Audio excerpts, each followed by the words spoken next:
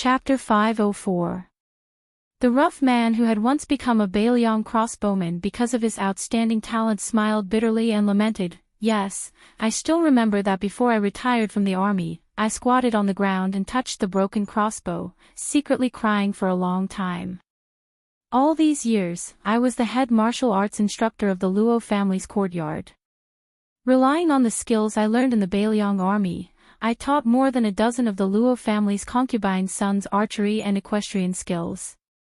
I also accumulated some money at the same time and thought that I could finally buy a good crossbow to satisfy my craving. Unexpectedly, a daughter without a handle was born in the family last year. My daughter-in-law said that she should save up for her daughter's dowry now and buy this and that. Not to mention the other things, just the carved daughter's bed, not to mention the matching dressing table, washstand, silver cabinet, and chairs. Just one bed cost 60 taels of silver. Alas, the money was spent like flowing water. Su Fengnian smiled. Does our daughter look like brother Feng or sister-in-law? If it's like brother Feng, it's indeed necessary to prepare more dowry. Feng Shanling was stunned for a moment, then he burst into laughter. Young Master Su's honest words, old Feng likes to hear them. Heh, you don't say, that girl is lucky that except for her eyes, she looks like her mother. In the future, it shouldn't be too difficult for her to find a good match. Su Fengnian joked, it's a pity that I am too old. If not, I can still claim kinship with brother Feng and become his father-in-law. Feng Shanling said seriously, don't even think about it. Before my daughter is 13 or 14 years old, which bastard dares to have bad intentions? I will hang him on a tree and beat him. After saying that, Feng Shanling laughed first, and then he didn't forget to cup his hands and apologize to Su Fengnian. Su Fengnian nodded and said, the son-in-law is half a son to the mother-in-law, the more she looks at him, the more pleasing he is to the eye. But he is also half an enemy to the father-in-law, a thief who stole his own daughter. My father said that he can't wait for my two sisters to never get married in their lifetime. What's the point of getting married? It wasn't easy to raise a daughter, but she was bullied by other men who don't know how to cherish her. Feng Shanling smiled and said, yes, yes, yes. In the past, I always complained to my wife that when I first came to propose marriage, the father-in-law always looked at me with disdain. Now that I have a daughter, I finally understand. Su Fengnian looked at the bright Milky Way above his head and then looked to the south. Compared to Luo Changhe and the other aristocrats, he was much more pleasing to the eye and felt comfortable. Down. Of course, of course, of course, of course, of course, of course, of course, of course, of course. If one stood outside the boundary, the aristocrats would naturally be amiable and friendly. If one didn't have eyes and crossed the boundary, they would be in trouble. Feng Shanling and the rest of the aristocrats were well aware of these boundaries. On the other hand, the young master in front of them was much easier to get close to, perhaps because he was more of a merchant than a landowning household. He was also to Feng Shanling's liking and temperament, so he was worth making friends with. As for whether they could become close friends, of course, only time would tell. Feng Shanling wasn't a 3-year-old child who would pour his heart out and think that they could become brothers who could exchange their lives for each other. Su Fengnian asked curiously, Brother Feng, why did you leave the Bailiang army? Feng Shanling looked at the river and plucked a bunch of weeds. He sighed and said, I joined the army late and didn't make it in time for the Great War of the Spring and Autumn period. I only joined the army when the great general was on his way to Bailiang. My parents had already passed away, so I had nothing to worry about. I just wanted to accumulate military merits so that I could bring honor to my family. With good luck and some brute strength, I became a Bailiang crossbowman in less than 2 years after joining the army. I followed the great general and the Bailiang army all the way to the Nanjing prefecture of the Bailiang army. It was so satisfying. I killed so many barbarians that my eyes turned red. There was once when my frame was trampled to pieces by a Bailiang crossbow. While I was in a daze and didn't know what to do, the commandant slapped me on the head and ordered me to kill my way in with my Bailiang saber. At that time, I didn't care if I was greedy for life or not. I only thought that if I could kill one barbarian, I wouldn't lose anything. If I could kill a pair, I would earn one. If I could kill a few more, I would be able to become a commandant. I didn't expect that after running a few hundred steps with my brothers, I would trip over corpses and fall flat on my face. Fortunately, when I got up, I still had the courage to kill the barbarians. In the end, I actually killed 2 barbarians. In the following few battles, I didn't have the opportunity to charge into the battlefield and kill the enemy with my own hands. With the great general and General Chen present, the Baimang barbarians didn't have the strength to fight back at all. Later on, when I heard that His Majesty the Emperor had also personally led an expedition to join the Bailiang army, my brothers and I were quite happy at first. But later on, we didn't understand. The battle was called off just like that. Moreover, the Bailiang army actually took the lead in withdrawing south. The great general didn't say anything either. At that time, I didn't understand anything. I only felt that I had made a mistake in joining the army. Holding my anger, I left with many of my brothers. Some of my brothers and I also went our separate ways along the way. It wasn't until I ran into the head of a side branch of the Luo family that I thought that since we were a family that had migrated from the Central Plains, it wouldn't be embarrassing to work for them. So I settled down. It was only later that I overheard the Luo family's idle chatter that I learned that it was the Zhao family's son who had issued an imperial edict that forced the great general to withdraw the army. Feng Shanling threw the wild grass into the river and said with a regretful expression, "All these years, when I sleep at night, I still wake up with a start whenever I hear the sound of horse hooves outside the wall.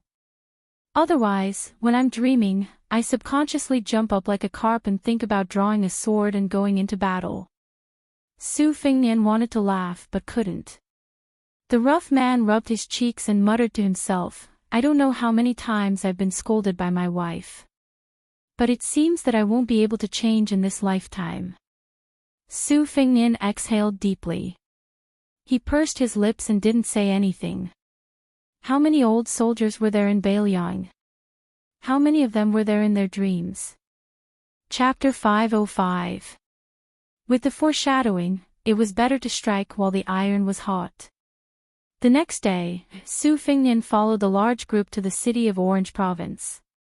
He got close to Feng Shanling and the other rough men and chatted. It was a completely different feeling from talking about moral essays with Mr. Luo and the other old scholars. It was probably the difference between gulping down wine and drinking warm tea. Su Fengnian borrowed a good bow from Feng Shanling along the way. With his arm strength, it was not difficult for him to pull the bow to a full moon.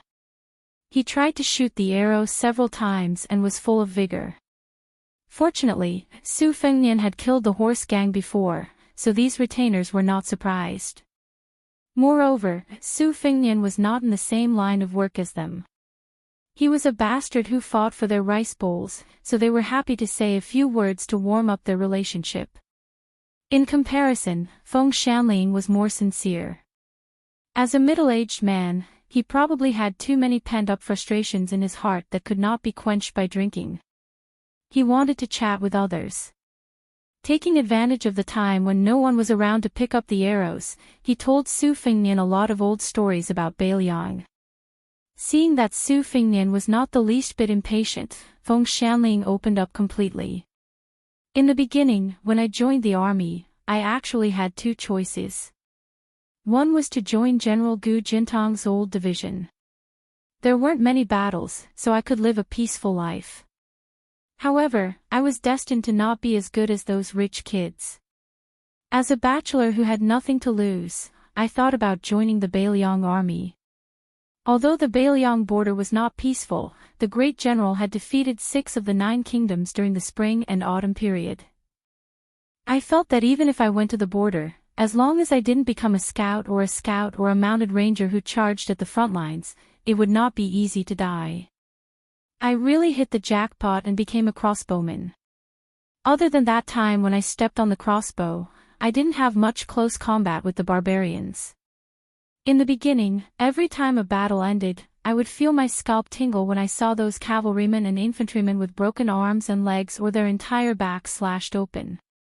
Later on, after fighting for a long time, I was scolded by the sergeants and commandants. When I heard the old soldiers talk about their achievements in the Great War of the Spring and Autumn period, the brothers beside me all complained that they would not be satisfied if they did not kill people. I was still afraid of death. Who in the world was not afraid of death? However, if there was a day when it was my turn to charge up and fight with my life, I was not afraid of dying on the battlefield. Besides, at that time, I did not have a wife to think about. If it were now, I wouldn't have the guts to do so. I remember very well.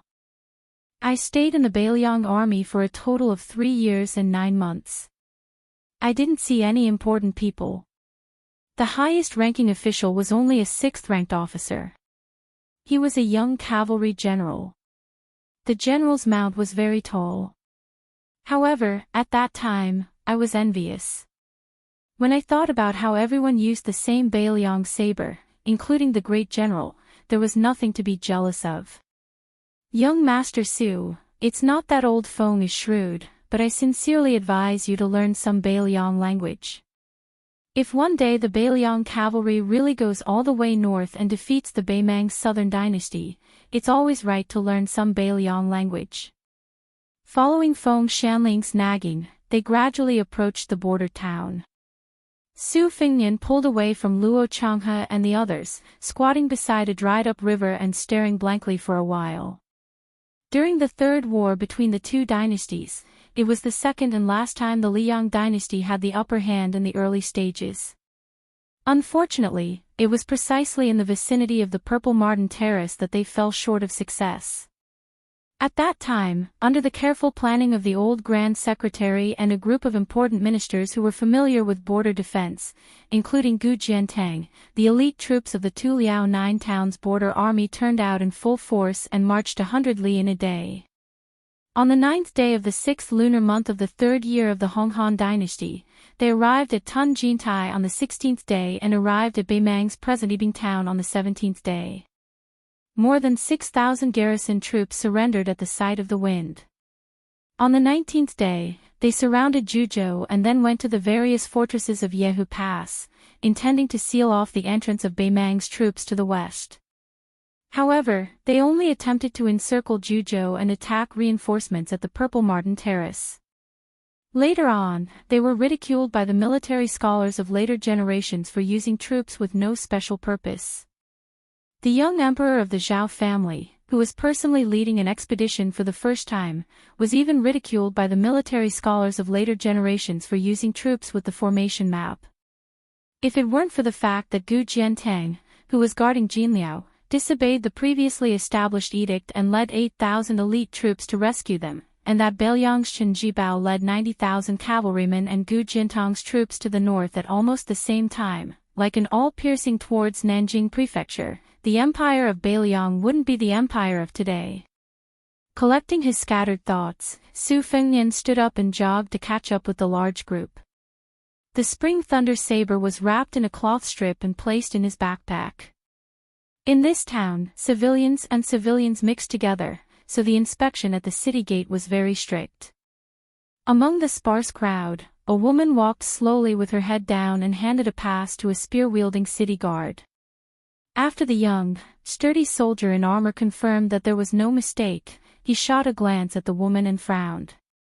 He used the tip of his spear to knock on the large cloth bag that the woman was carrying with great difficulty. The woman slowly untied the rope slanting across her chest and opened the cloth bag, revealing a guqin. The guqin was 3 chi 6 inches and 5 centimeters long, with 7 banana leaf strings, a snake belly pattern, and a scorched tail. Of course, the city guard couldn't recognize this kind of elegant object, nor could he see the depth of its craftsmanship. Seeing that she seemed to be blind, he didn't make things difficult for her. There were more than 10,000 controlling crane armies stationed outside the town, and their governance was strict. He had already earned a few hundred copper coins today, so he didn't dare to make too many petty moves, so he let her pass. The woman was wearing the Southern Dynasty's attire, a small skirt with narrow sleeves. She didn't wear the veiled hat that was exclusive to young ladies. Probably because she practiced the zither, she had a mild temperament, so she walked lightly and slowly. After entering the city, the market and the streets began to bustle with noise and excitement. Many children were playing and running around. Several local ruffians, who bullied the weak and feared the strong, were squatting at the mouth of a well on the side of the street, basking in the sun. Seeing such a lonely and weak woman entering the city alone, they looked at each other and smiled knowingly. Taking advantage of the fact that the city guard at the gate wasn't paying attention to them, one of the ruffians pretended to be drunk and staggered over, bumping into her shoulder. The woman on her back was reasonably shaken and almost fell down, but she still kept her head down and her expression hidden. The man, who was single and could only make a living by stealing undergarments from women in the neighborhood, smiled even more. After brushing past her shoulder, he turned around and was about to touch the woman's buttocks. He pinched her buttocks and brought it to the tip of his nose for a sniff, provoking a roar of laughter from his rogues on the street. The woman was in a hurry, she didn't dare to reprimand him. This undoubtedly greatly increased the ruffian's arrogance. He quickened his pace and was about to pull her. His mouth was full of nonsense as he shouted, "Wife, quickly go home with your man and give birth to babies. What are you strolling around for?" The woman whose slender arm was pulled didn't say anything. The ruffian was about to take advantage of the situation and embrace her to his heart's content. On the other side of the street stood a neatly dressed young man with a ruffian face. Seeing this scene, he didn't lack the understanding of a hero who saw injustice and saved the beauty. He only picked his nose and sneered, "Lou Scar, you think you can get a wife? You should go sleep with your mother. Anyway, your mother is also a trash that can be ridden by thousands and thousands of people. One more won't make a difference." The ruffian who was called Lou Scar was so anxious that his eyes turned red. He didn't let go of the woman's smooth arm and turned his head to curse, "Sue, Sue, no matter how idle my balls are, they are still 100 times better than yours. You brat, you've been facing these two old bachelors for more than 20 years. Has your buttocks bloomed?" Chapter 506. After the young man finished picking his nose, he went to pick his ear wax.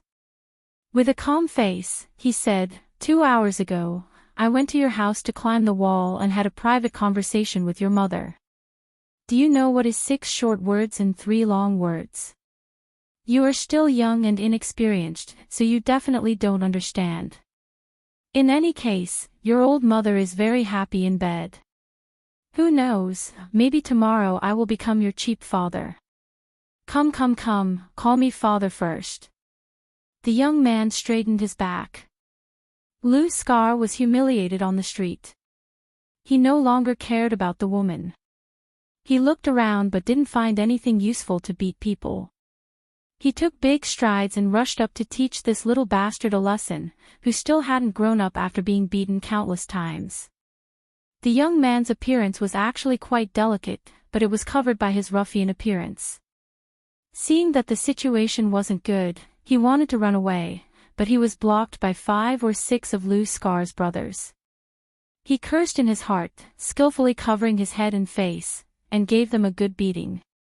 Especially the person in question, Lou Scar, who rolled up his sleeves, squeezed out all of his strength, and kicked this surnamed Sue's ass. Hearing a wail, he covered his ass and ran away. Lou Scar and the others began to chase after him, grabbing the chairs by the side of the street and randomly smashing them. The street vendors who were doing business were all cursing. This town wasn't that big, but after living together for 20 years, they knew these idle and lazy people very well. They knew which ones to curse and which ones to fight back. When Lou Scar and the others vented their anger, they casually threw the chairs and stools back. There was also no trace of the backpack girl. This made Lou Scar want to go to Sue's house and turn it upside down, but thinking of the old bachelor's strength, he shrunk his neck and felt a chill. He could only endlessly curse that Su, that brat, had been beaten until his D*ck was gone, and he would never be able to sh*t in this lifetime. The young man surnamed Su, who had suffered an unexpected calamity for no reason, took a detour and walked through several alleys before squatting at a corner of a wall. He used his thumb to wipe away the blood at the corner of his mouth. His nose was bruised, his face was swollen, and his whole body was sore. He pulled open his collar and saw a bruise on his shoulder. He sucked in a breath of cold air, stood up, tiptoed, and leaned against the yellow mud wall. He shouted a few times, but in the end, he still didn't see the lady who sold scallion pancakes. He also didn't see any women's undergarments or other personal items on the bamboo poles used to dry clothes. Feeling somewhat bored, he endured the stinging pain and pretended to walk leisurely while whistling. On the way, he casually grabbed a piece of bacon and threw it into his mouth to chew. Su Fengnian and the group of Confucian scholars checked into a first-class inn. Old scholar Luo had already helped to pay the bill, so Su Fengnian didn't want to be pretentious about this kind of trivial matter. He made an appointment with Feng Shanling to have dinner at a time-honored restaurant that he had just inquired about. Because it wasn't time to eat yet, he went out for a walk. After walking a few streets, he saw a simple fortune-telling stall under an old willow tree. The fortune-teller wore a wrinkled and tattered Taoist robe and had a goatee. The business was cold and cheerless. He sat on a borrowed bench and dozed off in a daze. From time to time, his chin would knock on the table covered with a cotton cloth. Su Fengnian hesitated for a moment. He raised his head and looked at the flag that was fluttering softly due to the lack of wind. It was probably about 500 years. As a fortune-teller, he was afraid that his tone would be too low. Su Fengnian walked over and knocked on the stall with his finger.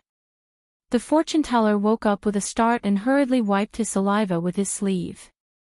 He sat upright and still and tried his best to put on the air of an expert. He spoke incessantly. This immortal is proficient in yin and yang, the 5 elements, ziwei, astrology, palmistry, qimen dunjia, geography, feng shui. Whether it is yin or yang, all of them are extremely accurate. May I ask what Gongzi wants this immortal to tell? Su Fengnian had partnered with Old Huang and Wenhua in the past, so he could be considered a veteran in this line of swindling money. He smiled and said, "Why don't you pinch your fingers and calculate what I want to calculate first?" The old Taoist did not dare to talk nonsense for a moment. He stood up and pretended to pass the bench to this customer who had taken the bait with great difficulty. He sat down in the old willow pit and took the opportunity to look at this ordinary-looking young man from the corner of his eyes. After he sat down, he stretched out 2 fingers and twirled his goatee. He did not say anything. Su Fengnian held back his laughter and was not in a hurry to speak. In fact, this line of work was very important in terms of acting. It was nothing more than blindly guessing and asking for money to solve a disaster. There were 4 parts to it, one after another. If there were no mistakes, one would be able to earn a copper coin. In the past, it was difficult for him to be a fortune-teller. After all, he did not have hair on his mouth and was not reliable in his work. Even if he borrowed a Taoist robe, it was difficult to fool people. The old Taoist's eyes wandered and said softly, "Gongzi, are you here to calculate the fate of an official?" Su Fengnian shook his head. The old man said, "Oh, to calculate the fortune of an official." Su Fengnian still shook his head. The old man was finally unable to sit still. If he could not guess correctly, then wouldn't the fatty meat in his mouth fly out of the bowl? Su Fengnian did not continue to make things difficult for this fortune-teller who was clearly living a simple life. He smiled and said, "Actually, old immortal has guessed correctly. Not only is it to calculate the fortune of an official, but it is also to calculate the fortune of an official." The old man was relieved and nodded lightly. This immortal has always calculated with every possibility taken into account. With a beginning that was not too embarrassing, what followed was a deluge of nonsense. Su Fingnian did not expose him and nodded from time to time. The old Taoist's saliva flew everywhere and he was in high spirits. Su Fingnian had exchanged some pieces of silver at the inn. After hearing that he might have a bright future, he took out a piece of silver and prepared to return home. The old Taoist, who had not touched silver for more than half a year, suddenly had his eyes lit up. When the silver was placed on the table, he grabbed it with lightning speed and put it into his sleeve. He then stroked his beard and said with a smile, "Gongzi, what time were you born? This immortal can calculate it for you again. This is free." Su Fingnian had already left the bench and sat down again.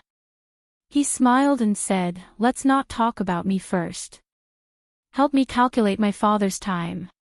He was born in the afternoon." The old Taoist pretended to ponder and asked about the specific time in a day. He then said slowly, "This is not a good time. It is the fate of leaving home early in life. Brothers and sisters also died early. If the fortune is not good, the husband and wife will not be able to grow old together. However, the death of the wife will make the man's fortune better in his later years." The old Taoist saw that the young man in front of him had a dull expression and thought that he had said something wrong. He was about to change his words and was afraid that the silver in his sleeves would be taken back. He did not expect that the young man would ask about the fortune of his eldest sister and second sister. After knowing the time in time, the old Taoist deliberately mystified him. He pinched his fingers and calculated again and again. He braced himself and said a few words, not daring to say more. He carefully glanced at the young man. The latter's lips trembled as he squeezed out a smile and told the old Taoist the time of his birth. The old Taoist quietly wiped his sweat and pretended to be calm as he said, "Not bad, not bad. Gongzi is handsome and intelligent.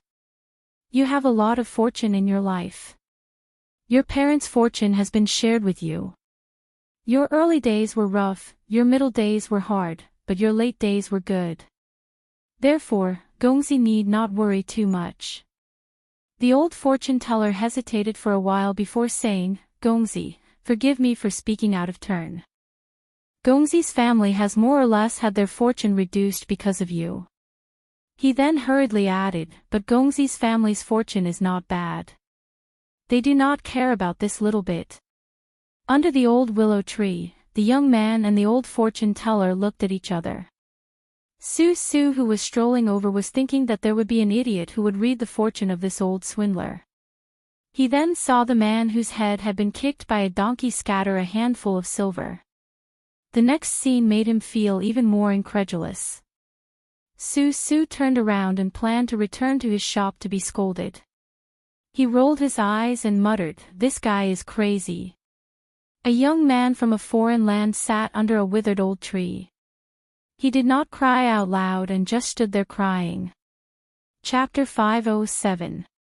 Su paced back and forth outside for half a day before gathering the courage to return to a blacksmith shop located in a corner of the town. It was a 2-section courtyard with a frame. However, at a glance, the furnishings were simple and crude, giving people a feeling of emptiness. She knew that this family's life was not easy and could not be considered wealthy. In the front room, in front of the furnace and bellows, there was a middle-aged man who was bare-chested.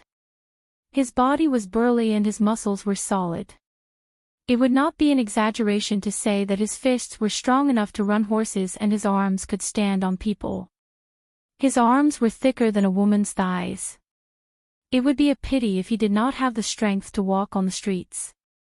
The man was dressed in bronze and was holding a hammer to hammer a piece of hot iron on the anvil. The man glanced at Su and did not make a sound, continuing to hammer the iron. Su, who had been a helper since she was young, was very familiar with the temperature of the iron. She ran to the basket and poured some charcoal into the furnace. Then, she was about to go to the back of the room to rest. In this old man's words, it was to cultivate righteousness. Her sharp ears heard the footsteps that she had been hearing for more than 20 years and quickly slipped away. Just as she ran to the doorstep, she heard a light shout. She could only obediently stop and turn around. She pretended to be stupid and laughed. An old man who looked like a poor scholar was holding a carp with branches pierced through its gills. He angrily said, "Fighting with Lu Hong and those scoundrels again. How can this be the conduct of a modest gentleman? If you can't even cultivate your body, how can you accomplish great things?" Su Su softly curled her lips and muttered, "I'm a gentleman who stays away from the kitchen." The old man was about to glare when the young man ran in front of him with a mischievous smile. He took the plump carp that was still jumping around and said happily, "Old man, there are some onions and garlic at home. I'll go make you a braised carp that even you Binglo's head chef would be ashamed of." Hearing this old man's anger surged. Where did the onions and garlic come from at home? The young man who spilled the beans took the carp and ran to the backyard. The pedantic and inflexible old master didn't even look at the blacksmith, and continued to nag. It was probably similar to the sage's teachings, when dealing with matters, I will deal with them. If I don't, I will deal with them. Su Su had long been sick of hearing it. With his back facing the old master, he mouthed the exact same words as the old man. When the old master painstakingly said, "The temperament of a young man should be restrained. You can cultivate virtue." Su Su couldn't take it anymore and said indignantly, "I still have the temperament of an old man. Old man Zhao, if you continue to be like an old woman, I will not cook." This old man's son was stunned for a moment. He sighed and shook his head. He did not say anything else, but his expression softened a lot. He put his 5 fingers together and slid them through his beard. He clearly agreed with the young man's words. Su Su went to the narrow and dark kitchen. She threw the carp on the chopping board and opened the window. First, she washed the rice and cooked. Then, she skillfully used the knife to deal with the red carp that was destined to die soon. This old man's son stood outside the door with kind eyes. Su Su peeled the fish scales and raised her hand to block the hair on her forehead. Her expression was focused. The scholarly old pedant behind him, since he could remember, had relied on each other for survival. That old pedant's mouth had endless principles. He had lectured for more than 20 years and still had not finished. It was a waste of talent for him to not be a saint and only be a private tutor in the city. However, in these years, this house did not feel like a home. They relied on this old man's son to teach more than 10 children to earn money and Uncle Chi to forge iron in the front yard. But strangely, he saw Uncle Chi knocking all year round, but he did not see him sell iron to anyone. He did not like to read. When he read a book, he would doze off. He also did not have the willpower to secretly learn skills like his peers in the neighborhood. He knew his own weight. Unless a sack of gold and silver fell on his head from the sky, his life would be worthless. Whether he could marry a wife in the future was uncertain. What else could he do? Join the army and fight? Wouldn't he be so scared that he would wet his pants? Do business full of the stench of money? Firstly, he did not have the capital. He did not have the temperament of bowing and bending his knees to others. Secondly, this old man's son was anxious and wanted to break his arms and legs. Su Su sighed. If she was the storyteller's so-called leopard cat swapping the crown prince, how beautiful would that be? After a while, the rice was cooked and the dishes could be placed on the plate. Su Su unhappily said, "Old man, go call Uncle Chi to eat." At the dining table, even though this old man's son often said that he did not speak when sleeping or eating, Su Su was gradually getting older. This old man's son was really an old teacher. After the young man could withstand the beating, he did not take it seriously. While eating, he vaguely said, "Uncle Chi, why don't you go to the Crow Swallow Bridge Bazaar to solicit business? The fragrance of the wine is afraid that the alley is deep, and it will waste your good skills." This old man's son could not help but break his precepts and said, "Selling skills to peddlers and pawns, what a scandal." Su looked askance at the wooden man and this old man's son, who had a scowl, and said helplessly, "What's wrong with peddlers and pawns? Aren't they human? Was it just one less eye or two less legs than the emperors and generals? Didn't they all come out from their mother's womb?" This old man's son slammed the table and said, "Absurd." The old man was originally eating carefully. With this righteous reprimand, a few grains of rice were spat out onto the table. Su pointed with his chopsticks. This old man's son's face was slightly red. He picked up his chopsticks and put them back into his bowl. Su pouted with some grievance and said, "Old man, you said yourself that a wise man does not force others to do things against their will. You just have to change a bit of nature's kindness. There is no harm in saying a few kind words to others. But all these years, when have you ever said anything good about me? If I am not successful in this life, it will all be because of your scolding." For the first time, the old man did not make a sound. He did not even refute. He only slowly chewed and swallowed the rice that the people of Orange Province did not often eat. After eating and washing the dishes, this old man's son sat on a small stool near a few pots of orchids in the courtyard. He tilted his head, squinted his eyes, and took advantage of the twilight to read a few more scriptures. The oil lamp consumed oil, so it was best to use it less. Su went to the blacksmith shop in the front yard to help Uncle Chi take care of the furnace. Ironware was strictly supervised in Baimang. If the furnace was delayed, they would have to squander a large piece of iron. This family could not afford to be tormented. Although Su was heartless and did not have any ambitions, she was never careless when it came to the thickness of the rice jar. In the end, this old man's son's principles that he copied from an unknown book did not have much of an impact on a person who grew up in a border town. It was far more profound than looking at beautiful clothes and horses from afar. The tall and sturdy man was silent as always. Occasionally, he would look at the young man's eyes, revealing a silent warmth. Chapter 508. This old man's eyes were almost glued to the yellowed book. It was really blurred. He gently put the book on his lap and looked up at the sky. He slowly said, "A gentleman is forced by circumstances. It's hard to avoid deceiving others. Deceiving yourself is the same as deceiving the heavens. If you have a clear conscience, you don't need to ask the heavens for good fortune." The old man suddenly said, "I want to ask the heavens for good fortune." Holding the book with both hands, the old man said in a hoarse voice, "Life must have some energy left. Saying all that you want to say, and all that you want to do, you can only have a short life. Can you really only have a short life?" After a long silence, this old man slowly walked back to the house. After putting down the book, he went to move the pots of orchids.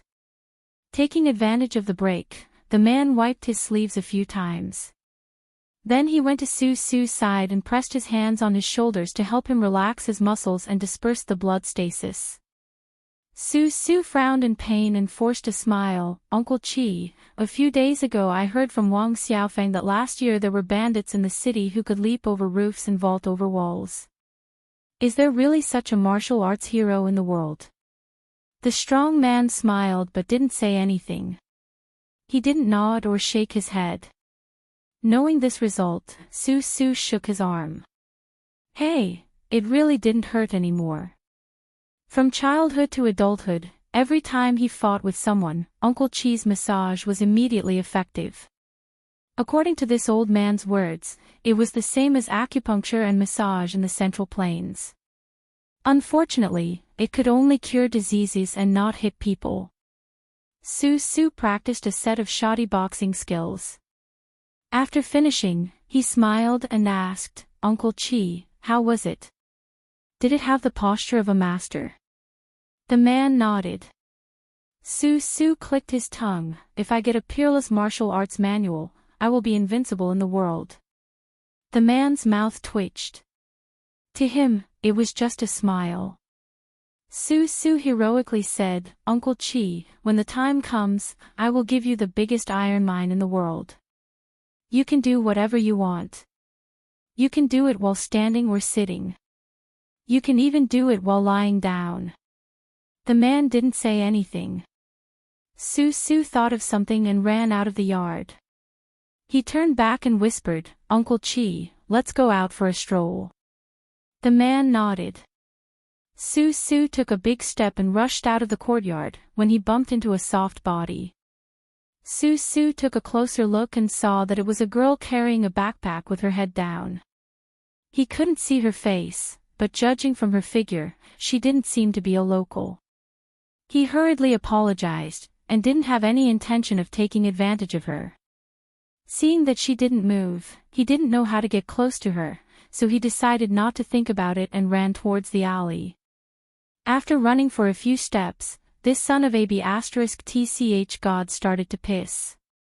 It seemed like a big piss was going to piss on the roof of the alley. Su Su cursed a few times and turned back to the courtyard to get an umbrella.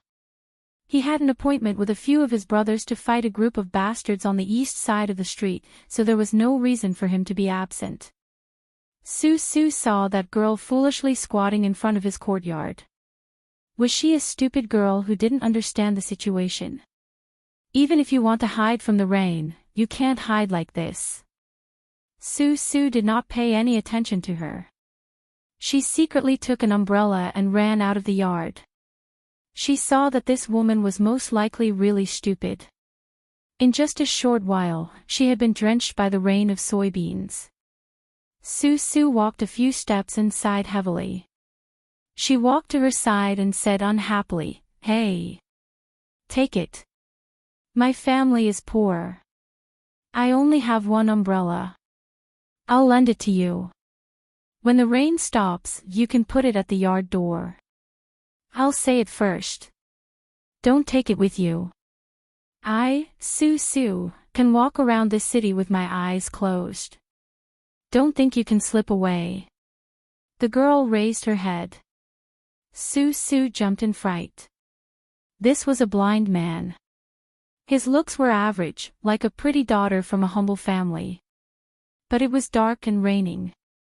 When he raised his head, his eyes were even more empty than his own courtyard. This really shocked Su Su. Could it be a female ghost? Su Su distanced himself. He gathered his courage and reached out his hand. He handed over the tattered oil paper umbrella that couldn't block much of the rain. The girl stood up gently. She slightly turned her body and folded her sleeves. It was as if she was performing a Buddha's blessing. Then she took the umbrella. Her voice was even more like a female ghost. "Thank you, young master. Damn it. It's the middle of the night. I can't see if you have a shadow." Su Su was scared out of his wits. He almost threw the umbrella over. He kept saying, "I have righteousness in my chest.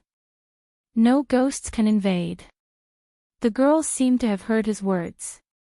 She smiled gracefully and said softly, "Young Master Su, you're thinking too much.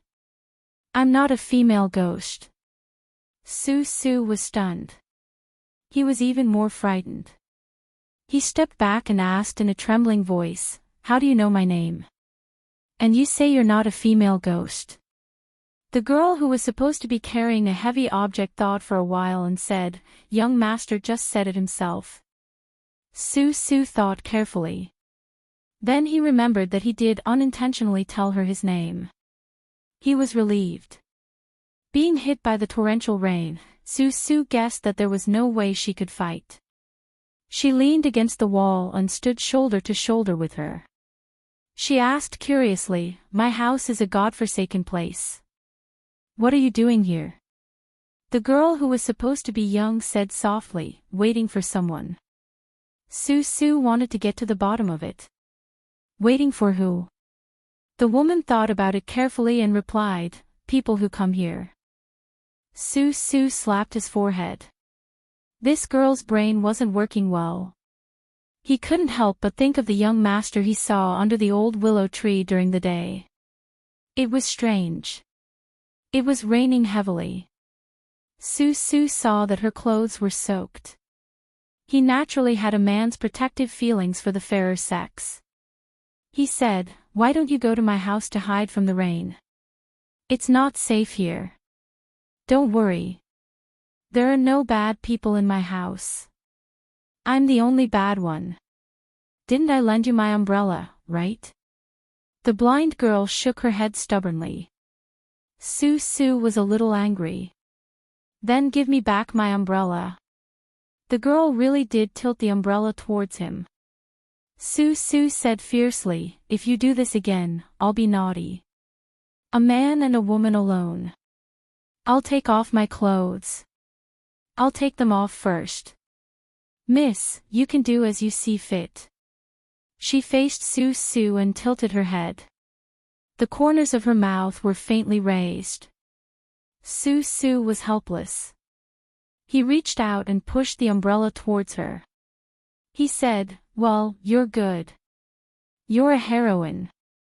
Standing together in the rain, Su couldn't stand the rain splashing down on his body. He said seriously, "Miss, are you not afraid of getting sick? If you fall sick in front of my house, I won't have the money to treat you." She approached Su and held the umbrella together. Su was thinking about whether to kidnap her and bring her to the courtyard. He suddenly turned his head and saw a very unfamiliar slender figure holding an umbrella coming from the alley. Su was a little jealous. He spat and cursed in his heart, "What a handsome man." Chapter 509. It was raining heavily in the alleyway. The narrow water trough did not have enough time to drain the water. The spring rain was like oil, soaking the soles of one's feet. It was very uncomfortable. In Su's eyes, the handsome figure seemed to be hesitating whether or not to step into the alleyway. He was puzzled when he heard a word of apology from young Master Su. Then he was knocked on the neck by a hand knife and fainted on the spot. The blind female zither player supported the limp body of Su and walked towards the entrance of the courtyard. A tall and sturdy man stood quietly at the doorstep and took Su. The young woman closed the umbrella with a paw sound. She wanted to return the umbrella to the wooden man. Unexpectedly, the courtyard door was closed with a hua sound. She was calm and did not get angry. She placed the small umbrella in the corner of the door. The cotton bag on her back was already soaked by the rain, revealing the shape of a guqin. When she bent down to quietly put down the umbrella, she used 2 fingers to hold the knot. She gently swiped and took off the cloth bag. The wet cotton bag stirred up a burst of rain. At the same time, 3 splashes of water burst out in the air of the alleyway, like a lotus flower blooming. Then they disappeared in the dusky curtain of rain. The 3 flying swords of the Huangtong, Ame, and Peach Blossom were hit by the invisible chi. They somersaulted a few times in the rain and then bounced back into the sleeve, hidden in the soft armor sword pouch. The first test of murderous intent came to an end. It was also raining heavily, but the atmosphere in the courtyard was very different. This old man, who had finished moving several pots of orchids, came to the front room. He looked at the blacksmith who was carrying Su back. His expression was dignified. Usually, the old master would not stay in the blacksmith shop for long. Usually, he would quickly pass through the shop. Today, he brought a wooden stool and sat at the door. The blacksmith did not say anything. He kicked the chair in front of the stove and placed the sleeping Su on the chair. Only then did he come to the door and squat down. He looked back at the back of the young man and sighed. Ever since Su became sensible, the old man had become a rather famous teacher in the northern part of the city. Later on, a child who had been beaten with a plank came home crying. The butcher, who was adept at chopping meat, went to the private school the next day to beat up the old man. In the end, the old man was beaten until he had no strength to defend himself. At that time, Su Su was also in the private school reciting sage books. Hot-blooded, she wanted to help the old man, but she did more harm than good. She caused the old man's arm to be slashed open. The butcher did not expect the rigid old man to see blood. He panicked and ran out of the cottage. Later on, Uncle Chi, who was a blacksmith, went to the butcher's shop, but he was not able to get back his reputation and medical compensation. He heard from the neighbors that the butcher saw the blacksmith and chopped the meat. Uncle Chi replied that he was here to buy meat. When Su Su heard this, she wanted to dig a hole and hide in it. When he was young, the two old bachelors in the family became the laughing stock of Lu Scar's group. They could not beat Su Su, so Su Su settled for the next best thing. Every time there was a quarrel between a shrew and an old woman, he would hold a bowl and squat at the side to watch. He learned many spicy and dirty words. These years, he had benefited a lot. Lu Scar had never lost an argument and was always fuming. But Su Su also knew that there was no use in quarreling. Just like this old man could not beat a crude butcher when it came to reasoning. So he liked to listen to the legends of heroes who left no trace behind. He also thought that if he could have a chance to come into contact with such an outstanding Jianghu character, even if he was beaten up, it would be worth it. In his impression, heroes did not walk the normal path. When they appeared, they would not be standing on the highest point of the city wall with a sword and blade. Even if they appeared in the streets, they would at least be standing on rooftops or walls. Only then would they be worthy of the word expert. It was a pity that there was a military camp outside the city. After living for more than 20 years, he had not even seen a single flying hero. A few years ago, he heard that there were two groups of heroes who were fighting on the Sable Terrace. Early in the morning, he eagerly went to admire the elegance of the experts. Who would have thought that he would finish a bag of melon seeds and only show up at noon? Together, there were more than 20 people, each holding a sword and a saber. In the end, the two leaders stood on top of the Sable Terrace and did not make a move. After cursing for 2 hours, they actually said that they would fight again next time and return to their respective homes. This caused Su Su to lie on his bed for a long time without regaining his senses. At that time, the little bit of motivation he had to practice martial arts was immediately extinguished by a pool of urine. Originally, he used to go to the dry riverbank with a few of his peers every day to practice martial arts. After that, no one was willing to talk about it. Regrettably, he seemed to have missed an extremely close peak fight. Even more regrettably, he might not know the truth in this lifetime, just as he did not know the identity of this old man's son and the blacksmith. There was a clump of plantains planted in the front yard. It was not taller than the wall and looked sickly. Most plantains liked the half-shaded and warm climate. The clump of plantains in the yard was cold-resistant and was one of the few plantains that could grow in Beimang. However, the soil in the yard was not good and the growth was sparse. This was due to the fact that the young people in recent years did not have the bad habit of picking plantain leaves for fun.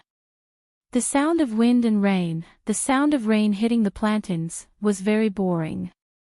The burly blacksmith said in a muffled voice, "Only Bailiang's poison warrior, Li Yishan, knows that we are staying here." The two people outside the door, the woman with the zither at the entrance of the yard and the man with the sword in the alley, are not simple. If there is only one, I can still block them. Chapter 5:10.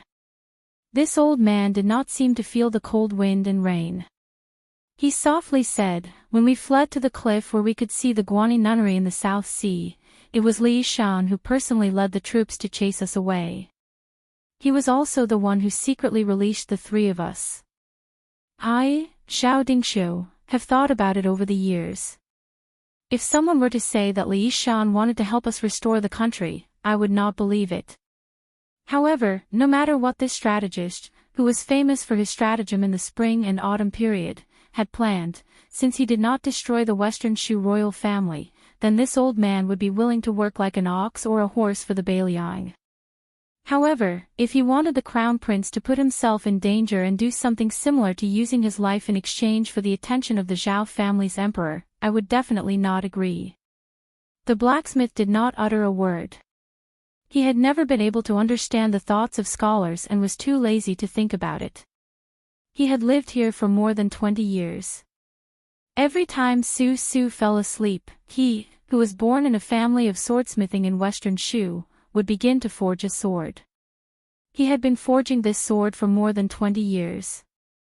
He could not think of a good name, so this old man said that this sword would be called Spring and Autumn Period.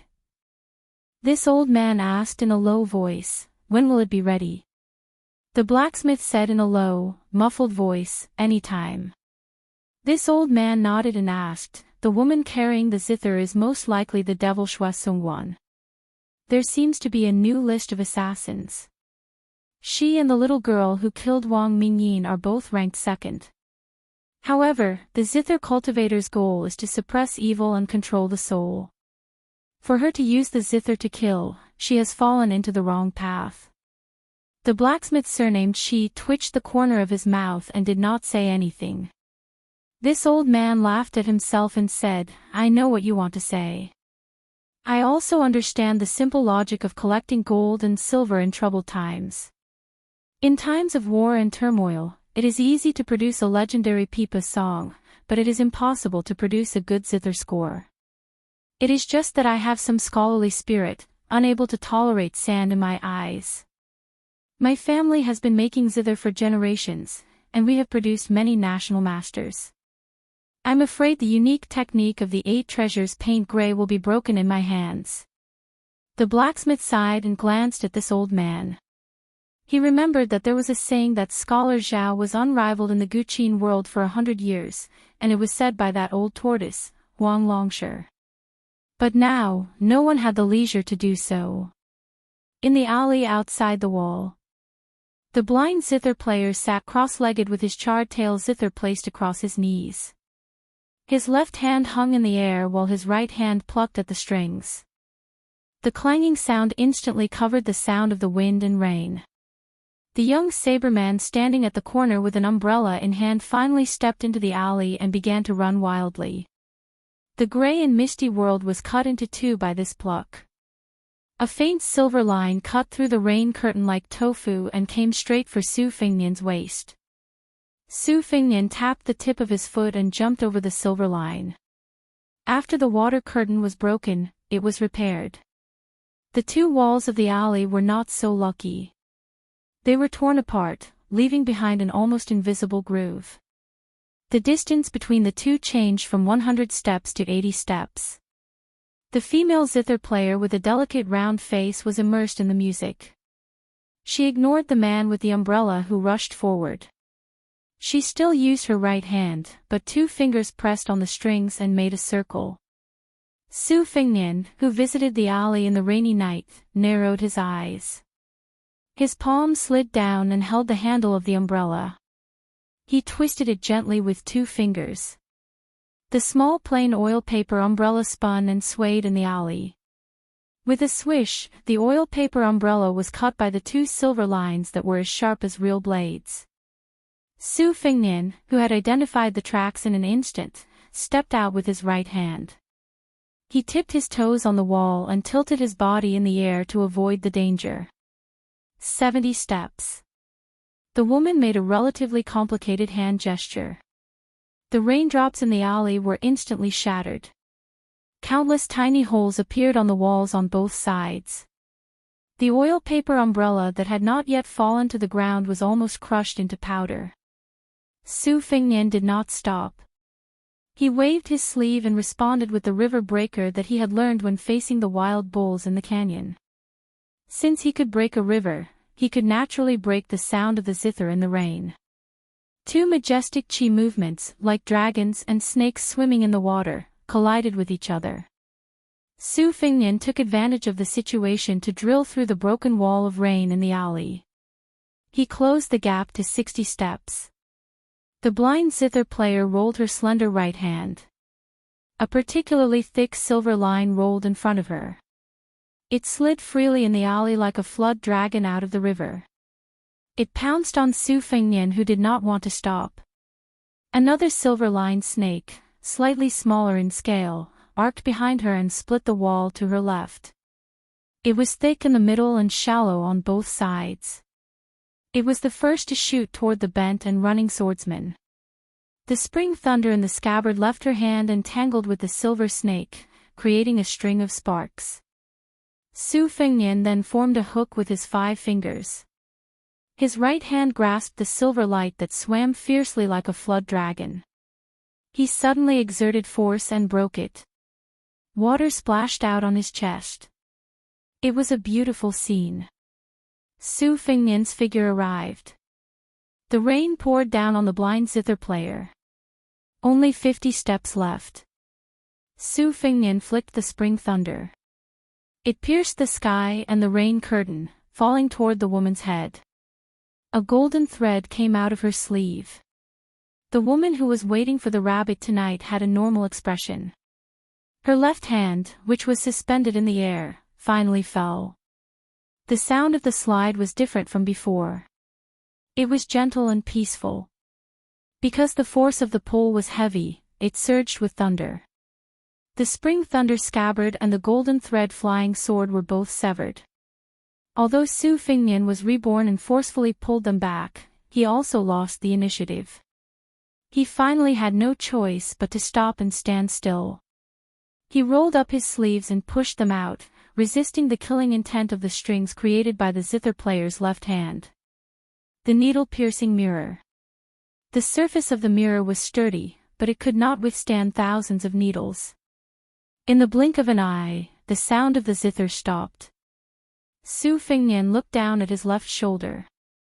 Wisps of blood seeped out, getting thicker and thicker. Even if he had just entered the Great Vidra realm, he could not stop the injury. He somewhat understood why it was called good at mysterious finger-killing Vidra. Chapter 5:11. The zither strings vibrated, full of life and killing intent. The blind female zither player, who was ranked second alongside Miss Hehe on the list of assassins, did not give Su Fengnian any chance to heal. Her right hand was large and thin, and Su Fengnian used the spring thunder inserted into the alley's limestone to cut off a strand. Looking up, he saw 2 silver lines cutting through countless drops of rain, sweeping before his eyes. This was similar to when Li Chungang bent his fingers to flick the water droplets on the muddy official road, stringing them together into a line of sword. Su Fengnian did not dare to lower his guard. He stretched out his arm and buckled his fingers, tapping dozens of times in succession. His body floated backwards, as if he wanted to test the strength of this zither player's mysterious silver lines. The silver lines continuously pierced through the water droplets, like fine needles piercing through thin snow, without any stagnation. This made Su Fengnian feel somewhat helpless in his heart. Merely in terms of strength, half of the De Huang Ting gifted by Wang Zhongluo might not necessarily have no chance of winning, but in terms of using it for his own use, in terms of the abstruse degree of spinning silk from a cocoon, it was still too far away. He could only withdraw his fingers, clench his fists, and smash the tip of the silver line. Still, he did not dare to be careless. Using the Wudang Mountain's 4 tails against 1,000 caddies technique, he skillfully parted the 2 white lines, disappearing into the curtain of rain behind him. Su Fengnian bent his body and ran forward again, treading on the rainwater. He did not need to touch the alley's limestone, only sliding across the surface of the water. The right side of his waist raised the palm of his hand, and the spring thunder detached from a limestone and floated in the air in front of him. The sword chi rolled along the dragon wall, forcibly crushing the zither strings 20 paces away. Just now he had retreated 10 paces, but now he was only 40 paces away from the female zither player. Removing the chanting that repelled the spring thunder, the zither player pressed the strings, restoring the original clear and gentle tone. Su Fengnian had followed his second sister, Su Weisheng, since he was a child, studying ancient musical scores and musical instruments. His comprehension was average, but he was not a layman in the field of music, so he finally grasped some meaning. This zither player played the zither with both hands, the left and right hand split the zither wind into two, the right hand plucking the strings. It was the Southern Tang's fishing mountain school, emphasizing high mountains and flowing water, continuous and gentle, with the style of a scholar. His left hand had the typical style of the Eastern Yuguangling sect. His voice was impatient and restless, like surging waves and rolling thunder, like a hero holding a sword and singing loudly. As a result, even though the sound quality was mixed, it had the advantage of being abrupt, catching people off guard. It was like a small boat capsized in the blink of an eye. Killing people with music was an unorthodox method of martial arts. This woman's mysterious finger-killing vajra not only had sharp silver lines, but also damaged her aperture acupoints and bones, making it extremely difficult for her to heal. There was something even more tricky about it. If Su Fengnian had not been used to multitasking, he would have long been restrained. Not to mention moving forward, he would have retreated in the face of difficulties and obediently escaped from the alley. Su Fengnian used the Kai Shu style to hack apart the endless silver threads. Step by step, another 10 steps. The endless silver threads wrapped in a semicircle was compressed by Su Fengnian's chi toward the female zither player. The blind girl was expressionless. It was unknown whether she was taking a breath or distracted. Her right hand paused slightly, and her left hand remained in the air without pressing the strings. The sound of the zithers suddenly stopped, and a crack appeared in her watertight defense. The spring thunder stirred up the semicircle. Su Fengnian ignored everything and pressed forward. Even if it was a trap, he would break it all together. He waited patiently until they were 30 steps apart. Finally, both of her hands fell at the same time. However, it could only be said that she did not have any order. Her hands slapped the strings in a mess like a child playing around. She simply slapped the strings again and again. 18 consecutive slaps. What a great big and small read 18 slaps. The puddles around Su Fengnian exploded one after another. Fortunately, he had the swimming fish style of the knife manual to rely on. He nimbly swam between life and death. The splashes from the 18 puddles were like 18 rolling knives. Other than the 10 puddles that he completely dodged, the 5 water knife was blocked by the mirage. However, there were still 3 water knives that rolled into the big yellow courtyard. The raindrops pierced Su Fengnian's feet and caused blood to blossom. Su Fengnian clenched his teeth and held the spring thunder. He threw it out like a short spear. The zither player was blind to begin with, so it could not be said that she did not see anything. She only slightly curled the corners of her mouth. Her left hand moved forward and her right finger made a circle. The wind and rain in the small alley suddenly changed. The heavy rain in the sky was like a piece of cloth that had been forcefully pulled down by someone. Suddenly, a boundless snowstorm built a road. Su Fengnian was suddenly ambushed from all sides and surrounded. The spring thunder hovered 6 inches away from her head. It trembled and could not advance any further. The zither player's left hand brushed across 7 strings in one breath. His aura stacked layer by layer. His right hand seemed to slowly lift up. He gently bent his fingers and flicked the spring thunder's scabbard. It was inserted into the wall at an angle. In the courtyard, this old man, who had been listening to the zither with his head tilted to one side, praised sincerely, "There really is a 7-fold hand in this world. It has the boldness of a horse not moving forward when surrounded by snow. No wonder there are no old friends at the Western Pass." The zither has 3 notes. The pressing notes are like the person. The scattered notes are like the overtone of the person. It is called the 3 sounds. This zither player is unmistakably a great master of the country. The banana leaves that were slightly taller by the wall had been completely shattered. The burly blacksmith blocked the door. He closed his eyes and condensed his chi. His brows were tightly knitted. This old man was astonished. He clicked his tongue and said, isn't this our Western shoe's long-lost technique of fiber pulling? Chapter 5:12. Killing intent was everywhere outside the courtyard. Su Fengnian guessed that this Guqin master assassin was not good at close combat, so he tried to close the distance even if he was injured. Fortunately, he was able to kill within 10 steps. However, the stakes in this dice game were so high that he did not even have the chance to open the jar to look at the dice. When he was 20 steps away, he was forced to retreat by the Guqin master's left hand plucking the strings. Looking at the heavy rain with the unique eyesight of a first-grade Vidra realm cultivator, it was as if a curtain of rain was erected between two people. If no one was creating momentum, there was no mystery. Previously, when the Guqin master played the Guqin with his right hand, it only produced silver threads that pierced through the curtain of rain to kill people. However, when he switched to his left hand, the sound of the Guqin controlled the water droplets and paved them into a curtain of rain that could be controlled at will. Such precise control made Su Fengnian, who was deeply trapped in it, miserable. The rain swords that blotted out the sky and covered the earth shot toward him. He could only support his entire body's qi and retreat again and again.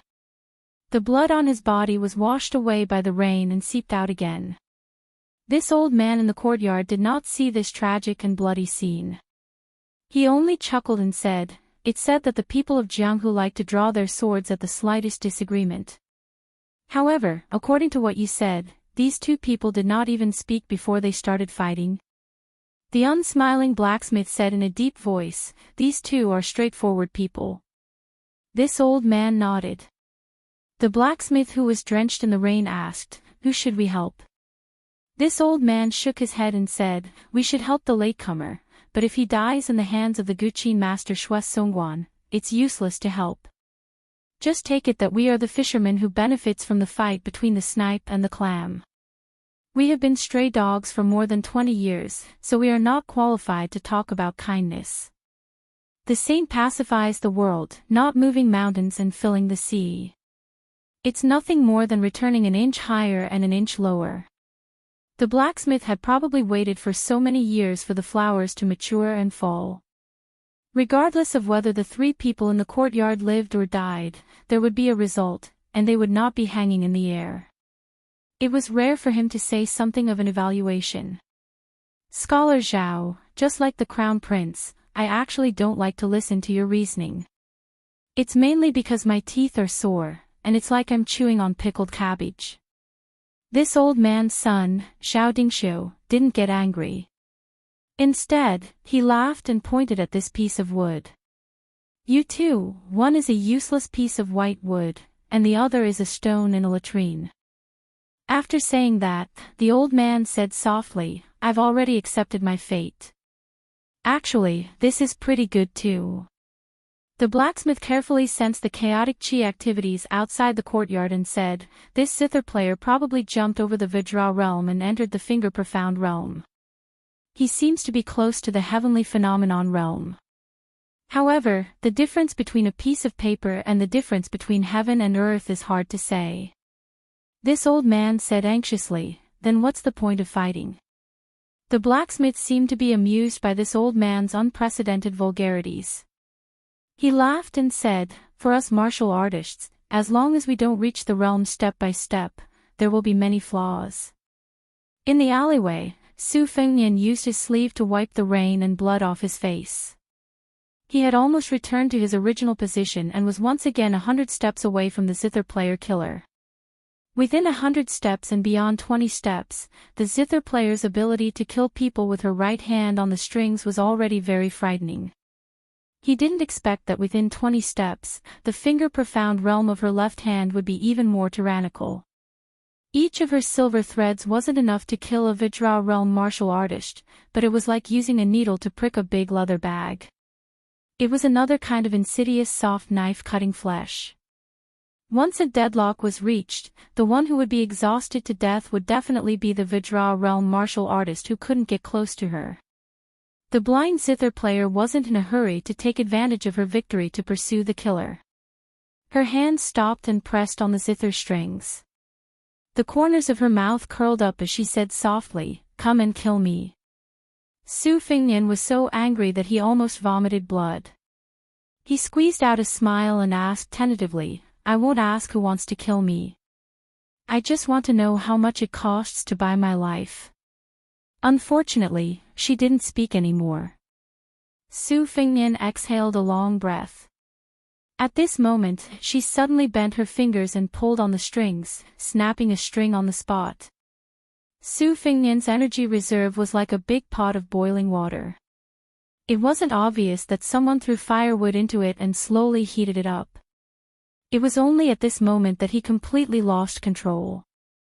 He couldn't suppress a mouthful of blood and it gushed out of his throat. This was the blind zither player's true killer move. Playing the zither hundreds of times to injure the skin and chi was just a smokescreen. Since the zither music had always been regarded as the music to stop evil and correct the heart, of course it could also be used by a finger-profound realm martial artist to stop ghosts and gods from breaking Vajra. The zither music from before, whether it was the distinction between north and south or the difference between speed and slowness, it was all a kind of silent guidance. The late spring rain was like splashing ink, but the spring breeze moistened things silently. This snapping of the strings plucked at the heartstrings, causing most of the chi in Su Fengnian's entire body to surge violently in an instant. It immediately went straight for Su Fengnian's heart meridian. If she succeeded, his heart wouldn't be whole anymore. Finger profound. Finger low string. Profound bow string. The blind zither player's finger profound was not to ask for immortality, but to cut off other people's path to immortality. Su Fengnian smashed a fist on his chest, forcefully suppressing the chi flowing downwards. He, who had been using both feet to lock the chi in place, relaxed the last third of the confinement. He laughed nastily as he lifted his feet and ran. This woman had set up a series of traps and was quietly waiting for this opportunity. He had been patient from beginning to end, waiting for the opportunity to make his move. Wasn't he the Oriole behind? The spring thunder scabbard inserted into the wall rang, but it was covered by the sound of the rain. The zither player, who could be called a woman's national master, furrowed her delicate brows. She seemed to feel some heartache and regret, snapping another string. The majestic rain above the two people's heads froze in an instant, but the rain below the eaves of the alley continued to fall rapidly. Thus, an extremely strange scene appeared. Heaven and earth separated. There was no rain in the alley. Chapter 5:13. The second string was snapped by a finger. The taut string jumped up and slid out a fine blood groove on her white palm, dripping onto the scorched tail guqin. As the blood dripped down, the sudden stop of heavy rain also came crashing down. Su Fengnian, who was less than 10 steps away from her, stretched out his arm. The trembling spring thunder inserted into the wall was about to leave its scabbard. However, the spring thunder had only left its scabbard for an inch when Su Fengnian lost control of the short knife. Instead, the blind guqin master bent her middle finger slightly, and the spring thunder bounced back into the scabbard, completely penetrating the wall. Su Fengnian, whose sea of chi had exploded, was shrouded in a scarlet mist. After landing, he stuffed the 2 Diana Jindan given to him by the dragon tree monk into his mouth. With a tap of his toes, he staggered forward. With a wave of his sleeves, 9 flying swords rushed out together. The female guqin master snorted coldly. Her left thumb and index finger hooked onto a string of the guqin and pulled it up. In a flash, the 9 flying swords were each twisted by a dozen silver threads. In a flash, sparks flew, crackling. Her right hand moved in an abnormal manner with her left hand. Su Fengnian's abdomen seemed to have been hit by a heavy object. Like a tree stump smashing into a door, his entire body flew backwards and fell onto the limestone floor. At this critical juncture, a black-clothed man jumped over the wall like a leopard cat looking for food under the curtain of night. With a pedao in his hand, he arrived at Su Fengnian's side in the blink of an eye and swiftly chopped down on his head. This chop was very soft. Of course, it was not able to cut off Su Fengnian's head. This was because Su Fengnian's hands were on the ground, his body was bent, and he spun in a big circle against the ice-cold stone floor. The golden thread that was originally used to deal with the Xianguqi master shot out from his sleeve and pierced his head through his eye sockets. The assassin who had appeared not long ago died on the spot. Killing and being killed had always been done in the blink of an eye. Before Su Fengnian's body landed on the ground, the wall of the alley suddenly split open. The second robust black-clothed man was even more convenient. He directly broke through the wall and chopped at the waist with an axe. Su Fengnian did not need his hands and feet to touch the ground. His body spun to the side, and the axe was full of energy. After missing, it split open an entire stone floor. After Su Fengnian stood up, he leaned his shoulder against the black-clothed assassin. He struck more than he hit, but he did not want to let this astonishingly strong man gather his energy. Su Fengnian then extended a palm and pressed it against the assassin's temple. He took small steps forward, and in this process, he took advantage of the opportunity to quickly accumulate the chaotic surging of the great yellow courtyard. He pushed out in one breath. His and the assassin's momentum decreased, and the other increased. He pushed the axe-wielding man against the wall, his head smashing into the mud and creating a large crater. How could Su Fengnian give him room to fight back? His left hand punched the assassin's waist, and his right hand pressed against the head. He swiped it across the wall, forcibly wiping out a shocking pool of blood. After releasing his hand, the assassin's entire face was badly mutilated and seeped into the yellow mud. He was already a dead man. Su Fengnian had killed 2 people in a row. It had only taken 6 or 7 breaths of time. This time, he was truly exhausted. The blind female zither player's fingers hooked onto a string. If she broke another string, Su Fengnian would undoubtedly die. Her fingertips had just touched the strings when her expression changed slightly. She changed the broken string into a plucked string. The scorched tail zither left her knees and flew backwards. Bang! The zither cracked in the air. Su Fengnian sighed and supported himself against the wall. He felt somewhat regretful that such a good opportunity would not come again. Before the rain. At that time, Su Fengnian stood up and left the fortune-telling stall under the old willow tree. He saw a 15 or 16-year-old robust youth blocking the middle of the street. His clothes were ragged, and he held a broken porcelain bowl. He looked like a shameless beggar who had made up his mind to pester him for copper coins. The youth grinned, revealing a mouthful of white teeth. He softly said 2 words in Bailiang language, Su, Wu. Su Fengnian continued forward. His eyes were exceptionally clear as he said softly, "My master is Su of the 12 earthly branches. He has always been in charge of secretly monitoring Su, Zhao, and Qi. I'm an orphan born and raised here. I was taken in as a disciple by my master when I was young. 3 years ago, my master died of old age. I went to northern Liang in accordance with my master's wishes. I wanted to inherit his legacy and become Su, but the general did not agree. Instead, he made me Wu of the 10 heavenly stems. Some time ago, I received news from another earthly branch's death warrior that Your Highness the Crown Prince might be coming." Su Fengnian pretended to take out a piece of broken silver. He was not in a hurry to throw it into the bowl. In the eyes of others, there were scattered copper coins. He was somewhat distressed about the money.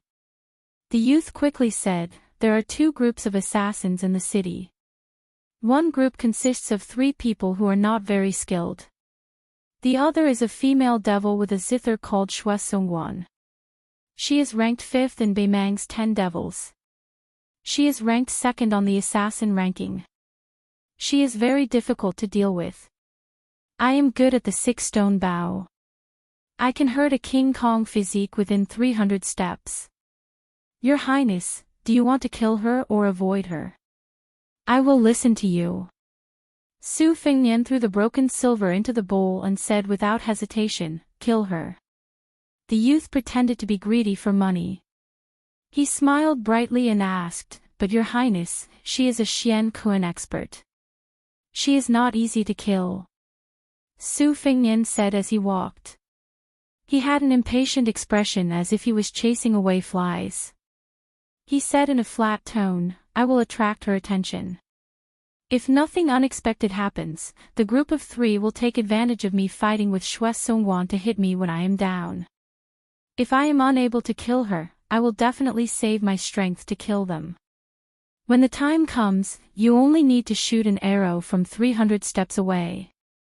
The sloppy youth laughed without being serious and said, "His Royal Highness, does he need to gamble so much? If you die, I won't be able to live either." Su Fengnian smiled and said, "When gambling, you can't always think of using small to win big. This kind of stingy gambler will lose 9 out of 10 times." The youth's eyes lit up. He seemed to agree with this point of view. Su Fengnian smiled. Like an eccentric and capricious playboy, he kicked the youth away and took back the broken silver from the bowl. The youth was stunned as he looked at the handsome back. He swallowed and spat out 2 words, "Stingy." At this time, in the rain. Chapter 5:14. Without the banana leaf-style zither, the woman's delicate body leaned forward slightly and stopped swaying. The blind zither player spat out a mouthful of blood and reached out to pull out a black iron arrow from his back. The sharp arrow only pierced an inch into his back and did not seriously injure his lungs. A long spear pierced through the wall and pierced towards Su Fengnian. In the end, the demoness inexplicably threw out an iron arrow that pierced through the assassin's head. Su Fengnian easily dodged the tip of the spear. He looked curiously at the zither player who had first killed and then saved someone. He then waved his hand.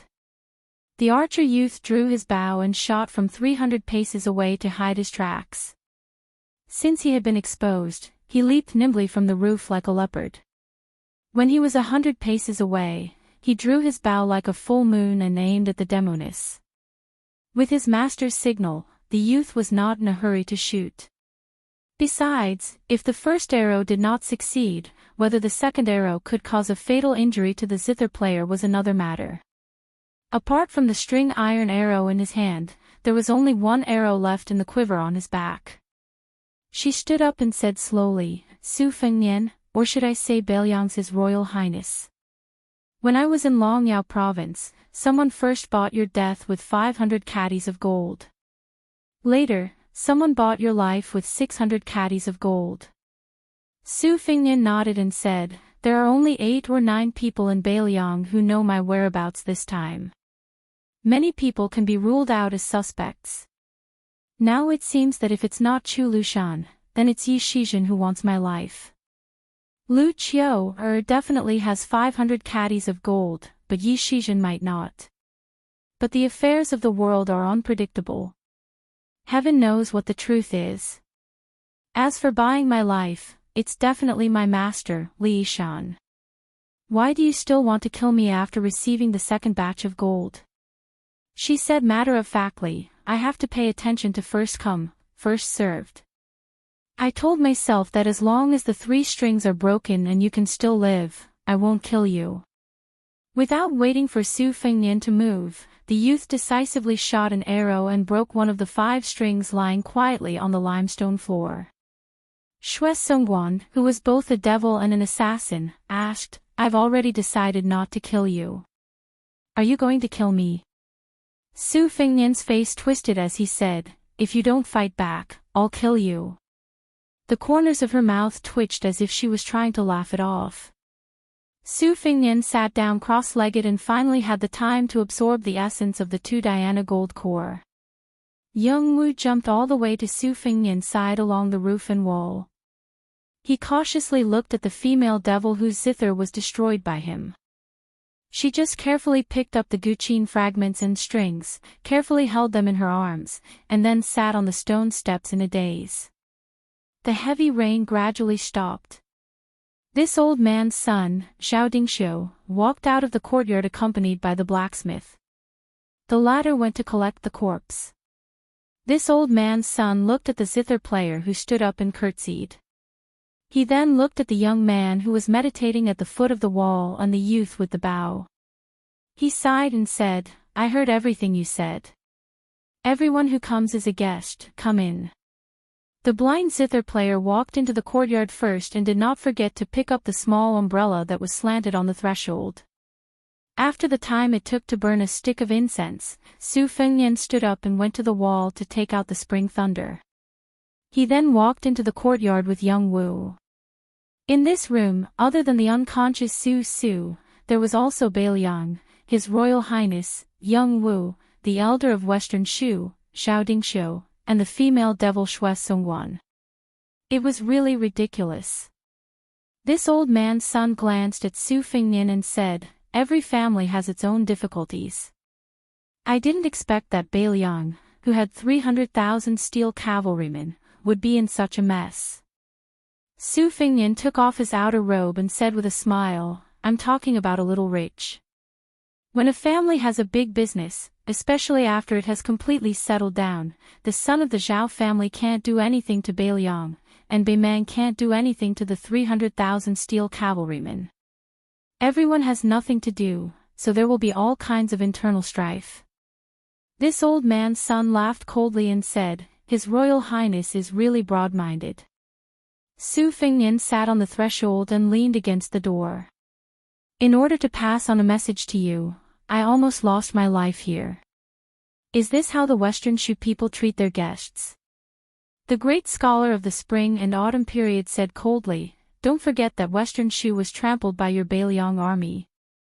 Su Fengnian waved his hand and said, "Bailiang didn't destroy Western Shu, and there were also Southern Liang and Western Liang who did this kind of thing that left their names in history. But Southern Liang and Western Liang wouldn't let go of your Western Shu crown prince. Even if I say a word now, my heart will ache. Can you stop keeping me in suspense?" This old man's son narrowed his eyes and said, "Do you believe that I won't let someone cut off your head with a sword?" Su Fengnian pointed at the blind zither player. The woman who had her back facing him said telepathically, "Official Shui Song has already accepted 600 kilograms of gold. If Sword Master Qi wants to kill him, I will stop you." Su Fengnian smiled and said, "Old scholar Zhao, what do you think?" This old man's son snorted coldly. Su Fengnian said, "The revival of Western Shu is not in the old Western Shu. 800 miles down south, there are 18 tribes of Nanzhao. You can talk about reviving the country after you unify them. Bailiang has hidden pawns there that you can use." This old man's son's eyes turned cold. Su Fengnian went straight to the point and said, "There is no free lunch in this world. I will first accept a deposit. I heard that the one surnamed Shi has been secretly forging a sword for the past 20 years. Regardless of whether the sword has been forged or not, even if it is only a sword embryo, he will still give it to me." This old man's son was furious and cursed, "Get out of here." Su Fengnian rolled his eyes and said, "Xiao Dingxiu, don't take it for granted. Let alone a sword, I reckon that if you had a granddaughter and heard that there was hope for reviving the country, wouldn't you give it to her with both hands?" This old man's son was so angry that his lips turned green. Fortunately, he had never practiced martial arts. Otherwise, he would most likely pick up his weapon and fight this little bastard to the death. The blacksmith who had returned to the courtyard said calmly, "You can take that spring and autumn sword." Su Fengnian was stunned. The blacksmith looked at Su Fengnian as if the sun had risen from the west. He laughed heartily and said, "The battle in the alley was full of strength. I have been listening to your speech. When you were fighting, you didn't say more than 10 words. I know that you are a straightforward person. I like it. You are just like my master in the past, our sword emperor of Western Shu. If he wanted to kill someone, he would kill. I believe that this spring and autumn sword will not be disgraced in your hands." After saying this, the blacksmith was even more straightforward. He stepped into the courtyard and a sword case broke out of the ground. Before it came out of the case, the sword aura was already surging. Chapter 5:15. Perhaps it was because of the appearance of the famed sword. Su quivered and was just about to wake up when Su Fengnian rode his sword out of his sleeve and tapped the hilt of the golden thread sword with his finger, knocking the former crown prince of Western Shu unconscious on the spot. This old man was so angry that his lips were trembling. When the golden thread sword returned to the blind female zither player, Xue Songguan snorted coldly. The golden thread struggled and trembled in the air, unable to advance or retreat. This old man, who was watching coldly from the sidelines, was able to see through the affairs of the world. He was even more wary of this Bailiang heir who spoke frivolously. The situation was clearly settled, but at this moment, he still did not forget to try and kill Xue Songguan. Su Fengnian laughed shamelessly and pulled away the qi flow of the golden thread sword. Xue Songguan was not kind enough to give it away with both hands. She hooked her index finger and pulled the flying sword in front of her. She then used two slender fingers of her left hand to press down on the sword. She was a genuine Xian finger expert and could see the general situation from small details. The flying sword was meticulously crafted by Dong Tai. In terms of its indescribable texture, it was like a wordless sword manual. There were 4 realms in the first rank. Not to mention whether the current realm had advanced or was close to the land of immortals, there were 3 geniuses who could not be avoided. They had all once surpassed others in their respective realms. In the Vidra realm, there was the white-robed monk Li Dongxin, Chao Chongqing who dominated the 8 battles of Qi, and in the Xian finger realm, there was Dong Tai who proved his Dao through techniques. In the battle in the Rainy Alley, including the golden thread, which could be said to be her trump card, the blind zither player had seen a total of 10 flying swords. At this moment, when she touched the sword, she knew that there was a lot of knowledge behind it. Xue Songguan guessed that this son of the butcher seemed to be unaware that he had a huge treasure on him. He was suspicious of picking up sesame seeds and throwing away watermelons. He only cared about nurturing the sword embryo and did not know the meaning of the Tao of swordsmanship contained within a flying sword. She also did not have the kindness to poke the window paper. Su Fengnian threw away the golden thread sword and was not worried that the demoness would not return it. He ignored Zhao Dingxiu's angry glare. He walked to the center of the courtyard and stared at the ebony sandalwood box that contained the spring and autumn sword, unable to take his eyes off it. The sword box was engraved with complicated inscriptions and talismans.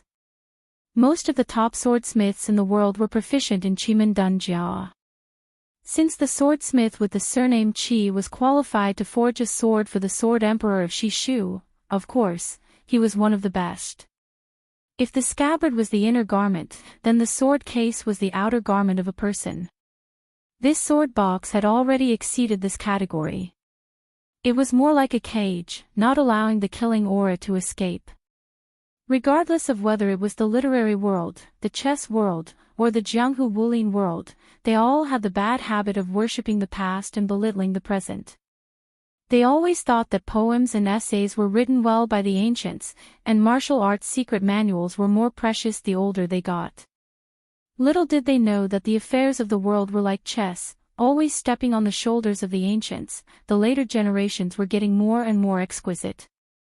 Fortunately, in the chess world, there were Huang Longshi and Su Weisheng, and in the Jianghu, there were Wang Xianji and Li Chungang, both of whom had created a new atmosphere of good fortune for 100 years. Now that the spring and autumn annals had appeared, it could be said that the present generation did not envy the ancients anymore. The blacksmith saw that Su Fengnian was about to reach out to touch the sword case and said softly, "Be careful." Su Fengnian reached out to touch the sword case. After retracting his hand, he looked down and saw that there were many fresh traces of blood seeping out. The killing aura hidden in this sword was so strong that it was rarely seen in his life. The blacksmith who had once carried the sword for the sword emperor of West Shu smiled and said, "I am only in charge of forging a good sword. How you take the sword and how you restrain the sword aura afterwards is your business." Su Fengnian did not even turn his head and said, "Wu, go and help Sister Zither Master find an inn to stay in." The youth with the big bow and the quiver on his back nodded and said, "Okay." Shui Songguan's 2 fingers released the golden thread, and in an instant it returned to Su Fengnian's sword case. The blacksmith, who was one of the top swordsmen in the world, saw this scene and secretly nodded. No wonder he could fight so fiercely with this finger-profound realm woman in the small alley. The king of Bailiang had a good son with a similar temperament. The blacksmith then thought of his own crown prince of West Shu, Su Su. Su Su was of course an alias. Su Su and Su Su were both homonyms of Shu. As for why his surname was Su and his name was Su, he had to ask the old scholar Zhao. He had not been able to figure it out all these years. Could it be that this old man missed the taste of the shortbread peddling on the streets of West Shu? The blacksmith walked in front of the furnace and looked at the young man sleeping soundly. He was different from this old man. He did not have so many enemies of the country. He only felt that it was good as long as this crown prince, who had been left behind in the marketplace, could live happily. Whether or not he could restore the country, it was up to the heavens. He remembered that when the great river crossed West Shu, the Sword Emperor, whose reputation was second only to the sword god Li Chungang, had said that the sword's momentum was like a river, flowing down from the top to the bottom. Naturally, the sword's aura was more abundant. He, who held the sword, felt that it was probably the same as being a person. Only Li Chungang alone could go against the flow of the sword to open the gate of heaven. The blacksmith carried Su Su on his back. There were 2 small rooms in the backyard. When Su Su was young, she liked to cry and wet the bed in the middle of the night. The old man had to stand guard at the door almost the entire night. On the other hand, the blacksmith slept soundly, or only cared about forging a sword with the black iron from outer space. Every time he thought of this, the blacksmith could not help but want to laugh. It was really hard for an old student who had spent his whole life studying. Even in his old age, he still had to be both a father and a mother. Back then, who knew how many times his beard had been pulled off by the little crown prince? After pulling it off, he still had to giggle. The blacksmith felt that the old man, who had a face of helplessness back then, was much more humane than when he had angrily reprimanded the emperor in court. Su Fengnian stood in the courtyard and walked slowly around the sword case. The young kamikaze left his bow in the courtyard and then walked out of the courtyard with the blind zither player. She wrapped the broken zither in a cotton bag and held it on her arm, like a graceful young lady who had just returned from grocery shopping. The young man looked at her from the corner of his eyes and found it interesting. He was originally a happy-go-lucky person who could not hold back his worries. He joked, "Sister Shui, I accidentally broke your beloved zither. You won't suddenly kill me, right?" The female zither player shook her head gently and said, "I won't." The young man with the code name Wu asked curiously, "Sister Shui, aren't you a great devil who is ranked at the top of the Beimang list? Don't devils kill people without a reason?" She smiled and said, "I don't know why I'm on the list. In fact, I've only killed 6 people. Other than the first person, the rest were paid by others to kill me. Maybe it's because the people I killed were all close to the Vajra realm." The young man laughed with a childish nature and said, "Sister Shui, if a woman's skills are so high, be careful that you won't be able to get married in the future. Think about it. Even if you're not a notorious great devil, which man would like to marry a wife who is better at fighting than him? Isn't this the saying? I wouldn't dare to marry someone like that. In the future, I'll definitely find a woman who only knows how to embroider. But I don't have money and I'm not handsome. When my master was alive, he was always worried that I wouldn't be able to find a wife." The blind girl said softly, "If you're with the heir of Bailiang, are you still afraid of not having a wife?" The young man, Wu, whose hands were above his knees, walked on the bluestone path in the small alley. He looked into the distance and said in a low voice, "I'm just afraid that I'll die one day. That's why I don't dare to find a wife." When he reached the door of the inn, the young man quietly disappeared into the night. At dawn the next day, Su, who had slept enough, wanted to use a beautiful carp flip to sit up. In the end, she fell heavily on the bed, making the poor wooden bed creak. Rubbing her waist, Su was a little confused. Why was she lying on the bed when she opened her eyes? Didn't she meet a woman who was waiting for someone in the rainy night? Su vaguely remembered that at the end of the alley, there was a slender figure holding an umbrella. This kind of person looked high and mighty. If she saw him on a normal day, Su would silently criticize him for half a day. Walking out of the room, no matter how the old master tidied it up, the old master would often nag about how he could sweep the world if he didn't sweep the room. At first, Su heard it in her left ear and out her right ear. Later, she couldn't stand it anymore and blocked the old master with a sentence, "Get the world and sweep it for me. I guarantee that this room will be spotless." After that, the old master didn't nag about it anymore. This made Su feel a little apologetic. This old man was moving out the pots of orchids. Su was not surprised and went to the front room. Uncle Chi was still working tirelessly on the iron. Su bent her arms and compared her muscles with Uncle Chi's. She was a little discouraged. Suddenly, she saw an unfamiliar figure standing in the courtyard. She ran over to take a look and opened her eyes wide. Angrily, she shouted, "Who are you?" For the entire night, Su Fengnian had been peeling the sword aura that flowed out of the sword's sheath. The cracked soil had been unknowingly flattened. He turned around and looked at the orphan of the old Western Shu imperial family, but didn't say anything. Su frowned and then came to her senses. She sneered and said, "I remember now. You are the fool who was cheated of money under the old willow tree yesterday. You are a man and yet you are crying. Is your heart aching for the money or what?" Su Fengnian turned around with a cold face.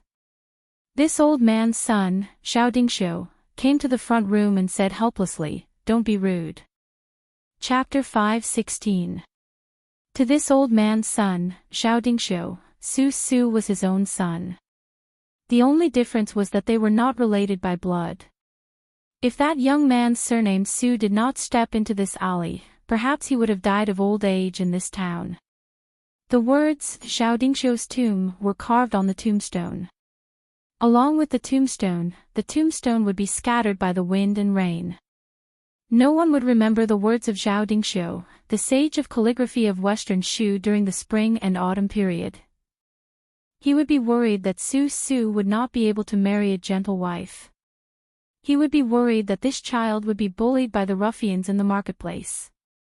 He would also be worried that without his scolding, Su would go astray, become useless, and live a miserable life. But now it was different. Li Shan had fulfilled his promise. He was going to take the incognito Su to the south. He was going to the 18 tribes of Nanzhao to strategize. Just as Li Shan had said on the cliff, Western Shu is not here, but there is still later Shu. Today, this old man's son personally came to apologize to the families whose children were teaching at the private school. He also gave away the pots of orchids. It was the butcher who had used a knife to cut his arm. When he heard that the teacher was leaving, he chopped off an entire fresh pig leg and stuffed it into his hands. Later, he was afraid that the small teacher would not be able to carry it, so he had the sturdy boy at home carry it to the door of the small courtyard. The boy, who was most likely going to inherit his father's business as a butcher, smiled and said a few words, "Teacher, remember to come back in the future." This old man's son smiled and reminded him, "Now that you know how to read, don't be sloppy when helping your father with the bookkeeping. You should be careful when doing things." The simple and honest boy scratched his head, not knowing how to answer. This old man's son waved his hand and struggled to carry the pig leg into the courtyard. Su Fengnian, who was thinking in the front yard, saw this and hurriedly carried it on his shoulder and helped to put it into the kitchen. It was close to dusk. Su had stewed a large pot. The aroma filled the entire courtyard. With him and Uncle Chi, two Taotais, there was no need to worry about not being able to finish it. Su Fengnian bought a few sets of fitting clothes in the city and a small bookcase that could fit the spring thunder. As for the spring and autumn sword, which was dormant with sword chi, he planned to carry it on his back instead of carrying a saber. It was better than nothing to conceal his identity. In this way, he really did look like a scholar carrying a book and a sword on his back. Su Fengnian didn't want to waste the 600 caddies of gold. He had the female devil Shui Songguan escort the three of them to Nanzhao. Although they had the swordsmith surnamed Shi as their escort and there wouldn't be any major problems, it was always better to have more retainers. Even the young death warrior was ordered to go to Bailiang on the way. At first, Wu didn't agree no matter what. He wanted to accompany His Royal Highness from Zhuzhizhou to Jinsizhou. Su Fengnian had no choice but to put on the airs of the Crown Prince of Bailiang. Only then did the young death warrior obey the order to go south. A large table of people ate the fragrant stewed meat together. Even the blind zither player was asked to stay. Su Fengnian also called for the death warrior Wu to come and freeload. It was a rare lively scene in the courtyard. After eating and drinking to their heart's content, Wu went back to pack up his belongings. Su took Shui Songguan to wander around the city. This old man took out half a string of money and secretly gave it to her. It was as if his disappointing son had finally swindled a girl. As an elder, he had to keep up appearances. Only this old man, the blacksmith Su Fengnian, and the other two were left in the courtyard. They didn't have any misgivings when talking. Su Fengnian gave Zhao Dingxiu the names of a few people from Nanzhao according to Li Yishan's instructions. This old man was in a good mood. He silently memorized the names of these important people and their contact information. Finally, he asked directly, "Is the Su family rebelling?" Su Fengnian couldn't help but think of Mount Qingqing and Qingyang Palace. He wondered if they had already released 6,000 soldiers.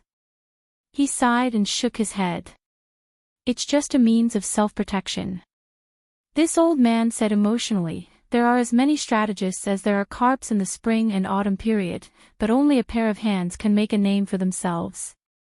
Your Su family's Xiao Chongling died early. It is a pity that he lost his talent as an advisor. Fortunately, Li Yishan is still here. Otherwise, the hound will be cooked after the rabbit is killed. Your Su family may not have what it has today. Previously, I thought that while Li Yishan was better than Zhao Chongling in strategy, he lost in vision and spirit.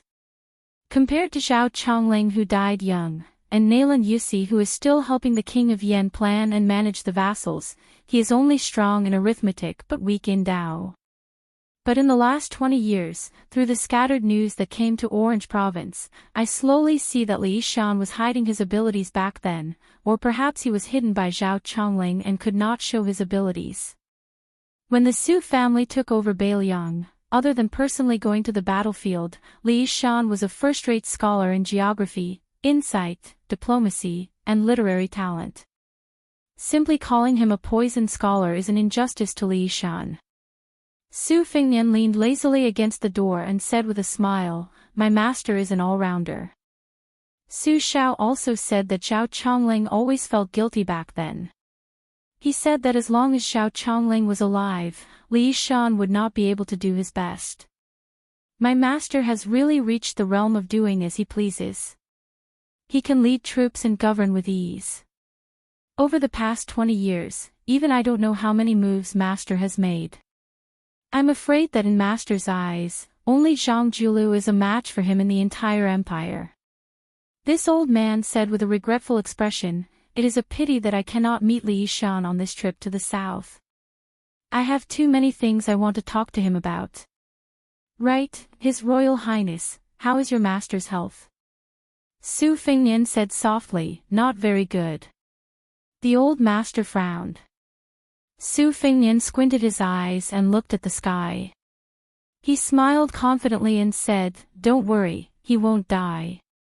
On the morning of the second day, they left the city, gathered near the dry moat outside the city, and then parted ways. Su originally wanted to shamelessly ask this old man to rent a carriage. Wouldn't it be good to show off? But when she woke up this morning and saw this old man's tense face, she did not have the courage.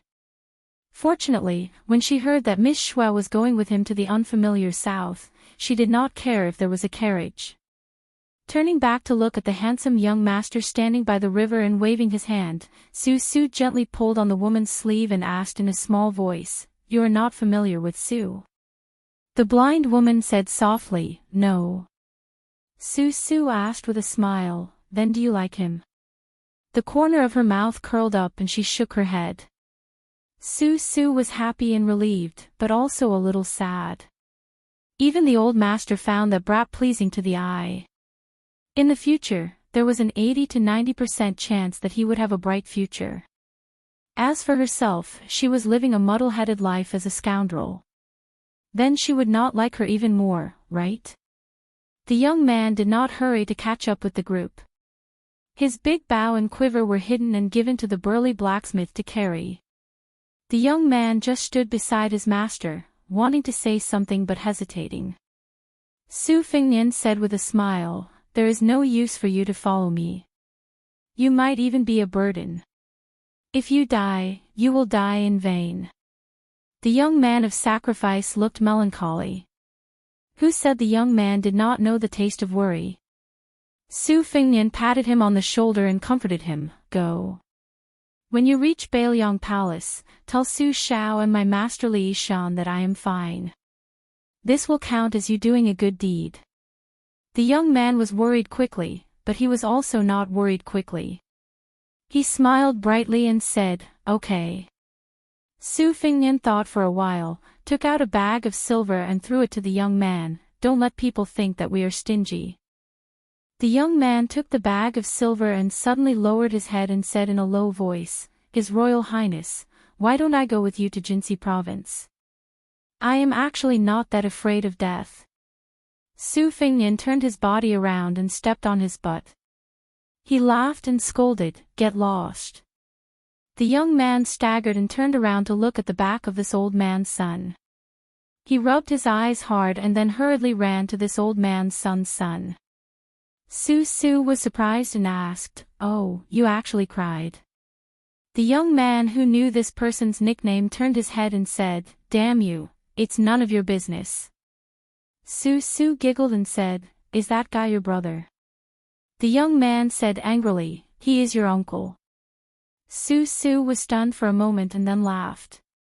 The young man flew into a rage out of humiliation and imitated His Highness the Crown Prince's actions. He kicked Su's soft butt and said in an imposing manner, "Scram." Even this old man's son was happy to add insult to injury. He stroked his beard and smiled, "Little Wu, you taught him a good lesson." Su patted his sore butt and grimaced. He was not angry. He turned around and looked. Although Su did not think that he was smart, he was not stupid. He knew that the person surnamed Su was going north alone and did not let little Wu follow him. He was kind. If it was him, he probably would not have done it. Not to mention other things, it was pitiful to be alone without anyone to talk to. Su Fingnian, who did not know that he had become the scenery of others, went north. He patted the spring and autumn on his back and smiled, "I wanted to give it to Wenhua. It's not right to always use a wooden sword. But I have to wait until he is successful. Otherwise, it would be too embarrassing to carry it for a day or two and it would be snatched away. If he is stubborn and does not want it, then I will give it to Dong Tai as repayment for the gift of the sword. If I don't meet him, it's okay. I will return to Bailiang and give it to White Fox. If he doesn't want it, then this brother named Spring and Autumn, you can only follow me." Su Fingnian was silent and said to himself, "Actually, I want to give it to the old man with the sheepskin coat the most." In Honglu Cave in Jiangnan, there was a rice field between the green mountains. An old man with the sheepskin coat sat barefoot on the field after planting rice. There was a wooden water wheel beside him.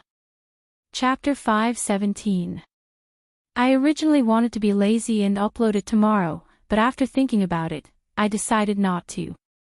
I'll just take it as Li Chuangong's death and use the author's mouth to finish the story. P.S. If a new top scorer appears in the future, try your best to express your gratitude. Try your best.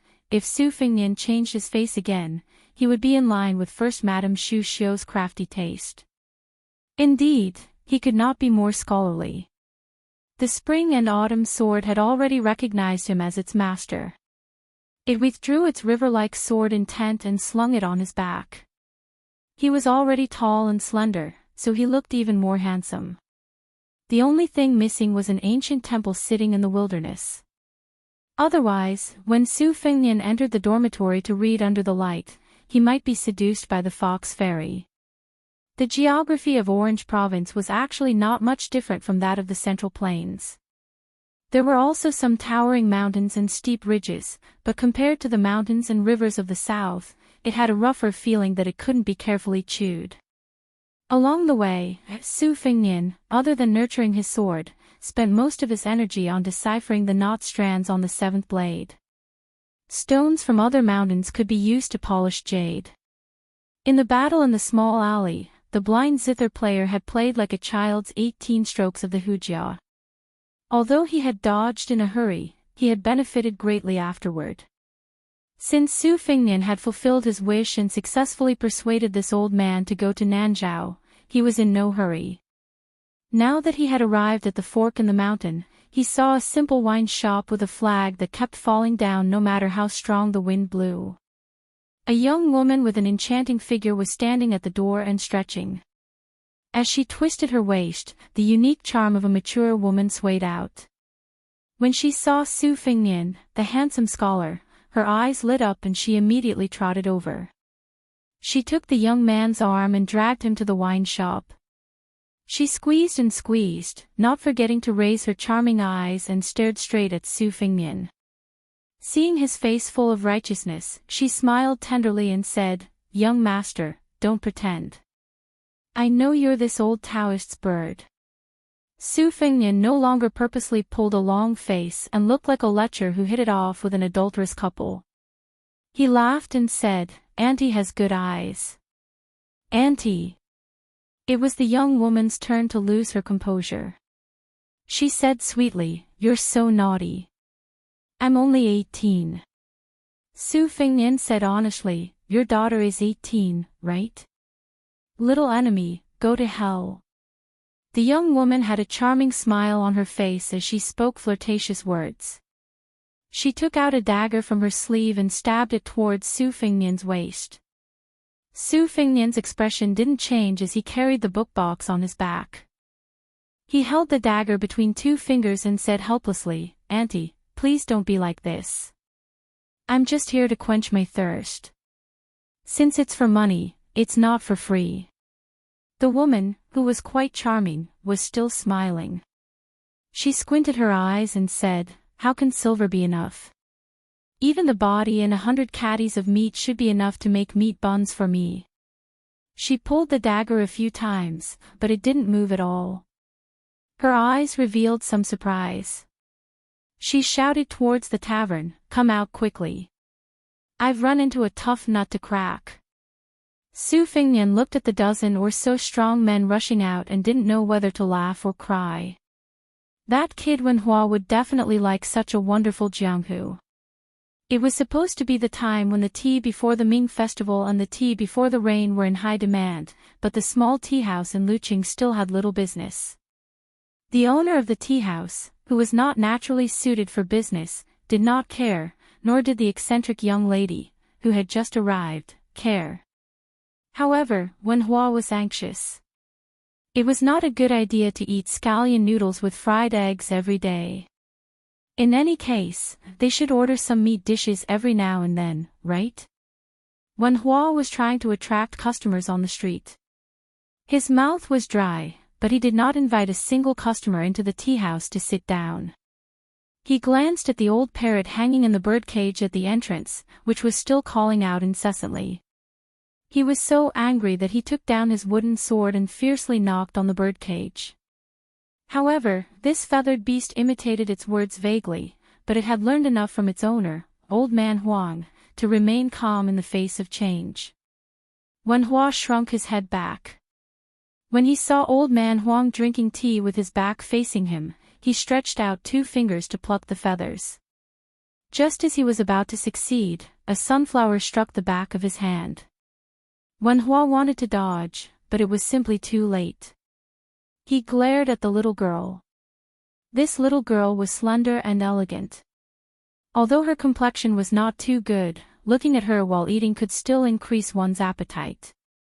Unfortunately, Wen Hua boasted that he had turned over a new leaf. After falling in love at first sight for who knows how many times, he finally became enlightened. He made up his mind to uphold his chastity for that girl for the rest of his life. Wen Hua angrily said, "Jia Jia Jia family has married a beautiful cheek. If you hit me again, this young master will really make a move." When she first came to the tea house with a dispirited expression, Old Man Huang, who would not move an inch even if the sky fell and the earth cracked, felt heartache for her. Later, when he introduced her name, he was unwilling to put in any effort, only confirming that her surname was Jia, and the last 2 were homophones. Wen Hua did not care about anything, as he was born to be at odds with her. Every time he called her name, he would deliberately shout a long string of words. Last month, a scene had happened that scared him so much that he almost peed his pants. A tea house customer deliberately made things difficult for her, disliking that her tea brewing skills were too shabby. She patiently changed 2 pots of tea, but the businessman, who had the demeanor of a scholar, was still finding fault with her despite the cold weather. Wen Hua was originally watching the fun, and was happy to see this young lady make a fool of herself. Then, he saw the young lady standing next to the customer chuckling and chopping off his head with a karate chop. If it were not for Wen Hua's quick-wittedness, throwing out a tea saucer to block the karate chop, and then risking his life to stand between the 2 of them, that head would have been chopped off like a watermelon. Since then, Wen Hua had been on tenterhooks, wishing that he could even keep an eye on her when she went to the outhouse. These days, for the first time, Wen Hua was willing to be an ox or a horse. He did not dare to trouble this young lady to receive the tea house customers. He would rather she sit cross-legged on the bench by the window, and stare blankly with a sunflower that had been plucked from God knows where on her shoulder. The young woman chuckled with a stiff expression. Wen Hua was helpless against her, and he walked into the tea house embarrassedly before sitting down opposite Old Man Huang. When he saw the young woman didn't follow him, he said in a low voice, "Your granddaughter?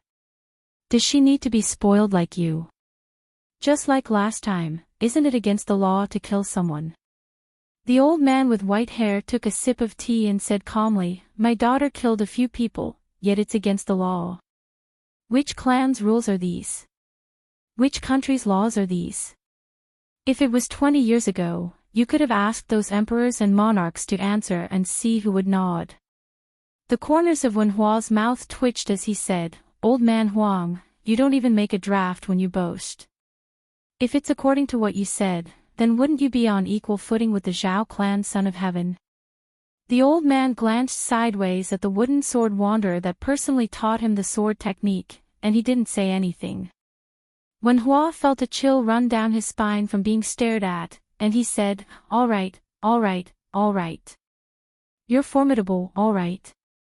Since you're so boastful, then I'll make 3 large bowls of onion noodles for you tonight. Otherwise, you'll surely be hungry to the point you won't be able to sleep." The old man that possessed an elegant aura waved his hand and said, "I'll go make a bowl right away." Wen Hua said angrily, "If I don't go, then do you really think I'm a lackey?"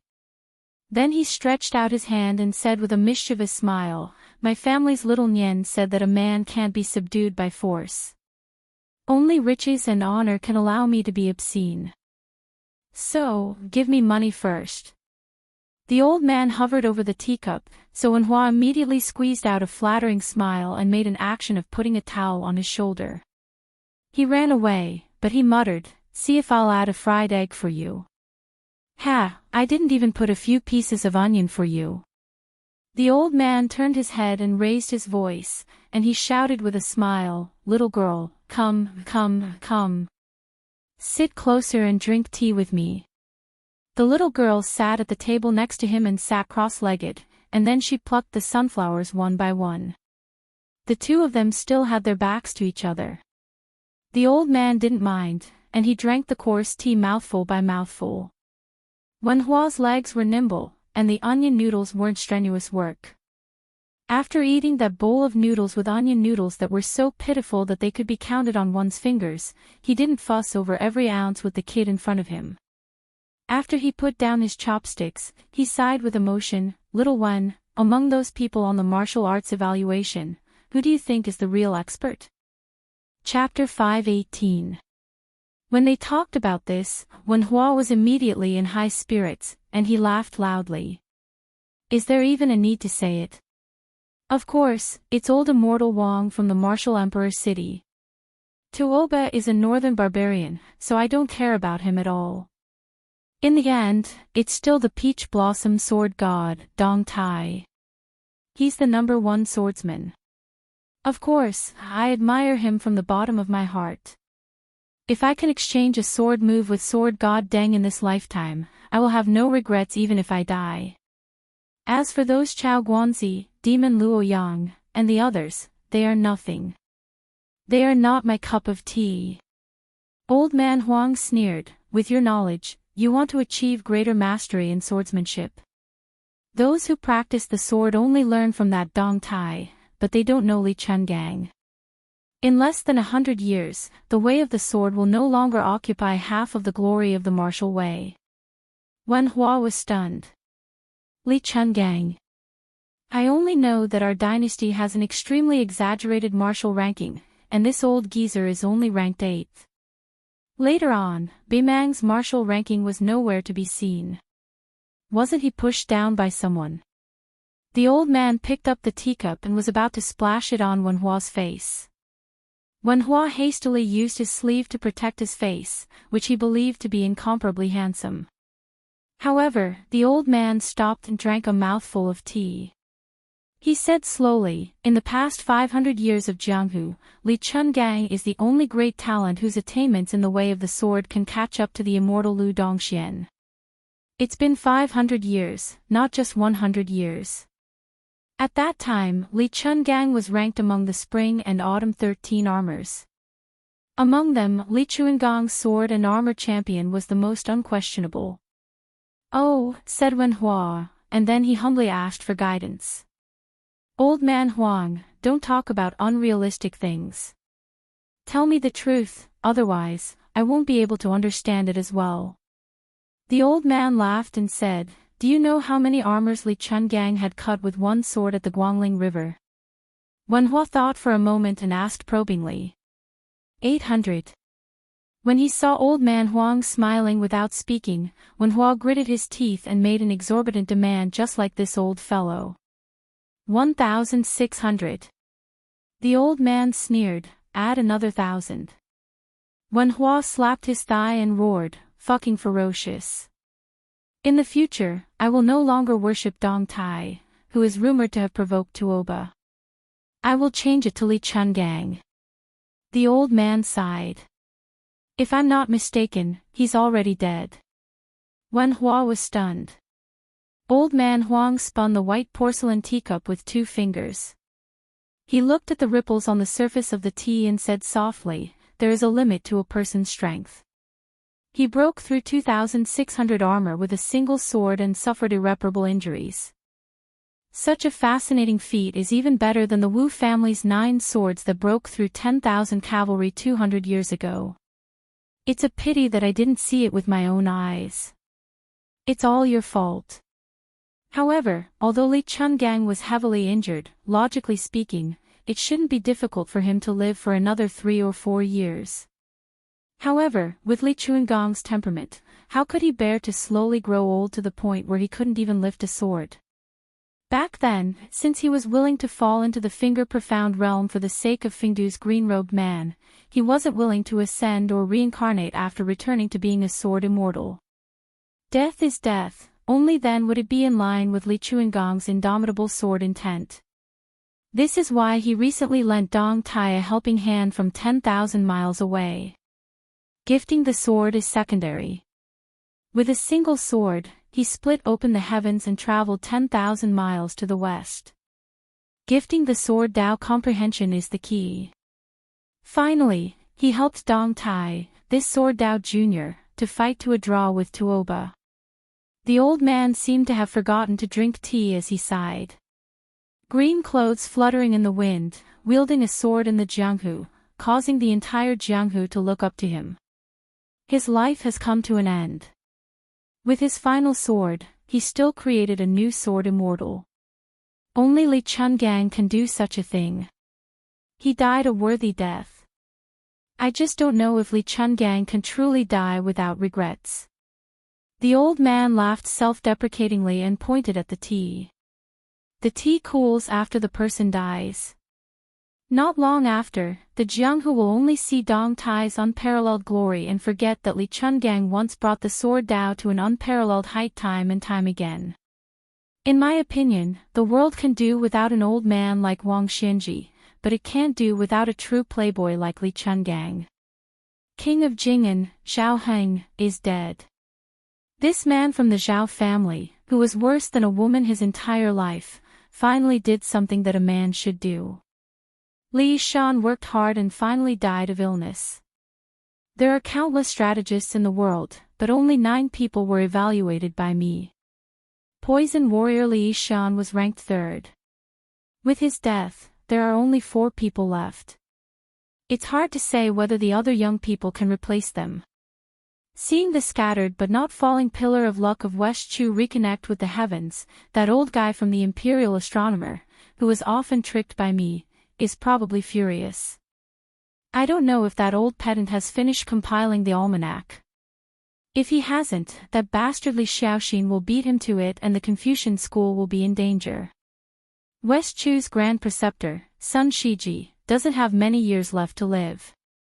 Of the remaining 4 top strategists of the Liang dynasty, Nalan Yusi, who works as a helper for the king of Yen outside the capital, has at most 4 years left to live. As for the other 2, who are cowards in the capital, Yang Taisui, the sickly tiger, has destroyed most of his martial arts. The remaining one is the least famous, but the most promising. Most of the court's movements in the next 30 years are in his hands. He was the mastermind of the white-robed case. Half of the 12 men of sacrifice by Su Zhao's side died on the way to assassinate this person. One of them was this person's favorite concubine. The cycle of karma is not good.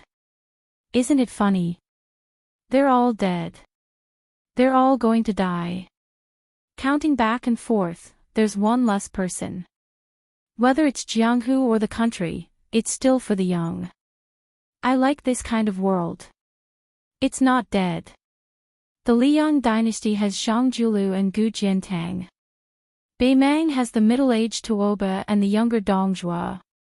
In the future, there will be an endless stream of newcomers who will rise to the top like bamboo shoots after the rain.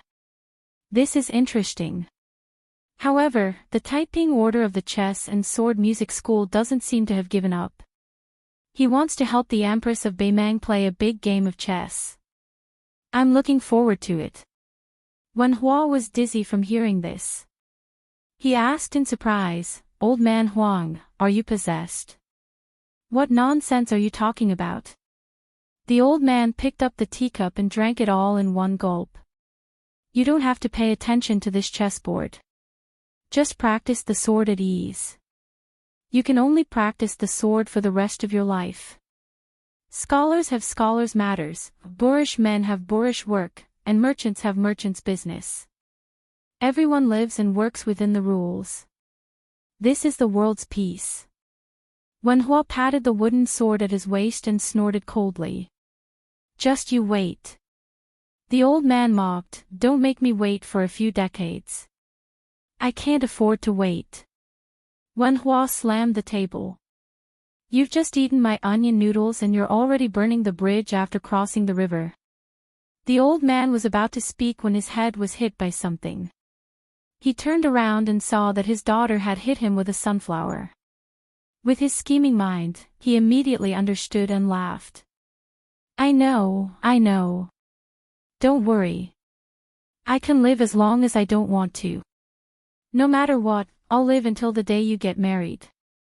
Then, the old man was sent flying by a sunflower.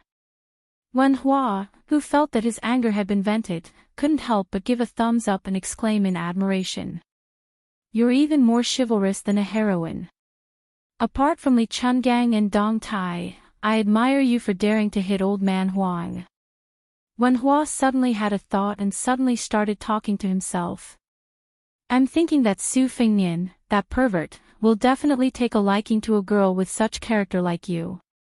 Won't you become my sister-in-law in the future? Then what do I have to call old man Huang? Then, he was also sent flying. Old man Huang sat on the ground and asked himself, since Li Yishan drew a line before dying, why don't I go to Xiangfan to take a look? He heard a cold snort above his head. The old man sighed and said, a grown girl can't be kept at home. Forget it. Bailiang's own courtyard is chaotic enough. It's hard to say whether or not that brat can survive. Why should I bother to be this evil person? It's more practical to compete with that Tai Pingling who doesn't want the world to be at peace. Do you want to buy Taiyan? That depends on whether or not I agree. He stood up and patted the dust off. He said with a smile, daughter, wait here. I'll make you some onion noodles. Wen Hua, who had been hit for no reason, hurriedly shouted, give me a bowl too. Old man Huang didn't pay attention to him at all. This made Wen Hua depressed again and missed the little new year. Chapter 5:19. Su Fingnian let go of the dagger as he was surrounded by more than 10 ferocious bandits. The woman, who had a graceful figure but a vicious heart, took the dagger away from him. She was also tactful and no longer stuck to the handsome scholar. She took a few steps back and imitated the naive look of a 16-year-old girl. She smiled and asked, young master, are you afraid? Su Fingnian smiled bitterly and said, how can I not be afraid? She held her chest and smiled sweetly, it's good that you're afraid. I see that you have some skills, so I'll give you 2 options. One is to fight to the death and challenge all of us. After you die, we'll chop your meat and make steamed buns.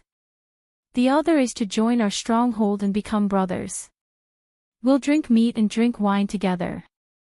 A man who was as thin as a bamboo pole but had a full chest of hair whispered, Qing Zhunyang, shouldn't it be eating meat and drinking wine?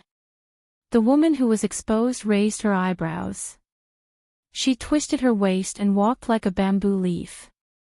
She stepped on the man's foot and said, I'll let you eat meat and drink wine. Without me, you can take off your pants and cut off your balls to cook and eat. Su Fingnian said without hesitation, let's be brothers. The woman's eyes flashed with contempt.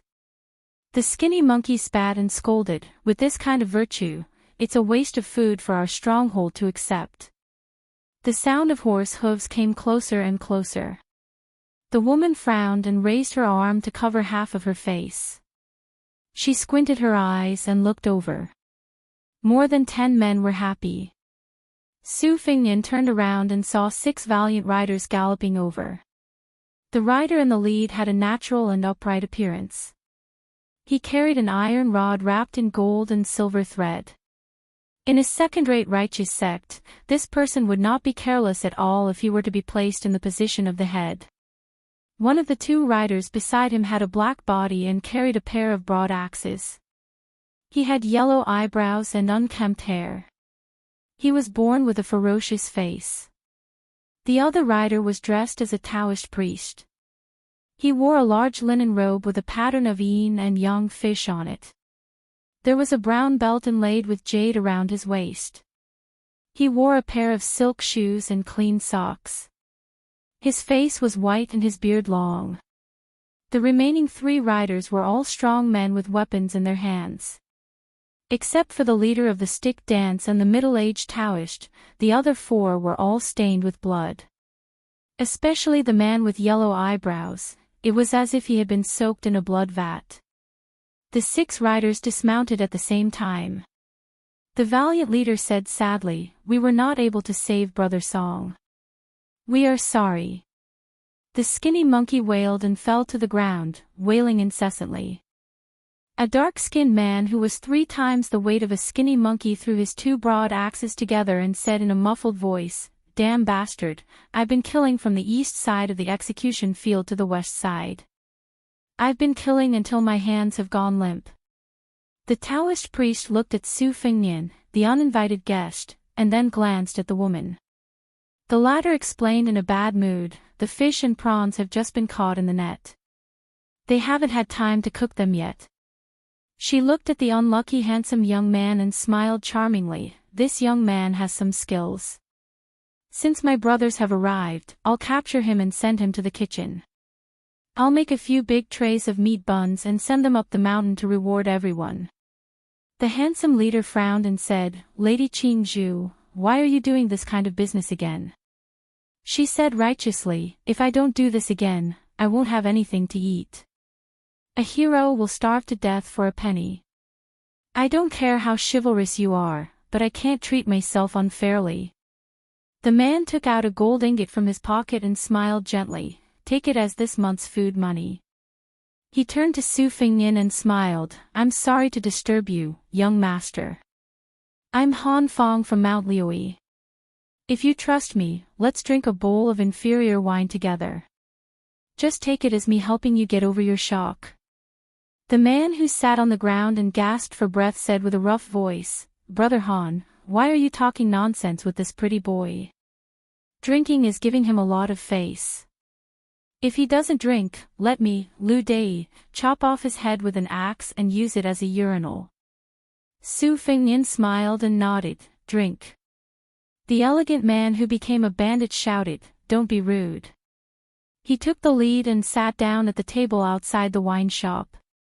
He put aside the iron staff that was passed down from his ancestors that was worth a lot of silver and stretched out his hand to Su Fingnian. Su Fingnian did not stand on ceremony. He took down his bookcase and sat down face to face with this man who called himself Han Fong from Mount Liui. They clinked bowls and drank the wine in one gulp. His straightforward action won the favor of many men who were watching. The Taoist who carried an ancient sword with pine patterns on his back sat down gently. Han Fong introduced, "This is Zhang Shoucheng, born in a noble family. He is good at everything, including the classics, astronomy, geography, and everything. He is good at writing. He was once a trusted aide of a provincial governor in Orange Province, but he became a Taoist because he was framed by someone. He is different from us rough people." The man with yellow eyebrows who sat down casually said, "Brother Han, you're still the descendant of 3 generations of generals. If it weren't for your Han family, Ji Province would have been stabbed into a sieve by the northern barbarians. If it weren't for that fatuous ruler of Liang dynasty, Zhao, who didn't know what was good for him, you would have been a 4th-grade border official by now." Han Fong's eyes were clouded, but he hid his emotions well. He laughed at himself and said, "Young master, you must be joking. Let's not talk about this. Let's drink." The curvaceous woman who was nicknamed Lady Qingzhu picked up another jar of wine and smashed it on the table. "You've drugged it. You're all fish on my chopping board." Han Fong quickly smiled and said, "And this one, I have to remind you. Lu Qingzhu, just call her Lady Qingzhu. She has a sharp tongue but a soft heart." Su Fingnian did not know what was good for him and said, "I've just seen Lady Qingzhu's dagger. She has a sharp tongue but a sharp heart." Han Fong was stunned and felt a little embarrassed. Chapter 520. The woman smiled sweetly and leaned towards Su Fingnian. "This little scholar, I like you more and more." Slap. Without some elasticity, there would not be such a crisp sound. The woman widened her eyes and looked at the handsome scholar who she thought was not very strong. Was she being taken advantage of in public?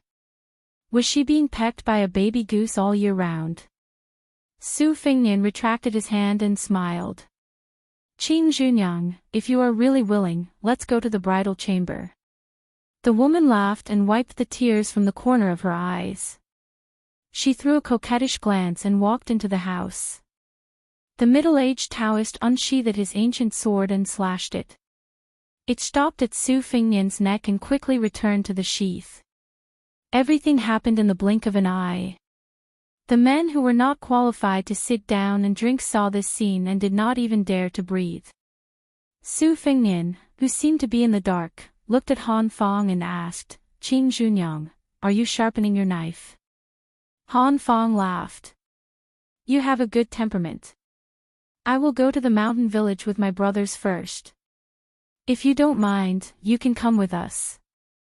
If you want to drink more, you can ask Qin Junyang to lead the way. Su Fingnian smiled. Let's drink a few more bowls. Master Han will go first. They stood up and cupped their fists. Han Fong led the 20 men up the mountain.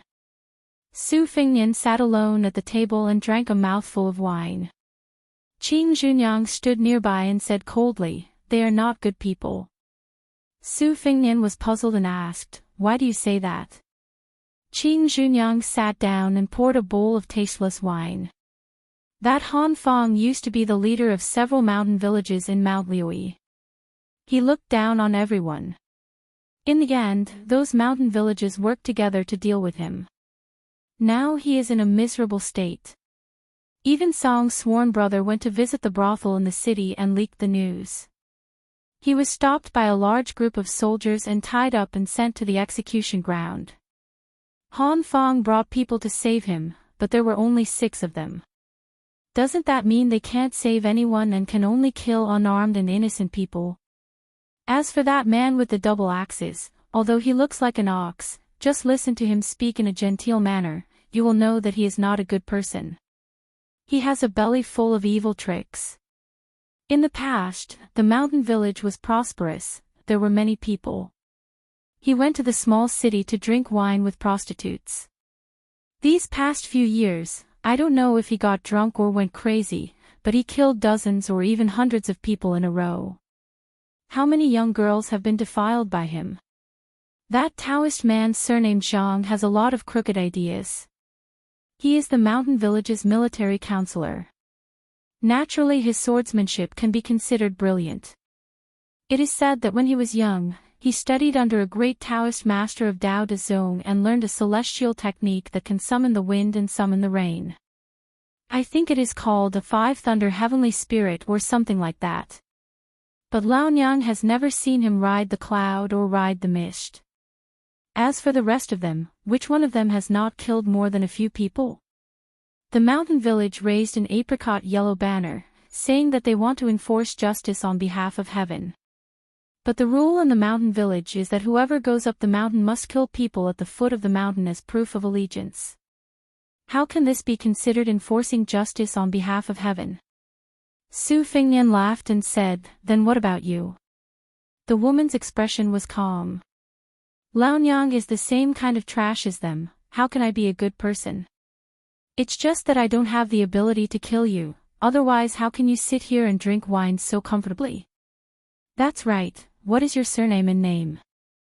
Su Fingnian replied, Su Lang, I came to Mount Liui on a tour, I didn't know that this place is even more chaotic than the turmoil and chaos of war. If I had known earlier, I would have taken a detour. She laughed and said, you should have taken a detour. This mountain is a den of thieves. However, I don't mind telling you the truth. No matter how ruthless Han Fong's bandit mountain village is, compared to the number 1 or 2 devil cult sect in the Orange province, they are just children playing house. Even if they only release a fart, these several hundred so-called Jianghu heroes of this mountain village will be suffocated to death. Fortunately, these devil rabbits don't eat the grass near their nest, they don't care about Han Fong and these small bandits. Su Fingnian was puzzled. Why are you telling me this? He asked. She propped up her cheeks, imperceptibly placing her chest on the table, revealing 2 lumps of dazzling fullness. She smiled coquettishly and said, "You are just a fledgling entering the Jianghu. There is no knockout drug in the wine, can't Laonyang rub some on the bottom of the bowl?" Su Fengnian stared at her. "You?" She laughed and said, "You dare to take advantage of Laonyang, how many lives do you have? Later on, I'll strip you naked and throw you on the chopping board. I'll chop off that little earthworm of yours first and make it into a side dish with wine. How do you think it will taste?" Su Fengnian swayed and fell. She was getting happier and happier. In the end, after swaying for a long time, she still did not see this handsome scholar fall down. It was only until she noticed the young master's pair of captivating red phoenix eyes squinting that she bit her lip and said resentfully, "Is it fun to tease me?" After Su Fengnian sat up straight, he laughed and said, "It's fun." In the end, the woman snorted and laughed.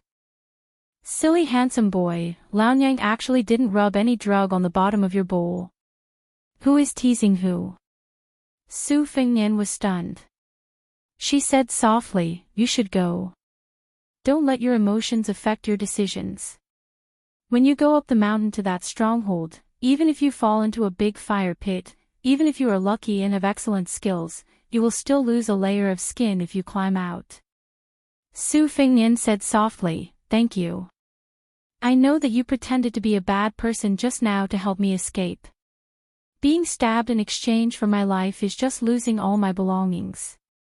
No matter how you look at it, it is a profit." She smiled and did not say anything. Su Fengnian lowered his head and drank a mouthful of wine. The two of them were speechless. She suddenly said, "In the past, I wasn't this kind of bodhisattva. It's just that you look a bit like my man." Su Fengnian nodded seriously and said, "From this, it can be seen how romantic and elegant your man is." The woman smiled sweetly and poured a bowl of wine over. Su Fengnian gently reached out his hand and used the embracing sparrow style.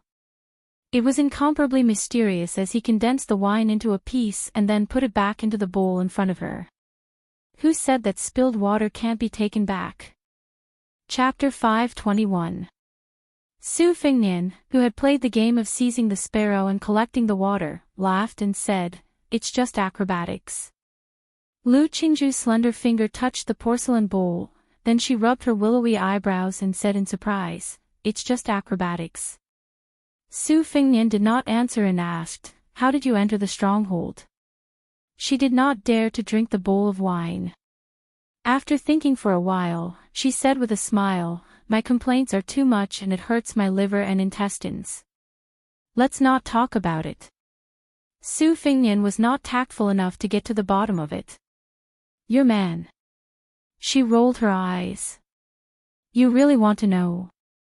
Su Fengnian shook his head and said, "Forget it." Su Fengnian did not want to hear about it. Instead, she spilled the beans from a bamboo tube, but her tone was indifferent. He was dead, a useless scholar. When his family was destroyed, a man in the stronghold found him an eyesore and used an iron spear to crush his stomach. Afterwards, I was betrothed to a third party by Han Fang. Before we even consummated our marriage, that hero could not control the thing in his crotch and hurriedly wanted to have sex in the wild.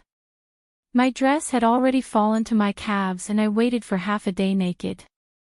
Only then did I know that a big shot from the devil cult was passing by and bumped into him and smashed his head. The devil lord saw that I was somewhat beautiful, so he showed great mercy and took me as his exclusive property. I followed him to that majestic sect. I was probably considered a concubine maid. I served him with a few foxes for half a year. When he got tired of playing with me, he sent me back. Fong Dei and the others only had evil intentions, but they did not have the guts. If they wanted to be the concubine of that great devil lord, they had to be alive, right? Otherwise, do you think a pretty widow like me could have lived until today? Even if I could have lived, I probably would not have had the strength to stand up straight in broad daylight. Serving men, especially those who were full of brute force, was very physical work.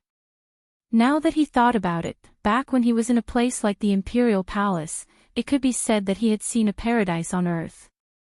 He had not suffered for nothing. You see, you've brought up the topic. This old lady is really heartbroken. Let's change to another bowl of wine. This bowl is filled with evil energy.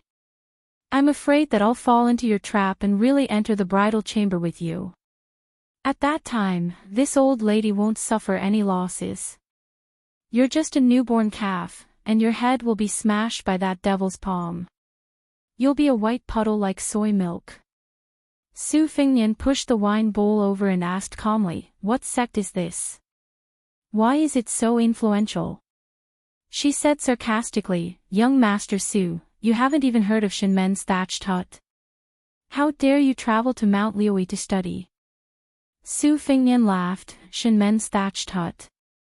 It sounds like a righteous sect that leans towards Confucianism." Qing Zhu and Yang took a sip of wine. Seeing that there was no one around, she said, "Han Fang's nickname is the Qilin General.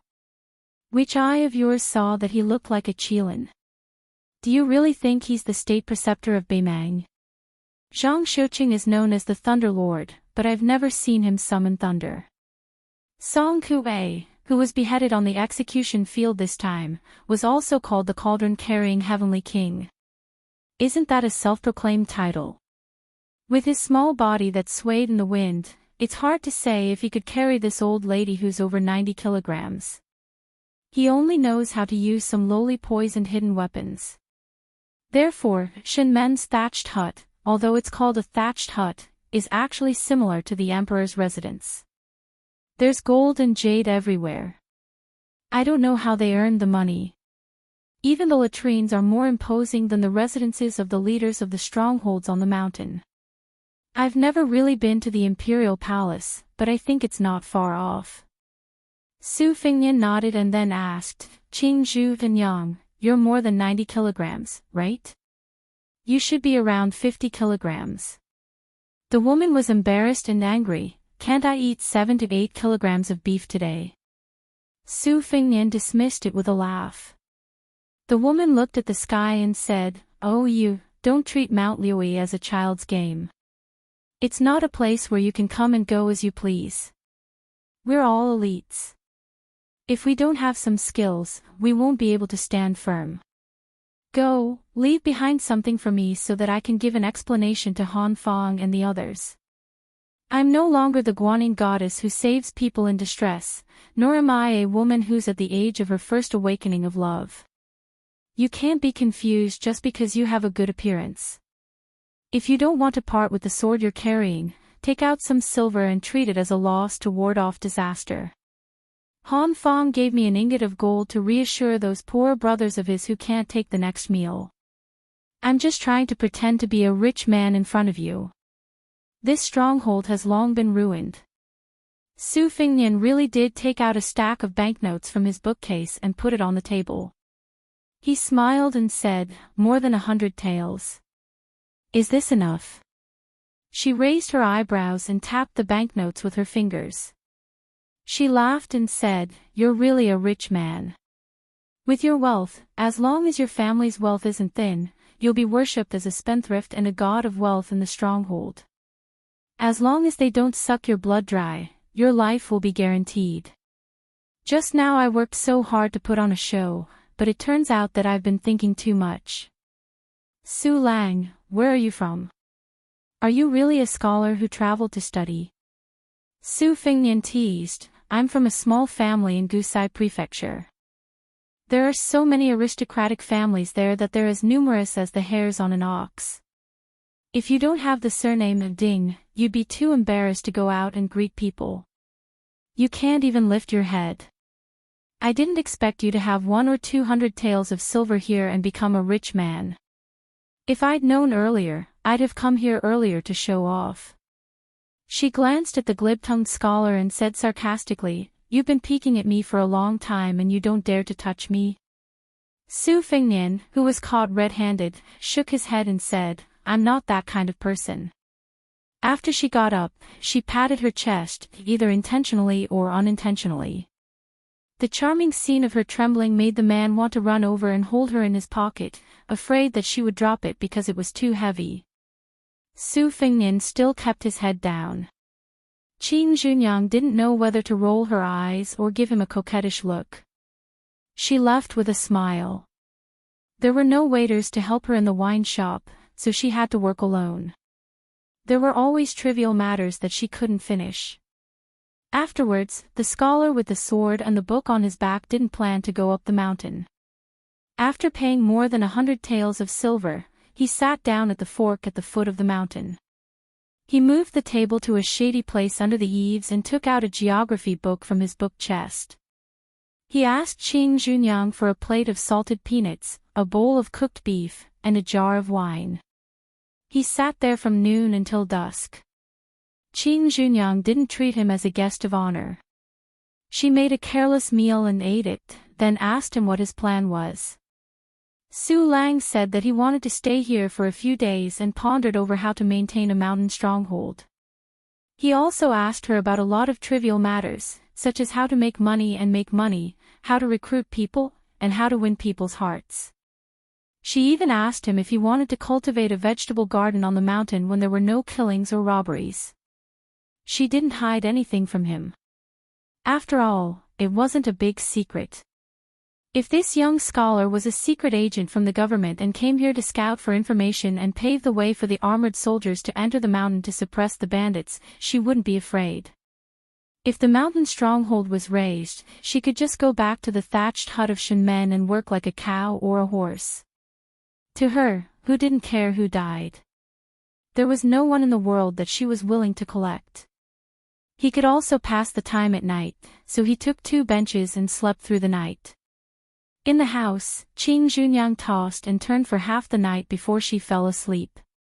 When she got up in the morning, she looked at herself in the bronze mirror.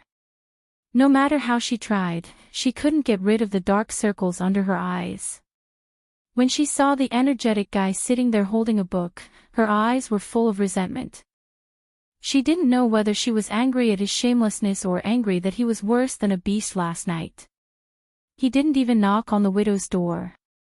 Although she didn't know how to open the door, at least it proved that she still had some beauty. She snorted coldly and walked to the village with the banknotes that he gave to the village. After hesitating for a moment, she still didn't take 1 or 2 banknotes. However, she didn't spit out the ingot of gold that was in her mouth. This group of men were freeloading on food and drink, so this money should be hers. The village where Han Fong lived was not far from the mountain, more than 10 li away. However, the mountain road was not as flat as the official road. Fortunately, she was used to it and didn't find it too strenuous. After all, she was no longer the delicate girl who lived like a princess and didn't touch anything. Han Fong politely accepted the banknotes and was very polite. She even personally served him a pot of tea. Lu Dei, who was practicing in the mud martial arts field, stared at the young widow's buttocks and then looked at her tired expression. The man, who looked uncouth but was actually very thoughtful, had a strange look in his eyes. He was jealous and sneered in his heart. Reckless young man, you even dared to eat this thorny woman. Do you think you can just leave after eating her? Yesterday, when they went up the mountain, military counselor Zhang said that this kid might have some martial arts skills, but it was only Shira's kung fu. Could he withstand the pressure of the big devil in the thatched hut with 1 finger? This bodhisattva could single-handedly trample over a few stockades without taking a break. Chapter 522. Qin Zhu and Yang left the stronghold and returned to the wine shop. She saw that Su Lang was still there, reading. Until today, the skinny monkey, whose name she still did not know, was squatting by the side in a daze. This scoundrel was gluttonous and lazy, bullied the weak and feared the strong. He had all the faults he should have. However, compared to the bandits on the mountain who would easily chop melons and cut vegetables, he was indeed less capable and more cowardly, so he did not appear as abominable. These past few years, he often came here to help with some trivial matters, so it was certain that he could not control his eyes. However, unexpectedly, he had never done something as perverted as pricking the window paper to peep at her bathing and coming out of the bath. This made her somewhat have a whole new level of respect for him. In this mountain, who did not believe in the principle of seeking riches and honor in the midst of danger? The skinny monkey became a distinct anomaly, and also a good-for-nothing example. She heard that the first time he killed someone under the guise of allegiance, he did not completely chop a woodcutter to death with a single chop.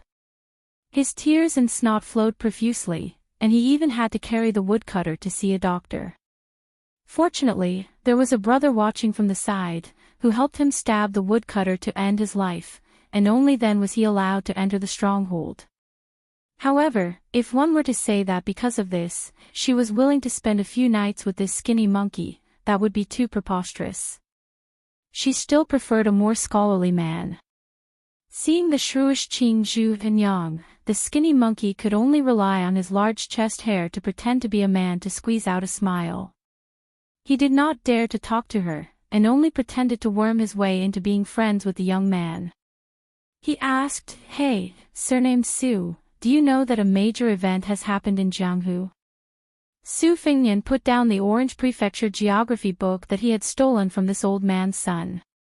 He laughed and asked, "What's the matter? Tell me." The skinny monkey stood up and swaggered over to sit across from him. Seeing him take the initiative to push a plate of peanuts over, his originally somewhat nervous mood calmed down a lot, and he quietly became a bit more carefree. He threw a peanut into his mouth, and with one foot on the bench, he clicked his tongue and said, "A few days ago I went to the city and went to a restaurant with a brother who works as a servant. Do you know which restaurant it is? A meal at Fengxian restaurant costs a few taels of silver."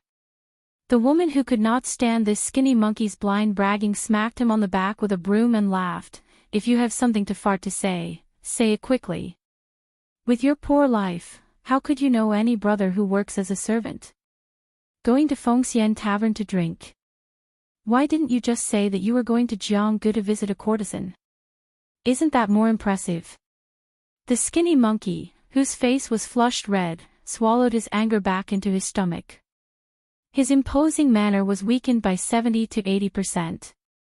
He said embarrassedly, "Woman, you have long hair and short knowledge. You are looking down on me." Seeing that Qing Zhu and Yang was about to raise the broom and smash it down, the skinny monkey-like man hurriedly said, "Do you know that the peach blossom sword god, Dong Tai, has come from Liang?" Su Fengnian nodded. "Let's talk later." Qing Zhunyang went into the house and took out some meat and wine before sitting down. The skinny monkey-like man smelled the fragrance on her body and swallowed his saliva. He said in high spirits, "Didn't the third most powerful sword god in the world go to compete with our military god? Guess what happened?" Qing Zhunyang was not in the mood to guess riddles, but Su Fengnian smiled and said, "He should have lost." The skinny monkey slapped his thigh. "Wrong. What are you yelling for?" Qing Zhunyang, who was startled, picked up the broom under her feet and rushed over. The skinny monkey, who was slapped to the ground, did not dare to be angry with her. After sitting up straight, he lowered his voice and said mysteriously, he was going to lose. That sword god even broke the peach blossom branch. He fought with the military god of Tuoba from morning to night, and then from night to morning. I don't know how many days and nights they fought. Oh, Qing Zhunyang, don't hit me, don't hit me. I'll get to the point. At the critical moment when victory was decided, oh, no, when Dong Tai was about to lose, all the hundreds and thousands of masters watching heard a sentence.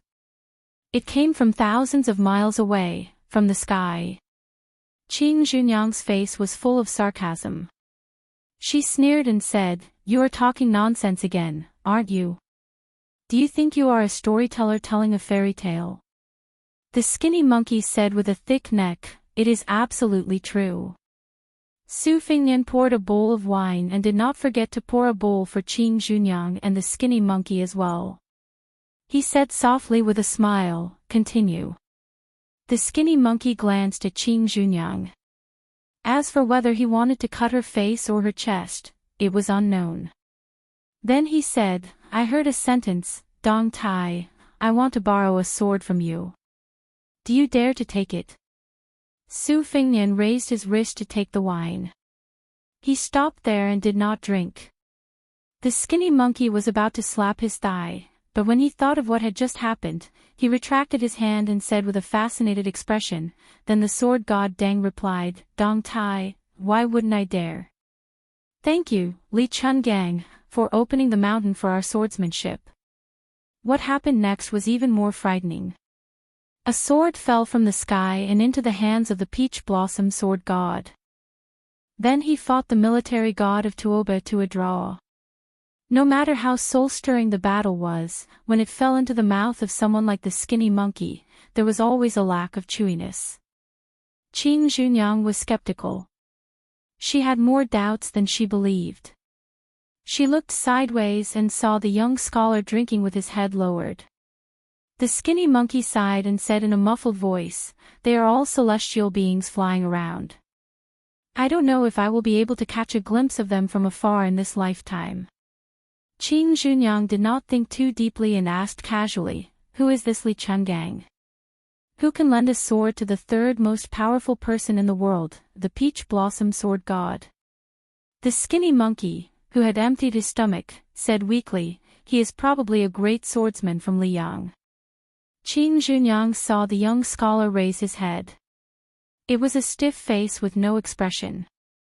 He put down the bowl and said, he is a one-armed old man with a sheepskin coat. The skinny monkey curled his lips and said, who are you trying to fool?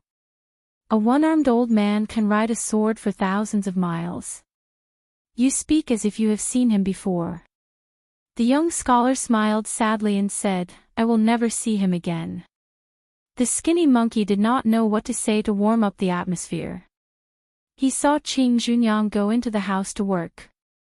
After eating more than half of the wine, meat and peanuts, he felt bored and went back to the mountain. Qing Junyang stood at the door from time to time and glanced at Su Lang. There was a long sword with a green scabbard on the table. She squinted her red phoenix eyes that even she would be jealous of. She just pursed her lips and stared blankly. Other than 2 meals, he just sat there. Qing Junyang still couldn't sleep even after the sky darkened. Through the window, she saw the flickering oil lamp outside.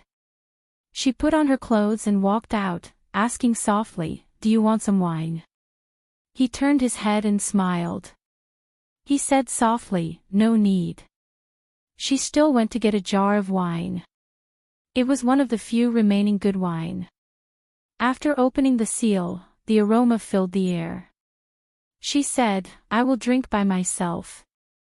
After drinking a few bowls, she asked, you really don't want to drink? He shook his head and said, just drink. I will wait for you to get drunk and have sex. The woman, who was amused, really started drinking alone.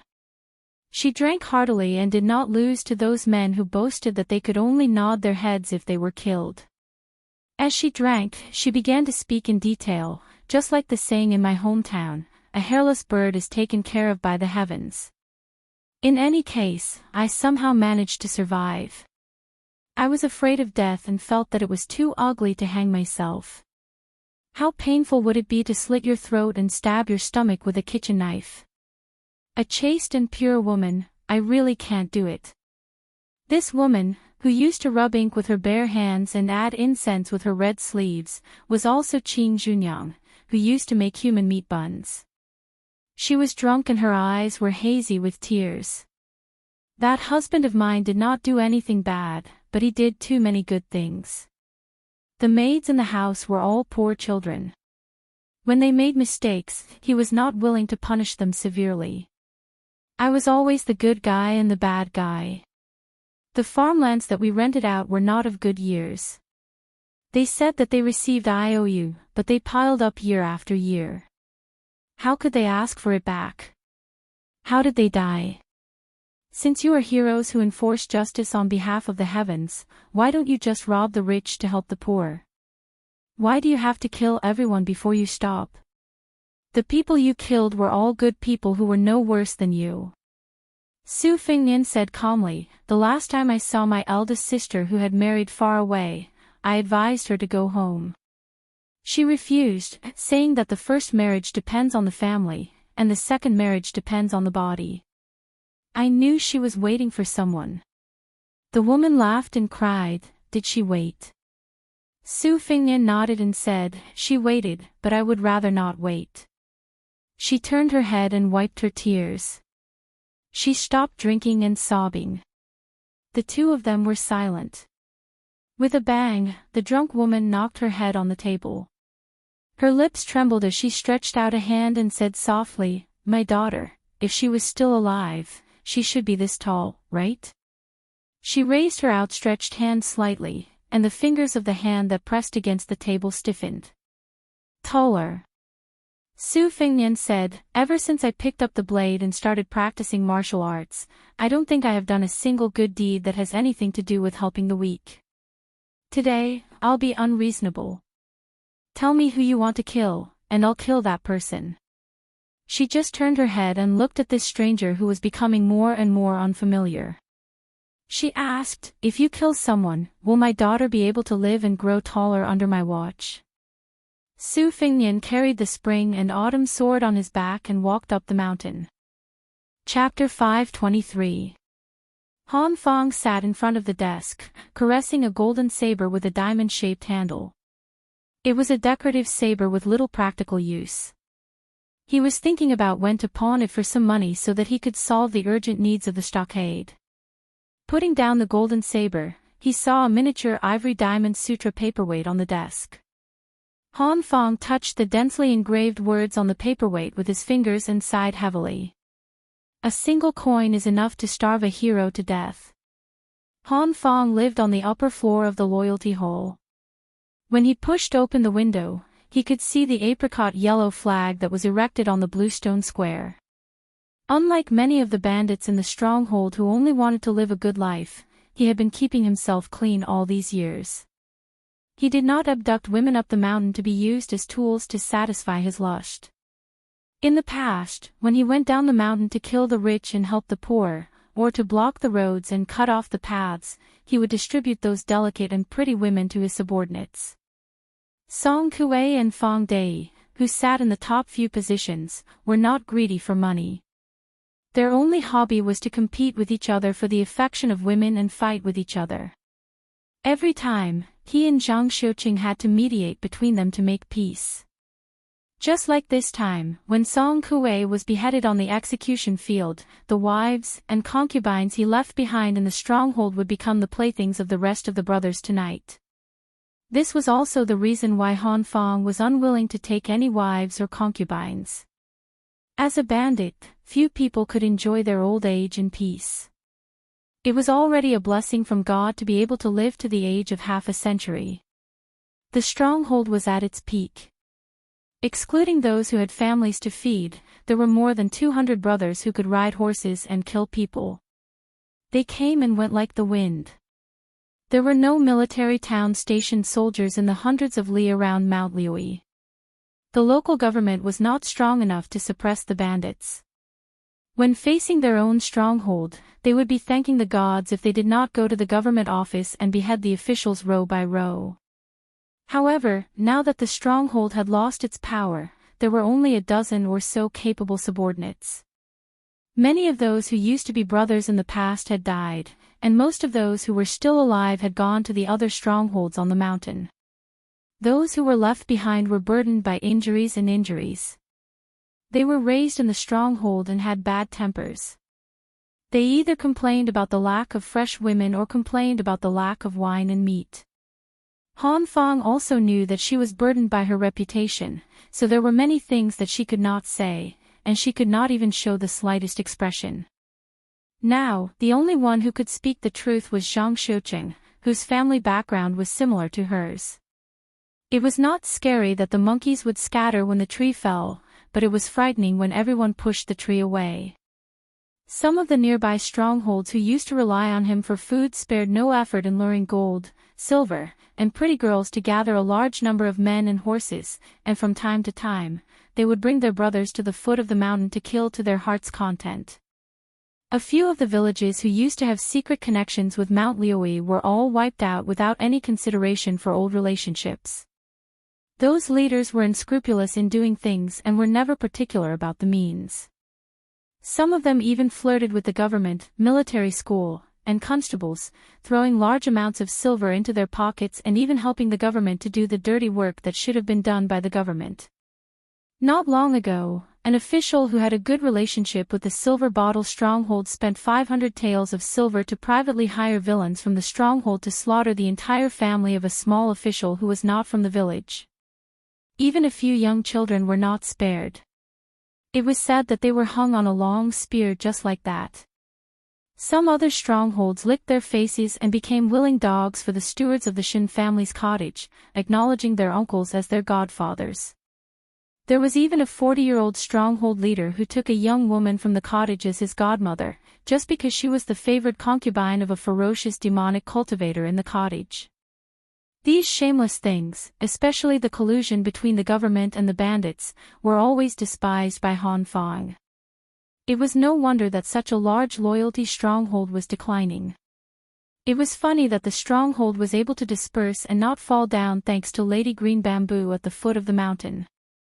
If it were not for her half-year affair with one of the top demons in the cottage, the other big strongholds would have come over with real swords and spears to take over the stronghold.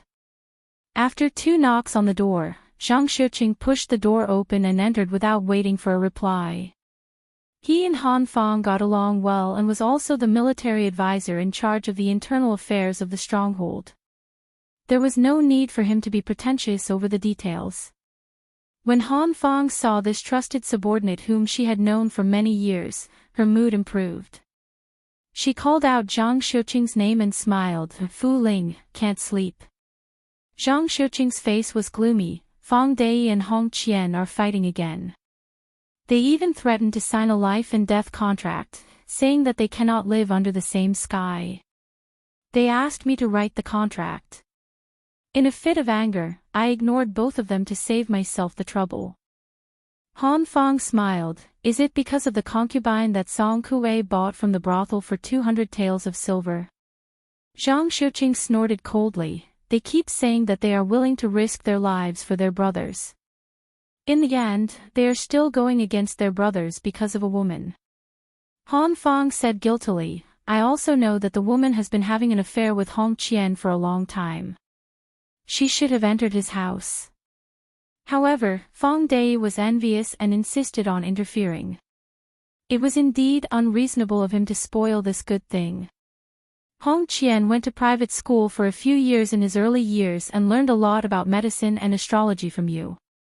He also has a lot of ambition. This kid is only 24 or 25 years old and he wants to fight for a title and bring glory to his ancestors. If it wasn't for your nurturing, with his ability, he would have turned for the better and joined a family. If he changed to a village that has a good relationship with the government and secretly changed his household registration, he might have a chance to make a name for himself. Everyone in the village knows that Fang Dai is on good terms with me and he also considers himself as a child of the Han family. So it is my fault for making things difficult for you. Zhang Xiuqing's expression softened slightly. He waved his hand. "First Master, you are exaggerating. Fu Ling just feels that it is a pity for this family business." Han Fang sighed softly. "The sky wants to rain, and the mother wants to get married. There is nothing that can be done about it." Han Fang stood up and walked to the window with the chief strategist. The breeze caressed her face. She looked at the night scenery of the mountains under the bright moonlight. Her state of mind became calmer. Suddenly, she smiled. "A village woman is like a village woman. No matter how pretty that vixen looks, she is still a village woman." Zhang Xiuqing smiled knowingly. Hong Qian and Fang Dai are just village men. They have never tasted the delicacies of the mountains and seas. Naturally, they will fight until their heads bleed. Look, aren't they already invited to the square to compete? Chapter 524. Han Fang pressed her hands on the windowsill. "It doesn't matter. Fang Dai may look boorish, but he is actually more meticulous than a girl who is in love. He is full of schemes and he is only taking the opportunity to find trouble with Hong Qian. Now that the stronghold is in decline and the third position is vacant, he wants to take the lead and sit under his butt. Hong Qian has a good constitution and a good comprehension ability. His martial arts are improving steadily. Fong Dei can only rely on brute force to fight as soon as possible. After a year and a half, he won't have to compete with Hong Qian anymore. This black bull is too clever, but he doesn't know that Hong Qian's ambition doesn't lie here. Actually, if he makes more connections now, he might need to rely on Hong Qian to hold up the apricot yellow flag in the future. Fu Ling, I will teach Fong Dei a lesson later and make him know his place. You should also say a few words to Hong Qian, who is half a disciple. We are really a father and a mother. It's tough. Zhang Xiuqing smiled and said, it's considered good. Compared to those stronghold chiefs who are grandchildren, we are at least considered as elders. The two of them looked at each other and smiled. Zhang Xiuqing frowned and asked, First Master, how should we deal with that scholar from Gusai Prefecture called Su Lang? Han Fong shook her head and said, don't bother about it. Today is different from the past. No matter if he is a scholar who is studying abroad or a spy sent by the government, we can't afford to offend him. The former is still okay, we can treat him with respect.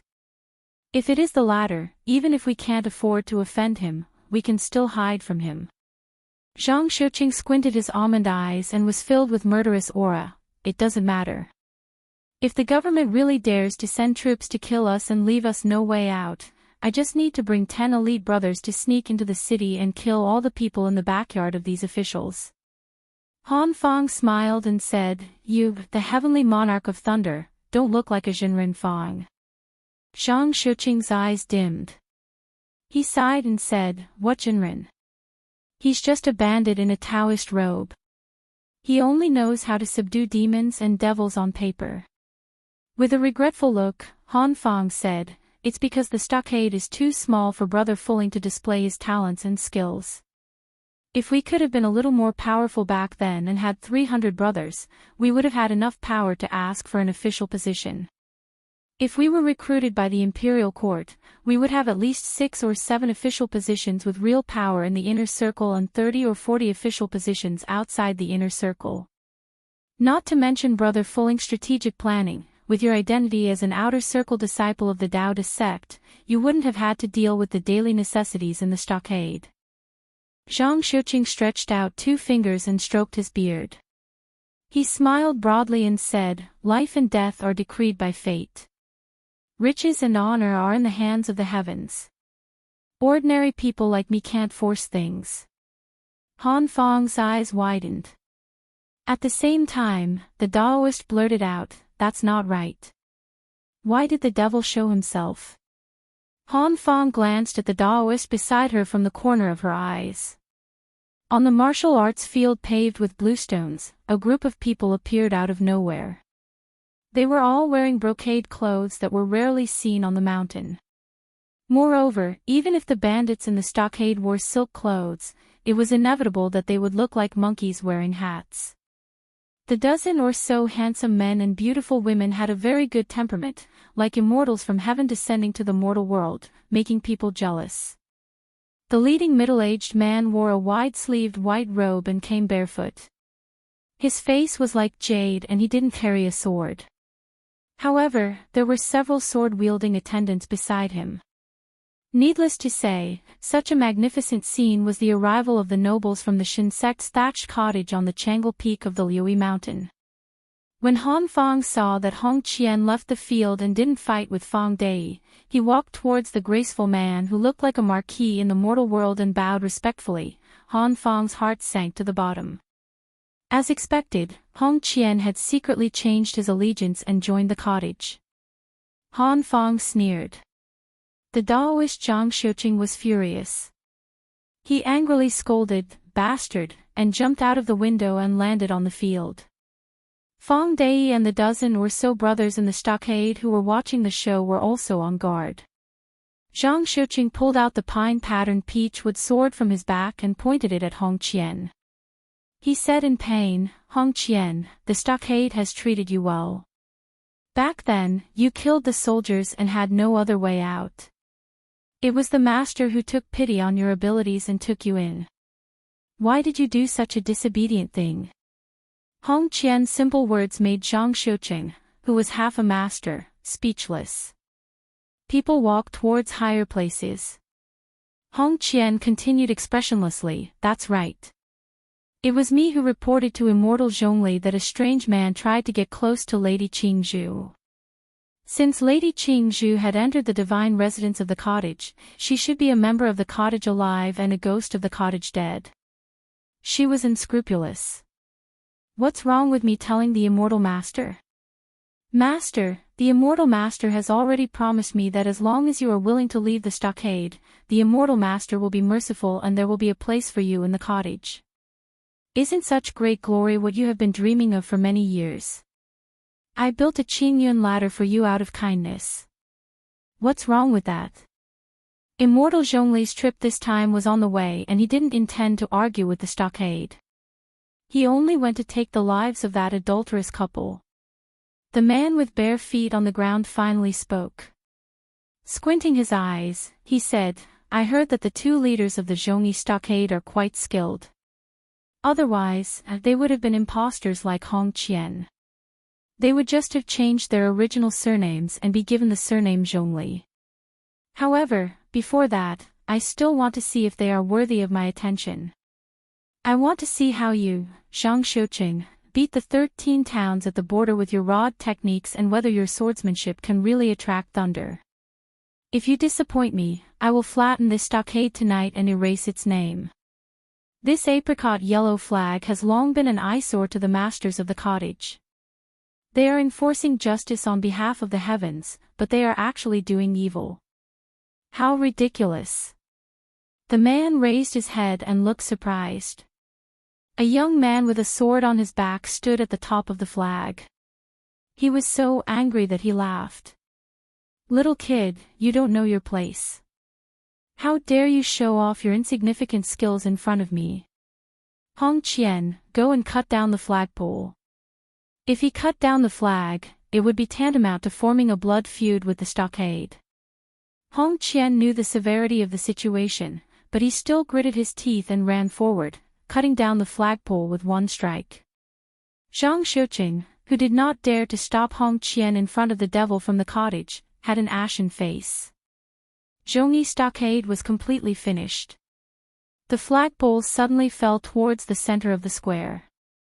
However, the traveling scholar who only dared to fight with a widow at the foot of the mountain did not lose his footing and fall to the ground. His body was still as straight as a spear. When he landed with the flagpole that had fallen to the ground swayed and was kicked out by him. The flagpole was used as a sword and shot towards the carefree devil from the cottage. Hong Qian shouted angrily and slashed down with his sword. Unexpectedly, when the sharp blade hit the flagpole, not only did it not break the flagpole, but a huge force also rebounded into the sword. He almost could not hold the sword. Hong Qian, whose ocean of qi was churning, staggered back a few steps. He looked over in shock and could no longer see the weak scholar. The devil from the cottage, whose surname was Zhongli, sneered. He stepped out and pressed his palm on one end of the flagpole, breaking it inch by inch. There was no doubt that he was an expert. Everyone only saw the scene of him breaking through the flagpole but did not see that he had quietly slid back a few inches. The devil tried to raise his qi several times but could not stop himself from retreating. The fear in his eyes was no less than Hong Qian's. When he saw the young swordsman disappear in a flash, he finally could not hold it in and said in a low voice, "Sword, come." The sword boy hurriedly threw out a simple ancient sword covered with ice cracks. The next scene was that the young man stood in front of the famous middle-aged devil of Mount Liui. One of his hands overstepped his authority and caught the ancient sword for his master. The other hand grabbed the devil's neck and lifted him up. The devil broke a flag, but the young man twisted the ancient sword in his hand and broke it inch by inch. Su Fingnian stared at the ferocious red face and asked coldly, do you deserve to use a sword? Do you deserve to use the word sword? Come. Chapter 525. Su Fingnian casually threw away the useless sword that was once known to cut jade like mud and asked again, who allowed you to say the word sword? Normally, if someone dared to be so arrogant and rude, he would be chopped into minced meat and fed to the dogs with his sword. However, this young man, who was even more of a devil than him, was stronger than him. He struggled to gasp and said, I heard that the sword immortal Li Chungang of the Liang dynasty once said that he was a model for swordsmen of our generation, so I secretly learned and used it. If young master is dissatisfied, Zhongli Handan, won't say it again. I won't say it again for the rest of my life. Zhongli Handan's face turned from red to purple as he gasped and said, I heard that the sword immortal Li Chungang of the Liang dynasty once said that he was a model for swordsmen of our generation, so I secretly learned and used it. If young master is dissatisfied, Zhongli Handan, will never say it again. Su Fingnian responded with an "oh" and raised his hand. He slapped the side of the head of this immortal from the cottage. Then, his head was pulled out of the body and rolled far away like a watermelon. Su Fingnian threw away the headless body and laughed softly. Sword and lie are such common words. It must be very difficult for you to keep your promise. In order not to break your promise, I have to help you. When the servant boy who handed Zhongli Handan the sword saw his master die suddenly, he did not care about anything else. He also did not think deeply about why his master died in one move. He only thought that he was tricked by a villain and was careless. He snatched the famous sword from the other servant who was holding the sword. After he pulled out the sword with a clang, he angrily rebuked with red eyes, You crazy country bastard, do you know that Master Zhongli is the next hut master of Shenmen's straw hut? I will tear you into pieces and let you die without a burial place. In the eyes of Han Fang, Zhang Xiuqing and the others who were not weak in martial arts, the sword boy's sword strike was not to be underestimated. The 5 fingers of Su Fingnian's left hand hooked into a claw, and the head that was dripping with blood flew back out of thin air. Coincidentally, it was split into 2 by the sword boy's sword. However, the splattering blood was all bounced off by a layer of Fata Morgana. On the other hand, the domineering sword boy's face was covered in blood. His sword chopped open his master's head, and it hovered 3 to 4 inches above the sword-carrying scholar's head. Su Fingnian slowly raised his arm and flicked the sword away from the sword boy's hand with a flick of his finger. The sword broke free from the sword boy's hand and slapped his white cheek. Instantly, a long red mark as wide as the sword body appeared. After the ancient sword with a rare cat's eye stone inlaid in the sword guard left Su Fingnian's hand, it strangely pulled back into Su Fingnian's hand and cracked inch by inch.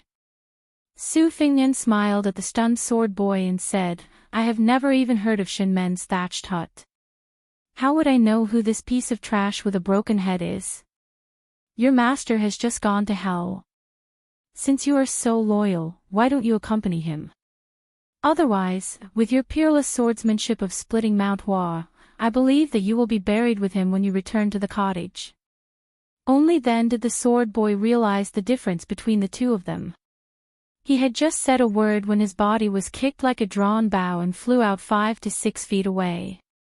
He spat out blood and died. Su Fingnian then asked, What do you want to say? In the square, 2 groups of people with different standpoints were both shocked. Hong Qian quietly moved, wanting to escape from this troublesome place. After cutting down the flag, he had already cut off all ties with the loyal and righteous stronghold. There was no room for negotiation. The big backer that he had found with great difficulty died on the spot. Not to mention how this bloody swordsman would deal with him, just his master, Zhang Xiuqing, and the leader, Han Fang, were enough to make him suffer. Just as he slipped to the edge of the square, Su Fingnian turned around and stared at this bandit who spared no effort to climb up the ranks. He smiled and said, Leader Hong, don't be in a hurry to leave. This apricot yellow flag was cut down by you because of the grudge between you and the stronghold. It has nothing to do with me. However, I heard from Qing Zhu's mother that when her husband's manor was broken into, it was also you who hid your identity and became a guest of the manor for a few months. Then, you cooperated from the inside and stabbed that scholar to death. Many of the pretty maids who used to joke with you were also killed that night after you lifted up your belt. Since Zhongli Handan is dead, come, if you are lucky enough to beat me, Qing Zhu's mother will be your plaything in the tent. Hong Qian's face was full of bitterness and regret. He said, Young Master Su, you must be joking. How would I dare to be disrespectful to you? The Taoist priest, Zhang Xiuqing, suddenly said loudly, I beg young Master Su to leave this person to me. After this, if you want to kill me, I, Zhang Xiuqing, will not fight back. Do as you wish. Su Fingnian asked back, that day at the wine shop at the foot of the mountain, didn't you want to cut off my head with your sword? Zhang Xiuqing said calmly, as long as young Master Su is willing to let go of the loyal and righteous stronghold, I, Zhang Xiuqing, kill Hong Qian, and I will apologize with my life. Su Fingnian smiled and spread out his hands, indicating that Zhang Xiuqing should go all out to kill and clean up the place. Su Fingnian looked at the apricot yellow flag with the word vermilion written on it and said to himself, it's not wrong for the government to force the people to rebel. However, after eating wine and meat, they changed from being unarmed to holding weapons. In the end, the people who killed the most were the people like you. Who is the one doing justice for whom? Su Fingnian looked at the group of shivering cottage servants. Since even the king of the mountain was dead, what else could he do? Su Fingnian turned his head and said to Han Fang, Leader Han, can you lend me 7 or 8 horses to go with me to the Shen Men's thatched cottage to see the wonderland on earth? Han Fang clasped his hands and said loudly, I dare not disobey. A few bandits from the Zhongyi stockade brought over a dozen horses from the stable with fear. They were afraid that this handsome guy, who was even more devilish than a devil, would think that there were too few horses and that he was not observant enough and would kill them all. That would be really unjust. Hong Qian was already entangled by Zhang Xiuqing. A few strong men stood still and formed a circle. Against the famous anonymous disciple of the Daoud clan, Zhang Xiuqing, Hong Qian originally had no chance of winning. Moreover, most of his martial arts were taught by Zhang Xiuqing. His shortcomings were exposed and he was targeted everywhere. Fang Dei, who was eyeing him covetously, saw an opportunity. He waved his axe and cut a big wound on Hong Qian's back. Hong Qian no longer had the strength to scold this black bull for not following the rules. At this moment, Su Fingnian, who had just pulled the reins and was about to jump on the horse, flashed past. He grabbed the flag with the words, Justice for Heaven, in his hand and rushed behind Fang Dei. He slapped his back. Before the strong man fell, his head was wrapped up by the flag. Like a dumpling, he was slowly suffocated to death. A cool breeze blew in the square, but it made everyone fall into an ice cellar. After Hong Qian's chest was pierced by Zhang Xiuqing's sword, he laughed and said, It's good to die. All of you died happily. I will still be a man in my next life. I only hope that God will let Han Fang, Zhang Xiuqing and the rest of you become women.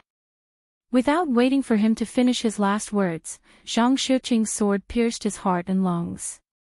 Su Fingnian glanced at the apricot-eyed Taoist and said calmly, Since Lady Qing Zhu said that you still have some sage-like demeanor, I will spare your life. As for what to do in the future, wait for me and Leader Han to come back and make a decision. Chapter 526. Unexpectedly, this Taoist priest was also decisive. He waved away the blood on the tip of his sword and held a peachwood sword upside down. He bowed and said directly, There's no need for such trouble. Zhang Xiuqing is willing to go to the cottage with Mr. Su. Su Fingnian ordered the cottage attendants coldly, Bring Zhongli Handan's head with 2 parts. The group rode to Changle Peak, which was 2 hours away. There was actually a luxurious carriage outside the Zhongyi village. However, since Su Fengnian did not want to sit in it, no one dared to make trouble. The sects that had the right to occupy a mountain and call themselves kings were mostly rich and powerful. The ones that were far away were like Dragon Tiger Mountain and Huishan Xinyuan, which were opposite each other across the river. The ones that were closer were like Qingyang Palace. They all had thousands of followers. Not to mention the clan leaders, even some small fries were high up in the sky. In the eyes of ordinary people, they only felt like they were covered by clouds and mist. Naturally, they would be in awe. The Shin family thatched cottage was the king of the Liuyi mountain. However, the devil in front of them, who was grabbed by the neck like a wild duck, liked to call himself an immortal. His strength was among the top 5 in the cottage. A few years ago, it was rumored that he was close to rank 2. According to the details that Su Fengnian learned from Qing Zhu, the cottage had about 2 rank 2 masters. For a state like the Orange State, it was indeed not bad. The owner of the cottage had the surname Shin. This person with the surname Zhongli was the dishonorable illegitimate son of the owner of the cottage. However, he was quite talented in martial arts and had the chance to reach rank 2 before the age of 40. Whether he was an illegitimate son or not, it did not matter. The reason why the Shin family thatched cottage was labeled as a devil's sect was because they were good at sex and tantrism. In the end, as long as it was related to sex, the cottage was good at it. When the disciples of the Shin family went down the mountain, they either killed their parents or kidnapped their young tripod furnaces. They also escorted mature tripod furnaces to high officials and dignitaries. They even had business dealings with some relatives of the 2 surnames in the Beimang imperial tent. This was also the reason why the thatched cottage could be so wealthy. In fact, although the tantrism had always been criticized as heretical, some of the orthodox supernatural powers that originated from Buddhist scriptures were not distorted. This was probably the key reason why the Shin family had so many pillars of martial arts. Han Fong did not say anything. She rode beside this scholar at night. However, her thoughts were running wild. Since he was traveling with his sword, he had slapped the devil Zhongli's head without using his sword. Didn't that mean that he had reached rank 2? How many years had this scholar, who called himself Su Lang, been in his 20s? However, she was not optimistic about Su Lang going to the Shin family's thatched cottage. He was forced to go because he had no other choice. He could not be like the servant boy who died on the spot after saying no. However, she had a headache about how to weigh the pros and cons after arriving at the cottage. Not to mention other things, the cottage had 2 elders from the Shin family who had been in the 2nd rank for a long time. Would Su Lang not care about his life when he had not even drawn his sword out of its scabbard behind him? Or was he confident? Zhang Shiqing followed behind him.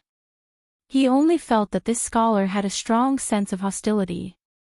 It was like the ink that was ground out of a top-grade ancient inkstone. It was unusually thick. Su Fengnian was holding a sword that the sword boy had taken from him. It was modeled after the bronze sword of the Donghua sword pool. It was thick, black, and simple. Su Fengnian let go of the reins. He held the sword with one hand and flicked his fingers with the other. The sound was crisp and melodious. He suddenly asked, people like Fang Dai have the habit of swinging their axes and killing people in the busy streets without asking about the right and wrong.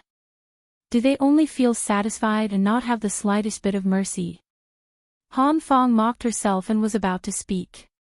Zhang Shiqing was the first to speak. Fang Dai and Hong Qian, these outlaws, were not soft-hearted people before they came to the mountain. They were all people who killed without blinking an eye. They acted on impulse and did not distinguish right from wrong. To their own brothers, they were naturally worthy of praise for their righteousness. This is just like the so-called killing their children and raising their mothers in the 24 filial piety of the Central Plains. They are all crazy. In the end, they go against common sense. In the end, the loyalty of the brothers depended on Fong Dei and these boorish fellows.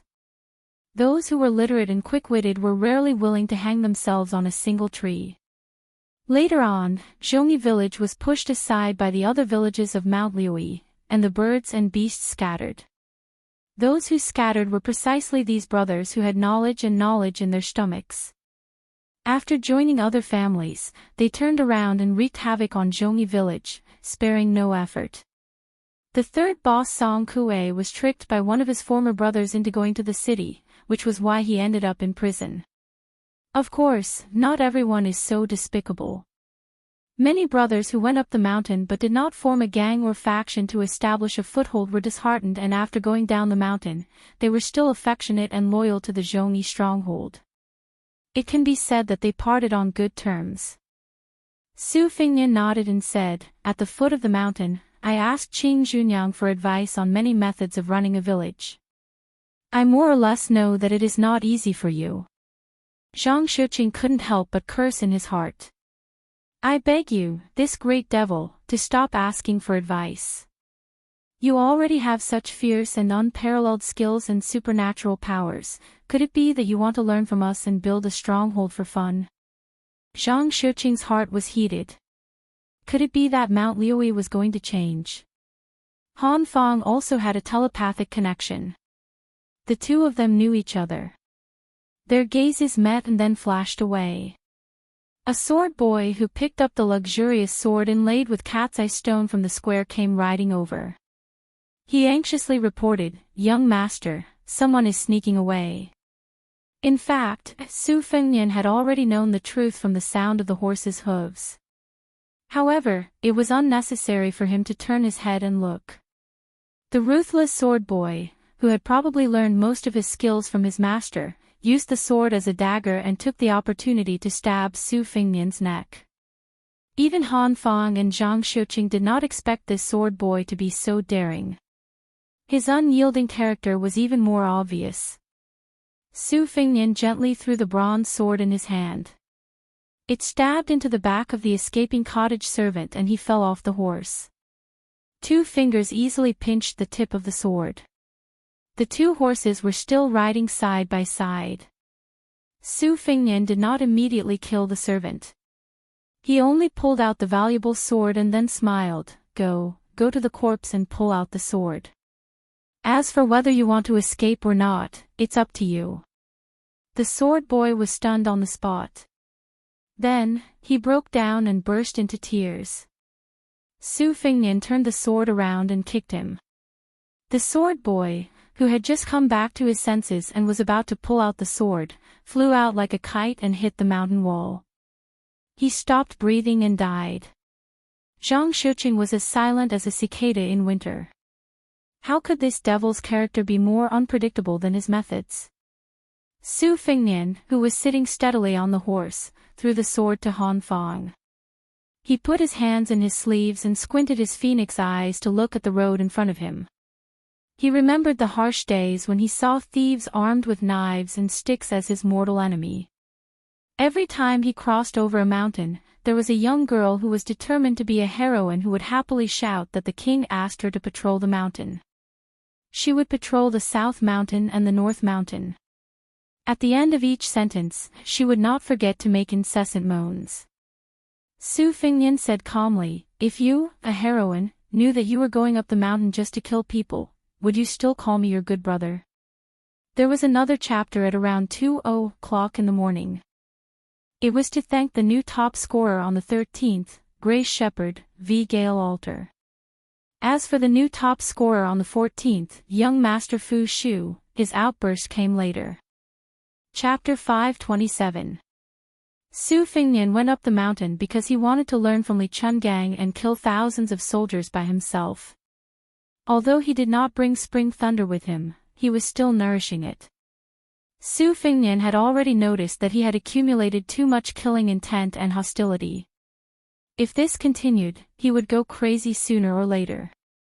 When that happened, Beiliang would lose a hereditary king of Beiliang, and Beimang would gain a new demon who would kill without batting an eyelid. After asking about the family background of Shen Men's cottage, he learned that other than the two old men who were above the common populace, there were 4 or 5 masters who were as strong as Zhongli Handan. For the Orange province, where there were many military towns, they were already bold enough to survive in the cracks.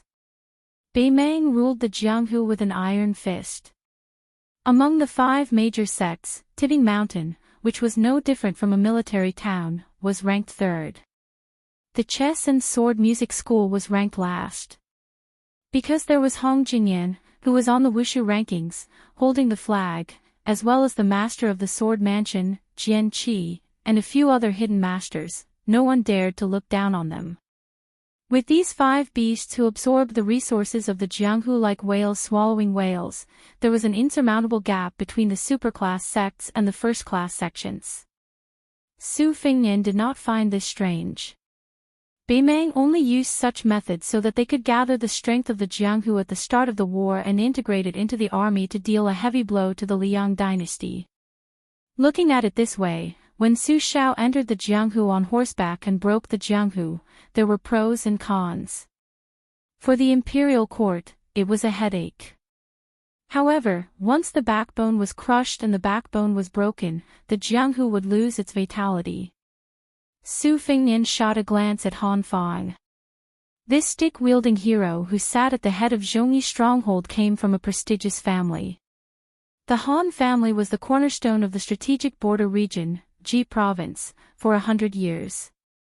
It was unknown just how many waves of northern Mang invasions they had withstood. The old man of the Han family had once led 800 elite cavalry to charge at 60 to 70,000 northern Mang soldiers. After identifying the location of the royal flag, they directly slaughtered their way over, their military achievements illustrious. This was not an exaggeration in unofficial history. It was always recognized by the internal court historians who were strict with history, and was written with rich ink and color. With the Han family controlling a few key passes in Ji province, it caused the Beimang's cavalry to go south for the first 40 years. Countless times they hit a wall. They were so hurt that they simply took a detour. Because of this, the Han family had always been regarded as a big problem by the Beimang imperial tent. The Han family could be said to be fiercely loyal. Interestingly, in the past 100 years, no matter what the emperor's surname was, as long as you sat on the dragon throne and wore the dragon robe, the Han family would be loyal and devoted. They would do everything they could to guard the border for you. The Han family members of the Han family would not hesitate to die again and again, and the number of direct descendants who died on the battlefield was countless. Until 10 years ago, Zhang Julu and Gu Jiantang took the initiative to rotate the border towns. The 2 Liao provinces, where the Beimang army started, especially Jinzhou, rebelled fiercely and almost caused the first mutiny after the spring and autumn period. Next was the Han family of Ji province. Although the Han family did not express any dissatisfaction and even started to move, for some reason, there was a mutiny in Ji province overnight. This gave rise to a famous saying from Zhang Julu, "The emperor is not anxious, but the eunuchs are." The emperor. This was tantamount to setting the standard for the turmoil in Jizhou. The Han family had 100 people, but they were all executed. Afterwards, they were transferred to the border army. Han Fang was listed as a traitor on the Han family's genealogy. However, the Liang dynasty was too far away to reach. It was unlikely that they would come to the hinterland of Juzhou to kill this traitor. Years ago, Su Shao and his second sister, Su Weisheng, sat around the stove on a snowy night and talked about the world. When they talked about the Han family in Jizhou who had no hope of being avenged, Su Shao only said one sentence: "In the end, Master Han still did not have enough soldiers." His second sister lightly added, "The imperial court was certain that the Han family would not rebel because of the burden of loyalty and righteousness. Therefore, they deserved to die even more. 1 needle to the blood, 2 needles to the bone." Su Fingnian once curiously asked Su Shao if he was the one who purposely led Bai Liang and the 2 Liao to Jizhou. Su Shao asked him in return, "Take a guess." At that time, Su Fengnian's temper was as irritable as the dragons in the prince's mansion. He scolded, "Take a guess, your grandpa." Su Shao only had a good temper with his children. He still smiled and replied, "Am I not your father? Take another guess." Then, the young Su Fengnian was completely speechless. At that time, his second sister, who had not yet gone to the Shangyin Academy to study, held her belly and laughed for the first time. Finally, they approached the Shen family's thatched hut. One servant of the Shen family was kicked to death, another stabbed to death with a sword. Those who survived no longer had the arrogance they had when they came down the mountain and entered the stronghold. Even when they were about to enter their own territory, they did not dare to show any emotion. They still kept a straight face and rode behind the scholar carrying the sword. On Changla Peak, there were rows upon rows of bamboo buildings. Thousands of large red lanterns were hung high up. The decorated archway had the 4 words, 6 Fakian Peaks, hanging on it. The 2 pillars were made of incomparably expensive golden-threaded cedar wood, which was the wood that needed to be wrapped around. Golden-threaded cedar wood was originally purchased by the government for the imperial family. The construction of the main hall and the pillars of the mausoleum were all made of high-quality jinan, and the golden-threaded cedar wood was the best quality. During the spring and autumn period, the Central Plains, Western Shu, and Southern Tang, and a few other countries, every few years, there would be 1 or 2 cases where dozens of heads would fall to the ground. In the current dynasty, there was even a comical scandal where the emperor of the Zhao family stole precious jinan wood under the guise of repairing West Chu's imperial mausoleum. Because the golden-threaded cedar wood itself had the effect of a sea of clouds, it did not need to be carved to dazzle people. Su Fengnian rode past the decorated archway and turned his head to look at the golden-threaded cedar pillars. He clicked his tongue and said, "What a wealthy family." It was the first time that Han Fang and Zhang Shiqing personally came to the Shen family's thatched cottage. Apart from the eye-opening experience, they were also very worried. The richer the Shen family was, the more likely they would be buried with them. How could they smile? Su Fengnian looked at the 2 groups of people rushing out from the 2 sides of the main building and said to himself, "Su Fengnian, remember, don't treat a level 2 master like a joke." Su Fengnian turned around and stretched out his hand. He said calmly, "Give it to me." A cottage retinue hurriedly threw over the bag that was soaked in blood and rode forward. The horse's hooves stepped on the white jade square, which was exceptionally loud. From 100 steps away, Su Fengnian casually threw out the bag that contained Zhongli Handan's 2 severed heads and stared at an old man with a white beard that reached his chest. Chapter 528. Not everyone could make the head of the Shen family get up from his white belly in the middle of the night and personally go out to receive them. However, since there was a saying that one had a high vantage point, of course, there would be benefits to living high up. The disciples of the Shen family who were responsible for the night watch had already spread the news. Layer by layer, the situation became more and more intense. Only then did the old man, who had not cared about worldly affairs for many years, notice. Zhongli Handan was his illegitimate son. After it was confirmed that he had the potential to enter rank 2 in the prime of his life, he gradually had high hopes placed on him and was highly valued by the cottage. Many of the resources that originally belonged to the eldest son began to be tilted towards Zhongli Handan. Even when he killed a concubine who had killed his own mother, the cottage did not punish him. Later on, he strangled another concubine to death with a white silk cloth. Only then was he punished to be locked up in the word sword study at the back of the mountain for a year. In fact, he was only suppressed to practice martial arts and browse secret manuals. Tonight, there was clearly an important guest who had just visited the residence. After that, Zhongli Handan secretly left the mountain in a carriage. This was not a big deal. What was surprising was that when he came back, he was nowhere to be seen. How could the cottage, who had spent a lot of money and effort on him, be at ease? The 2 sides were in a standoff. A disciple of the Shen family who had a slender bronze sword received a signal from his eyes. He jogged over to open the bag and was shocked as if he had seen a ghost. It was almost there. It was not a ghost. It was just the head of a dead person. The swordsman who had his back facing the family had a complicated expression.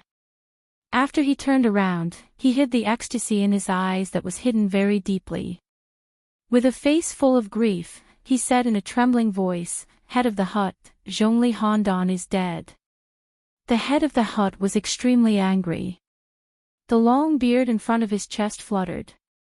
He lifted the iron cane that weighed hundreds of kilograms and heavily smashed it into the jade ground, creating a hole. He shouted, "Who are you?" Su Fengnian did not pull the reins. He put his hands in his sleeves and carried the spring and autumn sword on his back. He sat still on the horse and said calmly, "To be honest, this is the first time I've met this cottage swordsman who calls himself Zhongli Handan. We have no grudges against each other. However, he said, sword come, and said that he wanted to imitate sword god Li's style on the snowy plains. However, he didn't send thousands or hundreds of swords. He only asked his servant to throw a broken sword over. I really couldn't stand it anymore and coincidentally wanted to kill him so much that I went crazy, so I slapped his head off. If the Shin family cottage can't stand it anymore, why don't you take turns fighting me?" The head of the hut was so gloomy that the nearby disciples of the Shin family trembled and did not dare to look at him. The old man who had been in the second rank for much longer than the young man on the horse with a sword on his back held his cane tightly. He was full of murderous intent. Squinting his eyes, he asked, "Which school are you from?"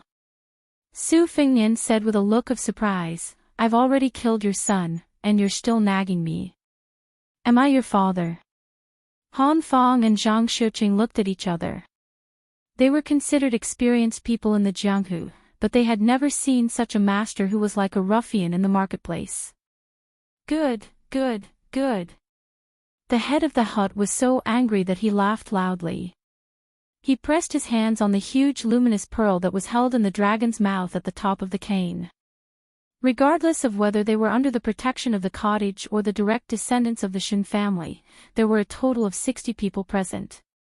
Among them, there were 13 archers on both sides. However, people continued to enter the field. Ordinary people would get lost if they walked in. With such a big family, news would inevitably be delayed. It was like a stone being thrown into the heart of the lake. It would take some time for the ripples to spread to the lake. Su Fengnian silently said to himself, "If you want to kill me, you will be responsible for your own life." Su Fengnian floated down from the horse. His elegance was out of this world. The first wave of water splashing from the crossbow was already in front of him. Su Fengnian slid a few feet and easily dodged the flying arrows. The poor tall horse was shot into a hedgehog in an instant and fell to the ground with a loud bang. A strong man with a broad sword rushed forward in large strides, not giving him any chance to attack. Su Fengnian suddenly sped up. When he brushed past the man, he waved his sleeve and the man's huge body flew to the side. Just the sound of the man's shoulder breaking was very shocking. The 3 swordsmen from the cottage who followed him knew that things were not going well. In an instant, they set up the tripartite sword formation, which could be considered common in the Jianghu. The blades of the swords were dazzling. Su Fengnian spread out his hands and grabbed the tips of 2 swords. His body flipped back and dodged the middle sword. The 2 swordsmen between his fingers immediately twisted. One of the swordsmen who was smarter and more cunning also did a flip to prevent his sword from falling out of his hand. The other swordsman's movements were slower. The swordsman who managed to save his face secretly felt lucky. A force surged from the tip of his sword to his wrist. His body was fiercely pulled forward by the force. Just as he was about to abandon his sword and retreat, Su Fengnian held his sword and moved to the side like a fish swimming in water. The back of his hand suddenly hit the swordsman's chest, who was caught off guard. A cloud of scarlet blood spurted out. When the swordsman stumbled back, Su Fengnian raised his leg, which was not higher than his knee. He kicked the swordsman's calf with a huge force, causing his body to fly forward. Then, he hit the man's forehead with his knee. Bloom. The swordsman fell on the white jade slab. He only twitched twice symbolically before he quickly died with the ups and downs of his life. Su Fengnian flicked his sleeves, and the second wave of arrows shot by the crossbowman fell into two treacherous vortexes. In the end, they were stabbed in the opposite direction.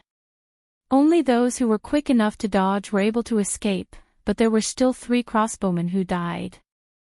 Most of the people in Shinmen Cottage were swordsmen. 7 people, 7 swords, and 7 swords were released instantly. Every sword carried a strong momentum that did not care about life or death. It seemed that these Jianghu heroes were also stimulated. Every sword attacked the enemy's vital points. Su Fengnian was not in a hurry to kill the enemy and break the array. He glided like a fish, as if he was taking a leisurely stroll. The slender figure with the sword on his back dodged elegantly. Except for a few swords that pierced his lower body and moved a little, the other dozens of swords that were released in 7 or 8 breaths could not make his feet leave the ground. This scholarly young man's body rose and fell like the tide, but he did not fall. No matter how many swords attack, my feet will take root. A man in purple with a golden crown who was calmly watching the battle stood beside the master of the cottage. After seeing his father nod, he unsheathed his sword like a dragon's roar. The sword aura was faintly lingering. In the gap between the 7 swords, he stabbed viciously towards Su Fengnian's heart. Su Fengnian formed a circle with his hands and covered the long sword. The green sword aura that was close to his heart could not pierce forward. His palms drew a circle again and the sword followed. The man in purple who looked like Zhongli Handan frowned slightly. He did not forcefully hold the sword. Instead, he pushed his palm on the sword hilt and finally pushed it forward a few inches. Su Fengnian floated back and dodged the attack and the 7 swords. The crossbowmen who were watching the situation immediately released the 3rd wave of arrows. They did not want to kill the enemy, but they did not want to give the swordsman a chance to breathe. The moment of breathing was like the moment of yin and yang. Those evenly matched life and death battles competed on the exquisiteness of breathing. Of course, there was also the degree of vigor. Both sides strangled each other like needles pricking each other. It was a matter of who leaked more slowly. Back then at the riverbank. In the blink of an eye, an old man wearing a sheepskin fur coat killed 600 iron armors with a single breath that circulated for 800 li. Su Fengnian, who had entered the initial stage of the Great Vajra realm, did not advance. Instead, he retreated, causing the arrow rain to miss again. The man in purple's expression changed slightly. He used his chi to control his sword and retreated with the sword. The mirage expanded and resisted 6 swords. His 5 fingers formed a hook and pressed down on a head. The majestic vigor at the tip of his fingers caused the head to explode. His hands rolled up his sleeves and tied his hair. The remaining 6 swords completely lost their aim. After a series of messy collisions, they no longer had their original order. Su Fengnian used the half-baked Hujia's 18 slaps that he stole. In the blink of an eye, he killed 6 swordsmen who died with their eyes wide open. Su Fengnian, who was standing among the corpses, raised Kunlun with both hands. He closed his eyes and said softly, "Old manly, why don't you open your eyes and watch me kill a few people in one breath?" Chapter 529. 6 corpses that had been slapped to death by Hu Shao lay on the jade square with the scholar in the center. Blood flowed everywhere. After this battle, the archers were all stunned and forgot to shoot the next wave of arrows. The long-bearded hut owner shouted angrily, "Disciples of the Shin family, go first." 2 encirclements were formed in an instant. The small circle was made up of more than 20 members of the Shin family, mixed with the men of sacrifice cultivated by the cottage. The outer circle was made up of more than 40 guests of the Changle Peak. As the battle became more and more intense, more than 30 people rushed into the white jade square. The small circle suddenly shrank. More than 20 swords and knives combined. Su Fengnian's left foot moved about an inch, his hands raised to break the river and shake the Kunlun mountains. Together with the knot of black hair that the blind Guqin player had learned by imitating Hu Zhao's rhythm, he had the demeanor of a great grandmaster. His body swayed and his qi flowed east like a long river. The disciples of the Shen family had been practicing martial arts since they were young. They were blessed by nature when it came to training their bodies. They also had superior secret manuals and masters to guide them. The 20 swords and knives attacked in a strict manner. Although they were defeated by the mighty qi, the small circle recovered and spread. Only a few people's swords and knives left their hands and were destroyed. Most people were safe and sound. The few who lost their weapons almost simultaneously caught the upper-class swords and knives thrown by the people in the big circle behind them. The circle shrank and stretched, showing the power of the Shen family cottage. West Shu had the largest dragon wall in the world. It was even bigger than the current 9-dragon wall in the Liang imperial city. When Li Chungang used 3,000 streaks of sword qi to roll across it, it was called the opening Shu style. Su Fengnian, who had fought against more than 60 martial artists alone, silently said, "Sword, rise." Su Fengnian used Wudong Wang Zhongluo's one-finger Kanglen style to start. The spring and autumn sword on his back was unsheathed. The sword qi covered the entire Changle Peak. Spring and autumn flashed by. Su Fengnian stomped his feet fiercely, creating 2 pits on the jade floor. Between heaven and earth, there was a stream of splendor, like a flowing comet. Compared to the somewhat crude swallow circling flying sword of the past, it truly surpassed the realm by too many levels. It was already close to the level of the Wu family's sword mound. At the Battle of the Reed Marsh, when Zhao Luding faced Li Chuangong's 2-sleeved green snake, he did not panic in the face of danger. He borrowed the second most famous sword of the age, the Su of Gojoseon, from the hands of the sword attendant. This was drawing qi to control the sword. Su Fengnian, in an extremely rude and unreasonable manner, continued to slap randomly. This was a summary of the main points. On the other hand, the spring and autumn sword qi rolled out like a huge net. Wherever the sword qi reached, not only did it engulf the 20 people in the small circle, it also engulfed the 40 people in the big circle. The sword pierced through his neck, his chest, and his leg. The sword came and went, and the qi was endless. The father and son of the Shen family were 2 of the 3 master realm cultivators on Changle Peak. The father and son had reached rank 2 one after another, which was a fantastic story in the underworld of the Orange State.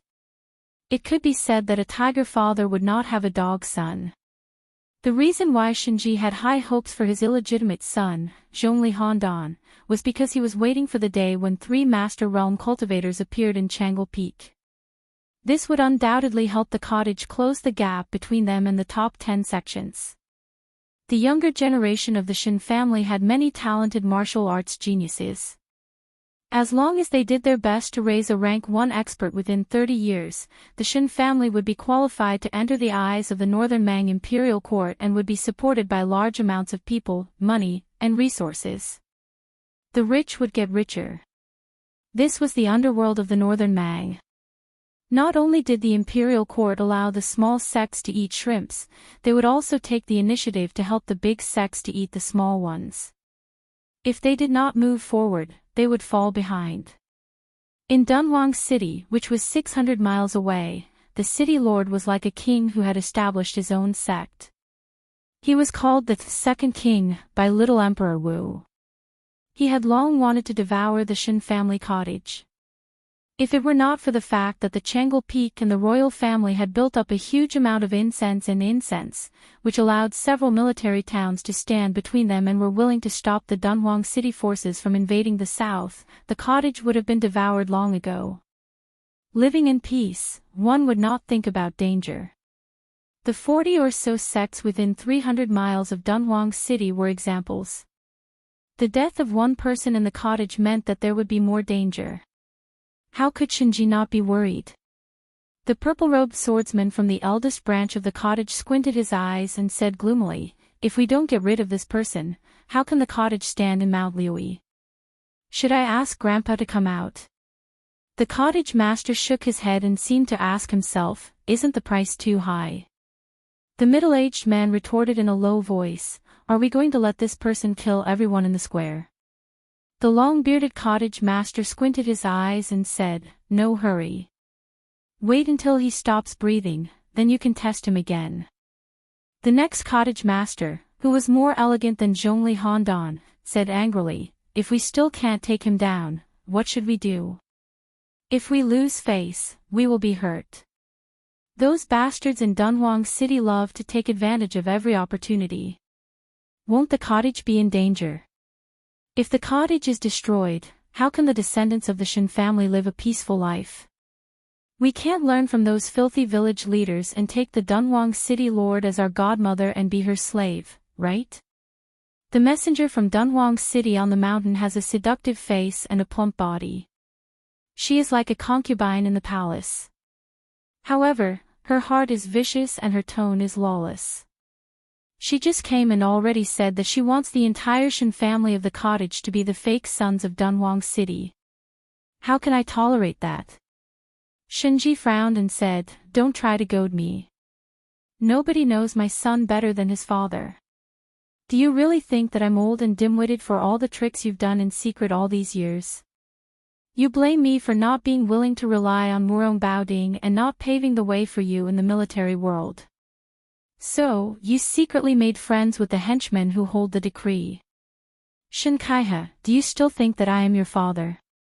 Shinkaiha's face was distorted and he sneered, "My mother was strangled to death by Zhongli Handan's illegitimate son with a piece of white silk. However, you don't even allow me to take revenge. What kind of father are you?" The old man held the iron crutch tightly. He was angry at first and then sad.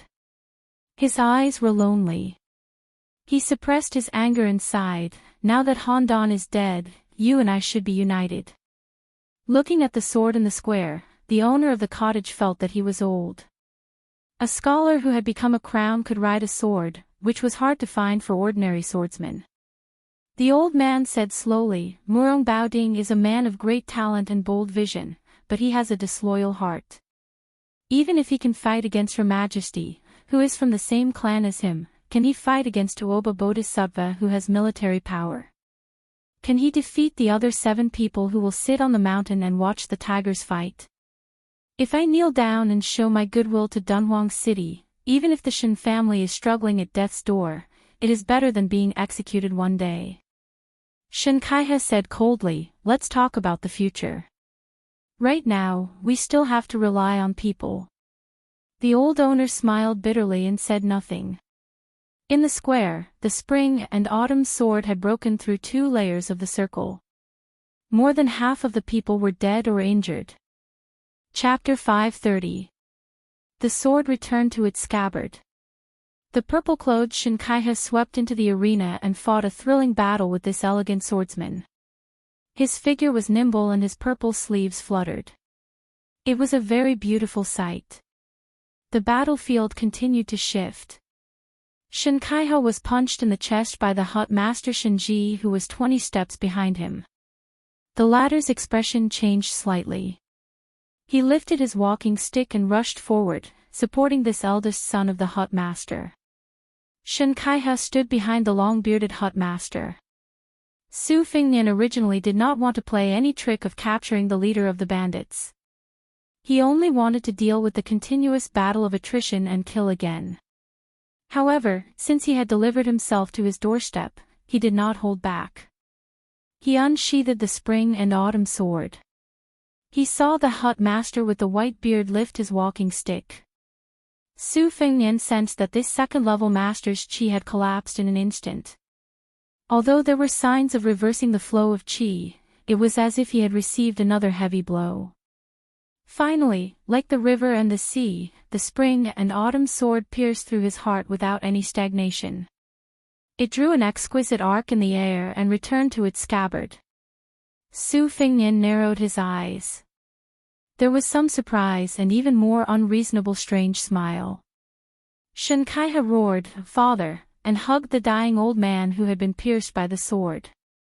He carefully sat down and lowered his head with tears in his eyes. His gaze was unusually cold. The Hut Master Shinji, who was about to meet the enemy, had been attacked twice in the back by the chi of the sword at close range. 2 of his vital acupoints had been pierced. The acupoints themselves were not fatal to martial artists. However, the Shin family's unique inner strength cultivation method was very particular about stopping and then stopping again in the circulation of qi. The circulation of qi was progressing layer by layer. In the end, the atmosphere was very vigorous. This subtle moment of the Shin family's 3 stops to reach the peak was not easy for outsiders to grasp. However, Shin Kaihe was very familiar with it. The 2 stabs had caused Shinji's inner strength to lose its foundation. Finally, he was easily defeated by the spring and autumn sword. Father and son, one lying down and one sitting, looked at each other. Unexpectedly, Shin Kaihe, who had committed treason, wanted to use the excuse of wiping the blood to cover Shinji's mouth to prevent him from shouting out the truth. Unexpectedly, the old man only smiled bleakly and did not show much anger. He shook his head slightly and spat out a mouthful of blood. He slowly said, "Kaihe, although Zhongli Handan is arrogant, he has no ambition. You only know how to be jealous of his martial arts talent and hate his ruthlessness. Do you know that your mother and Aunt Lu were killed by your father's hands and not by him? I'm doing this for the future of the cottage. Handan has untied the knot in his heart. He doesn't hate you. Once I die, he will focus on practicing martial arts. You can take advantage of Dunhuang City, which is rumored to be Tuoba's lover, to join the army. Then, you will have a meteoric rise. Furthermore, if Handan reaches the 1st rank, he will be in charge of Lufeng. Then, you will have nothing to worry about. After all, the position of the leader of the cottage is yours. The bright future is also yours." Shinji, who was on the verge of death, spoke intermittently.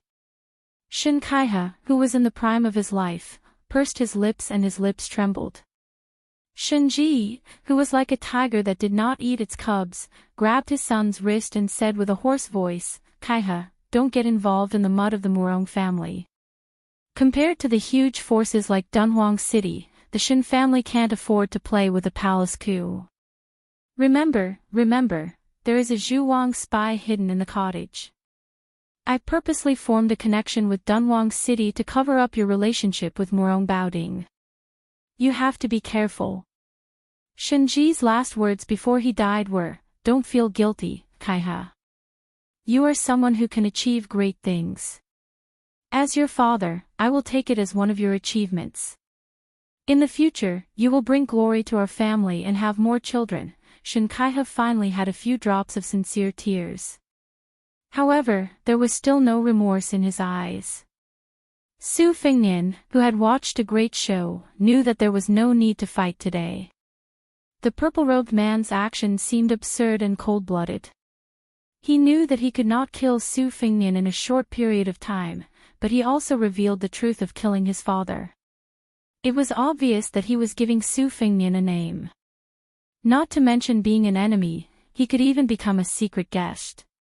Su Fengnian suddenly raised his head and glanced over. A silk-robed man jumped gracefully on the roof of a tall building. He flew like a swan goose from a raised eave. After grabbing something, he fell rapidly and disappeared in an instant. Su Fengnian retracted his gaze and asked, "What do you mean?" Shin Kaihe, who was sitting on the ground, looked as if he was an irreconcilable enemy. He gritted his teeth and said, "I, Shin Kaihe, will personally find you after my father's death." Su Fengnian smiled and said, "I am Song Rong from the chess and sword music school." Under everyone's gaze, he turned around and left the square. When he went down the mountain, only Han Fang and Zhang Xiuqing were left dumbfounded. The three horses traveled together under the moonlight and passed the towering archway made of Phoebe Jinan wood. Han Fang was frightened. She gathered her courage and asked, "Sir, are you from the chess and sword music school?" Su Fingnian smiled and said, "Obviously, it is even more fake than the name Su Lang that I told you. It is just a name I made up casually." "Do you really believe it?" Zhang Xiuqing smiled knowingly. Su Fingnian looked back at the night view of the mansion with lanterns hanging high and said softly, "I know you are from the Han family. If you don't want to die in the revenge of the cottage, bring a few trustworthy brothers and return to Jizhou tonight." Han Fang said bitterly, "Sir, who are you?" Su Fingnian said irresponsibly, "You will know in the future. Anyway, if you still want to help the Han family and turn the Legend of the Courteous Minister, written by the historian of the Liang dynasty, into Legend of the Loyal Minister, then go to Jizhou. Besides, you have no choice. If you want to live, you can only escape to the south." Han Fang said stubbornly, "What if I don't want to listen to orders?" Su Fingnian sneered and said, "Then die." Han Fang's expression was solemn and she said calmly, "When have the men of the Han family ever feared death?" Su Fingnian smiled and said, "Of course I am not afraid of death." Back then, in the capital of Ji province, a few hundred members of the Han family were strung together like grasshoppers. When they arrived at the entrance of the city, they raised their hands and chopped down with their knives. I heard that the butchers' knives even left a gash in their heads. I don't know how you became a cowardly fish that escaped the net, but I won't look into it. I will only negotiate with you. You go to Ji province and use the Han family's banner to secretly recruit 1,000 elite soldiers. As for where you hide, it is up to you. If you want gold, I will give you gold. If you want silver, I will give you silver. I can even provide war horses and weapons. After that, let's see if God will let the Han family wash away this injustice. As for who I am..."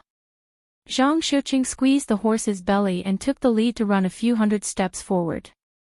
After the three horses ran side by side again, Zhang Xiuqing saw that Han Fang's face was still in shock. It was obvious that the answer must be very shocking. Su Fingnian asked, "Other than you, Han Fang, are there any other direct descendants of the Han family?" Han Fang shook her head and said, "No." Su Fingnian sneered and said, "Fortunately, otherwise I would have killed them for you." Han Fang was slightly angry but she suppressed it. Zhang Xiuqing's eyes were shining. The reason why he did not abandon Han Fang after the decline of the Zhongyi camp was because he, Zhang Xiuqing, no longer hoped for the day to come. When he interacted with Han Fang, he was more of a friend and confidant. Unknowingly, there was no master-servant relationship between them because Zhang Xiuqing knew that Han Fang controlled people too rigidly. She did not know how to reward and punish. To put it bluntly, she was soft-hearted. She was definitely not a wise ruler who could conquer the world. Zhang Xiuqing did not mind being someone's dog, as long as that person showed enough shrewdness and skill. Su Fingnian put his hands in his sleeves. Thinking of the warmth of the past, the corner of his mouth raised slightly and his eyes were gentle. "I can't believe I met you in Juzhou." Chapter 531. Su Fingnian asked Han Fang and Zhang Xiuqing, the two smart people, to go to Zhongyi village to pack their luggage. He went down the mountain alone and came to the wine shop. He saw Qing Junyang lying there sleeping soundly. If she was seen by the skinny monkey, who was as impatient as a monkey, wouldn't he drag her into the depths of the forest or the fields and ride her like a mare? After Su Fingnian sat down, he reached out and patted her cheek, which made her shiver. The woman, who had been through a lot, subconsciously wiped the corner of her mouth, afraid that she would forget herself. Most women were like this. They loved beauty, cherished reputation, were afraid of pain, and were even more afraid of death. Of course, there were exceptions. Su Fingnian had seen too many women who were not inferior to men. He did not dare to underestimate them. Moreover, for women who were more beautiful than 70 yuan, he did not mind if they were older. As long as they were not life and death enemies, he would be kind to them. Qing Junyang was in a daze. She hugged her collar tightly and did not notice anything strange. She was relieved. This expression hurt Su Fingnian. Qing Junyang was experienced and was familiar with the relationship between men and women. She saw the young man's helplessness from the corner of her eye and smiled. "Little bastard, you don't even dare to knock on my door. I'll piss you off." Su Fingnian said straightforwardly. Zhongyi village angered the devils of Shinmen's thatched hut. Han Fang and Zhang Xiuqing will take you south to Jizhou to escape. I think the days will be bumpy, but it should be better than being a fish on the chopping block. You will live a more comfortable life there. However, it is up to you whether you want to go to Jizhou or not. I won't force you. I'll tell you in advance that Zhongli Handan of Changle Peak Cottage is dead. You have no one to rely on. Qing Junyang was stunned. She mumbled to herself, "Dead? Finally dead." Su Fingnian nodded and said, "He can't be more dead. I'm not lying to you." Qing Junyang lay on the table and stared blankly. Her breasts were out to scare people again. Was he not afraid of crushing the table? Su Fingnian looked at her openly and asked with a smile, "Do you know how to ride a horse?" Qing Junyang winked and said, "I can even make human meat buns. How can I not know how to ride a horse?" Su Fingnian's eyes looked strange. He nodded and said, "You know how to ride a horse." Qing Junyang's charming eyes were like silk. Under the table, she gently stepped on the foot of the sword-bearing wanderer, and softly said, "Isn't that so? If you don't believe me." Su Fingnian shook his head. "I'm not a casual man." Qing Junyang stopped teasing him. She lowered her eyelids and said softly, "I'm a casual woman, right?" She did not even question at the end of the sentence. "And he?" "Of course." Of Lady Anne and laughed. Junyang he was that. Bi Qing Junyang did not seem to take it seriously. She said with a worried face, "What can I do in Jizhou?" Su Fingnian stroked the empty wine jar with 2 fingers and said softly, "Continue to be the lady boss of a wine shop. Remember to sell good wine. Don't open a black shop and make human meat buns." The sound of horse hooves was heard. Han Fang and Zhang Xiuqing brought less than 20 riders down the mountain. They got off their horses and came to the table respectfully. Qing Junyang looked at the 2 leaders who were like mice that saw a cat. She was confused. Su Fingnian counted the number of people and laughed, "Including you, there are only 20 riders. Was it the second leader who stopped you? He didn't ask you to drag the whole village down with you." Han Fang blushed. Zhang Xiuqing smiled and hit the nail on the head. If she had not tried her best to stop them and only brought 18 strong brothers to Jizhou, Han Fang would have wanted to bring them all to the south. Su Fingnian stood up slowly and walked around the table to Qing Junyang's side. He picked her up and put her on his horse.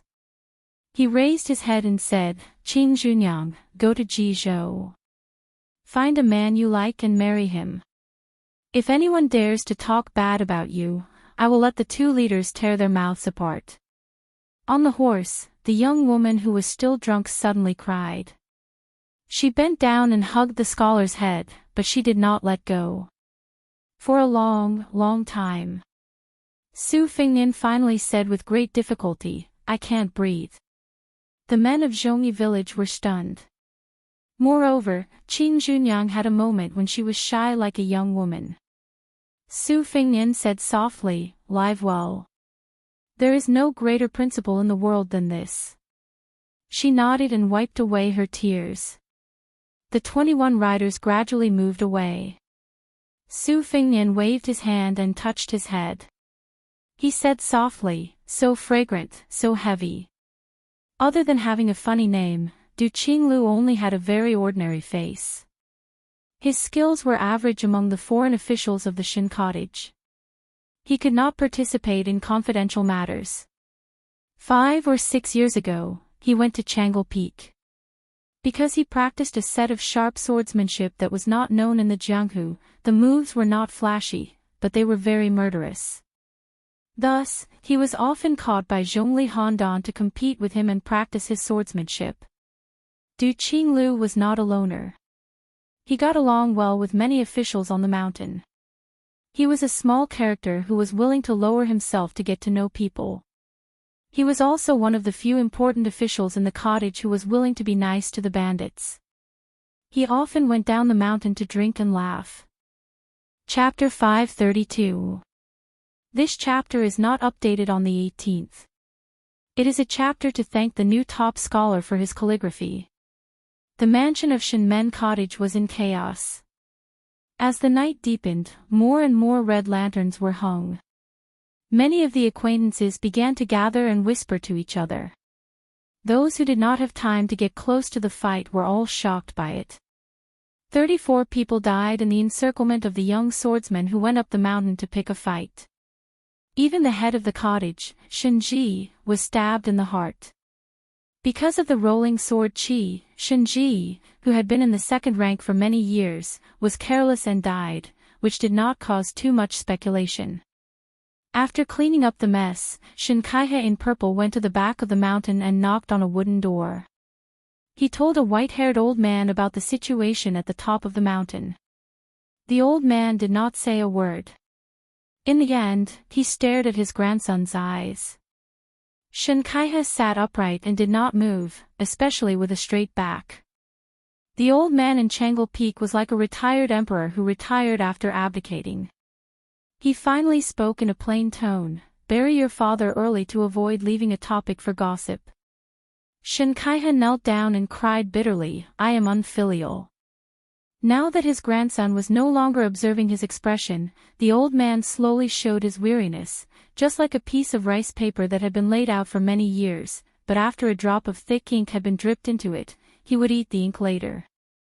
He no longer mentioned this matter and asked, "How is that woman from Dunhuang?" Shinkaihe choked and said, "I don't know if she took advantage of the chaos to go down the mountain or to loot a burning house." The old man said in a low voice, "You gradually alienated yourself from the governor of Orange State. You can't expose yourself and make him hate you. But I will draw a bottom line for you on behalf of your father. If you dare to cross the line and insist on using the lives of the Shin family as a bargaining chip for your future, since I already have several great-grandsons, Shinji and Zhongli Handan are dead, I don't mind losing one of you. If I can't help you up, why should I help you?" Shinkaihe, who kept his head down, said, "I know the severity of the matter." The head of the cottage closed his eyes and concentrated. Shinkaihe waited for a moment before he got up and bowed to leave. It was destined that the mountain would be covered in mourning clothes at dawn. The mountain wind was bleak. The old man opened his eyes and looked at the door. "Since you're passing by, why don't you come in for a chat?" The voluptuous woman in embroidered clothes smiled sweetly, pushed open the door, entered, and sat down directly. The old man with a serious expression sized her up and asked, "Miss, are you in the embroidered musk deer that entered the rankings with that blind zither player, Shui Song?" The woman touched her blood-red lips with her finger and smiled. "I'm only at the bottom. It's not worth mentioning." This old man shook his head and said, "Because there are 2 people in the second place, making a total of 11 people on the list. The first place and the little girl called Jia Jia Jia are just a little more famous, but they don't live up to their names." In this old man's opinion, in terms of killing techniques, Shui Songguan is good at Xian killing Vajra, so he should be ranked first. Miss Jean Musk might not be in the top 3, but at the very least, she should be in the top 5. The beautiful young woman pretended to hold her chest and laughed while covering her heart. "Shin Shuehu, everyone in the Orange Prefecture says that you have high standards. How is it that your flattery skills are better than your skills?" You really have hidden your strength well. The old man who was being sarcastically laughed it off and changed the topic. He sighed and said, "My family's dirty linen is made public. Miss Jean Musk, please don't laugh at me." The woman raised her eyebrows and asked, "Dirty linen? Is it as ugly as me?" The old man laughed and said, "Miss Jean Musk, you really like to joke. This old man has lived for more than 80 years, but I've never seen a woman as beautiful as you." She asked seriously, "I killed an ignorant cottage employee called Du Qinglu, who was a spy on Murong Baoding's side. Will you punish me?" Shen Shuihu thought for a while and shook his head. "This old man is not qualified to punish you. Not to mention the second king in Dunhuang City and the small cottage, even you can come and go as you please. However, the imperial edict will definitely be investigated. Can the cottage say that it was Dunhuang City who killed you? Miss Jean Musk, you also know that the cottage is not Dunhuang City. We can't withstand the imperial edict from Murong Baoding." The woman twitched the corner of her mouth and said, "Okay." Shen Shuihu bowed and said, "I'll have to rely on Dunhuang City in the future." She nodded. Su Fingyan came to Mount Liuyi all by himself and left all by himself. He found a pot of wine at Qing Zhunyang's wine shop and carried his bookcase on his back. Wearing a black robe and a white undershirt, he drank as he walked. Su Fingyan felt that he finally had a Mother * King heroic demeanor.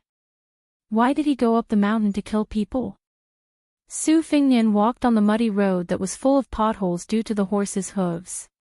He thought for a while. Qing Zhunyang's words were so good. In Su Fingyan's opinion, he took the initiative to jump into the Jianghu. Whether it was dog paddling or backstroke, he could only rely on his own abilities. For example, the Fish Dragon Gang and Lu Narong had to be responsible for their own lives.